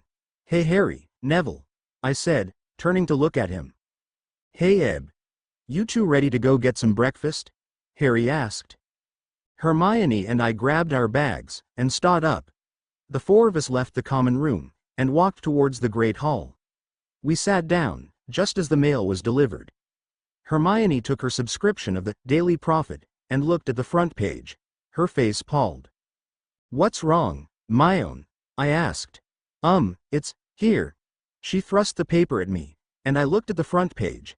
There was a picture of me and Harry walking down Hogsmeade's Main Street together, Harry's arm round my waist. The caption read, Boy WHO lives love life turmoil. The article was by Rita Skeeta. I began reading. It is with first-hand knowledge that I bring to the general public the fact that Harry James Potter is in a very sticky situation. Not too long ago, he began dating Ebony Creed, a young mutant, and heir to Merlin himself. The couple make a handsome pair, and have equal status. It is a good match. I suspect that when the family union was formed between Lord Creed and Lord Black, a marriage contract may also have been drawn up. But, Miss Creed is not the only one interested in Mr. Potter. One Ginevra Weasley also seems to have strong feelings for the wizarding world's savior. So much so, she asked Mr. Potter to go out with her, while he was on a date with Ms. Creed. Miss Weasley's elder brother, Ronald, was seen confronting Mr. Potter, after he turned the youngest Weasley down, claiming that Mr. Potter's fame and wealth had gone to his head. I, dear readers, witnessed the entire thing. It piqued my curiosity, and I have done some digging. It seems that Miss Weasley's feelings for Mr. Potter have prompted her to start brewing love potions in an attempt to seduce Mr. Potter. I can only hope that news of this reaches Mr. Potter, and he regularly checks his food and drinks for any potions. It also leads me to wonder how Headmaster Dumbledore never noticed that one of his students was brewing love potions in his school. If a marriage contract has indeed been drawn up between the two, then I wish Mr. Potter and Miss Creed luck in their relationship, and I console all the other witches out there, as one of the most eligible bachelors has been taken out of the running. More on Harry James Potter and his family history, page .4. More on Ebony Creed and her family history, page .5. I raised an eyebrow at the article. Well, it's not too bad, I suppose, I said, as I handed it to Harry for him to read. He looked through, and nodded. There are going to be rumors, but it could have been worse. Oh, definitely. I agreed. What does it say about us, and our family histories? I asked. He turned to the pages noted. I looked over his shoulder, and saw that each page had a picture of one of us, and information. Well, it says about wizards and witches I'm descended from, Harry said. They've even found out about my mother's lineage. Then there's the story of what happened that night. For you it's saying about important answers OTRS of yours, and also, it does have some facts there about the Weapon 9 project, but all it really says is that you have a metal coating your entire skeleton, and a couple more powers than normal. Well, that's not new to people here. I'll be able to deal with it, I said, shrugging. What's wrong, Myone? You look like this could be the end of the world. What if people believe that it's the other way round, that Ginny isn't using the love potions? Trust me, Hermione, they won't, Neville said. The majority of people believe the Daily Prophet. Hermione nodded, but still looked slightly anxious. I patted her on the shoulder. It'll be fine. United front, remember? Yeah, she said, nodding. The day passed quickly, and soon it was dinner. Hermione ate hers quickly, and left to do something, saying she'd meet me at the library. I nodded, and turned back to my food when she left. Ron and Ginny were nowhere to be seen, something about various hexes needing to be removed. I didn't let any sign out that they were from me, Fred and George. After a minute, Luna sat down next to me. I just got a letter from my dad.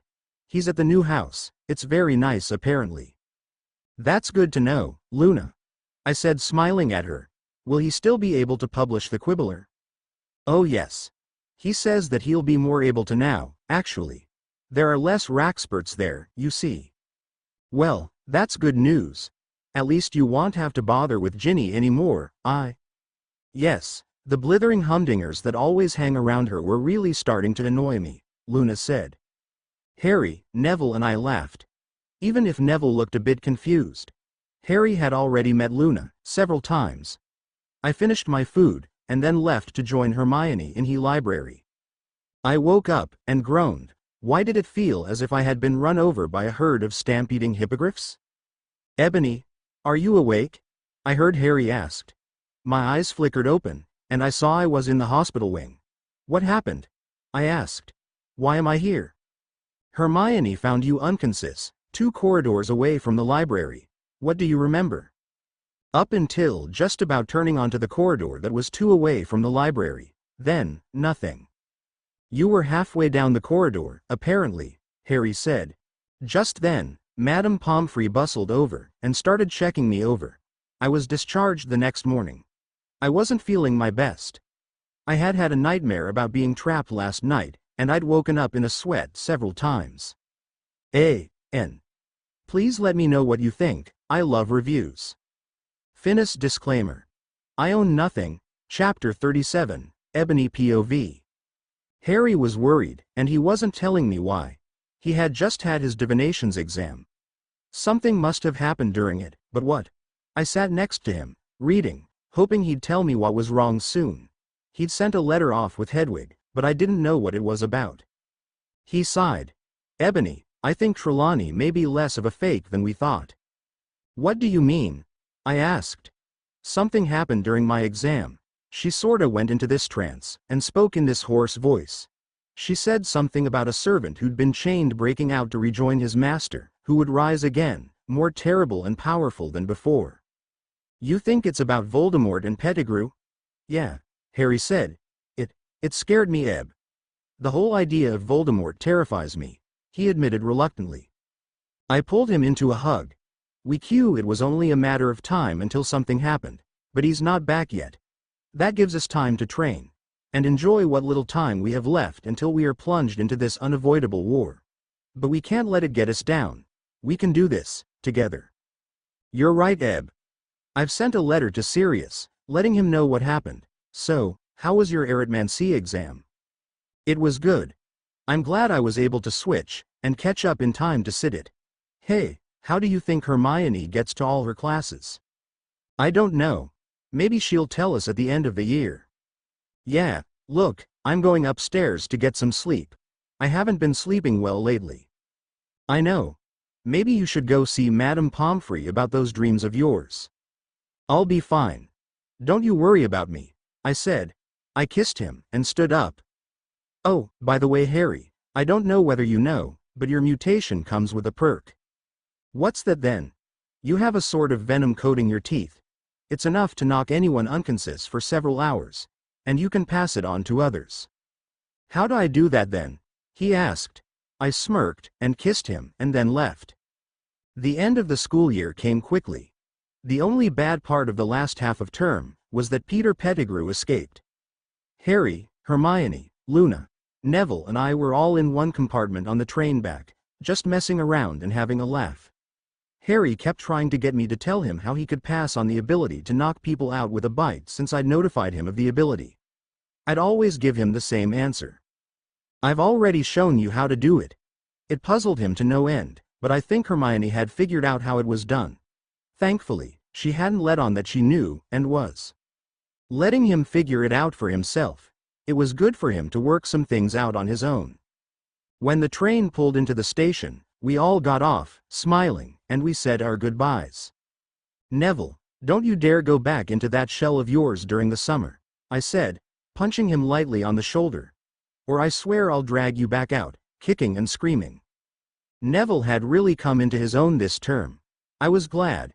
He had the potential to become a great wizard, and he was a good friend, even if most overlooked him. Don't worry, Jinx. I won't, he assured. I'm glad to hear that. Have a good holiday. Write to me. I will, he said. And the same goes for the rest of you. Don't forget to write. I don't know why, but I felt the need to be assured that they wouldn't leave me. We want Eb, Harry said. He kissed me gently on the lips. Have a good holiday. You too, Harry, I said, and I hugged him. I hugged Hermione, Luna and Neville, said goodbye, and went to find Dad. It didn't take long, and soon, we were out of the station, and heading to a hotel for the night. So, this extra ability you said you were able to pass on, Dad said, when we were in the room. Any chance you could share it with your old man? I sat down on my bed. No, why not? It could help. Being able to knock someone out with a bite, definitely a good ability to have. No, I don't want to. There is no way in hell, I am passing it on to you. It's embarrassing. What is? The way to pass it on. Oh come on. It can't be that bad. I could use it to my advantage as well, you know. Yeah, but, I was quelled by a look. Oh, fine. I huffed. But you never tell anyone about this. Fine. He said. I stood up and walked over to where he was leaning against the wall. I leant up and kissed him on the lips. As soon as I was sure some of the venom had passed between us, I broke it off, and hurried into the bathroom, closing the door behind me. Just so long as nothing like that happened again. This summer was going to be a good one. A.N. Well, that's it for Weapon 9, but don't worry, this isn't the last you'll be hearing from Ebony. I am writing a sequel. Please let me know what you think of this story, and please read the next one when it is posted, and review that too. Thank you to all who have reviewed, and to all those who still will. And thank you to all who gave me ideas. I hope you enjoyed. Info on sequel. A.N. I hope you all enjoyed Weapon 9. Just to inform you all, I have already started posting the sequel, 9.2, and I would appreciate it if you reviewed. I have also started posting a prequel to Weapon 9 called 9 Beginnings. I hope you enjoyed Weapon 9, and I hope that if you did, you'll read the other two stories centered around the life of the nutter that is Ebony Creed. Thank you for staying with me throughout the story, and reading till the very end, and thank you to all who have reviewed.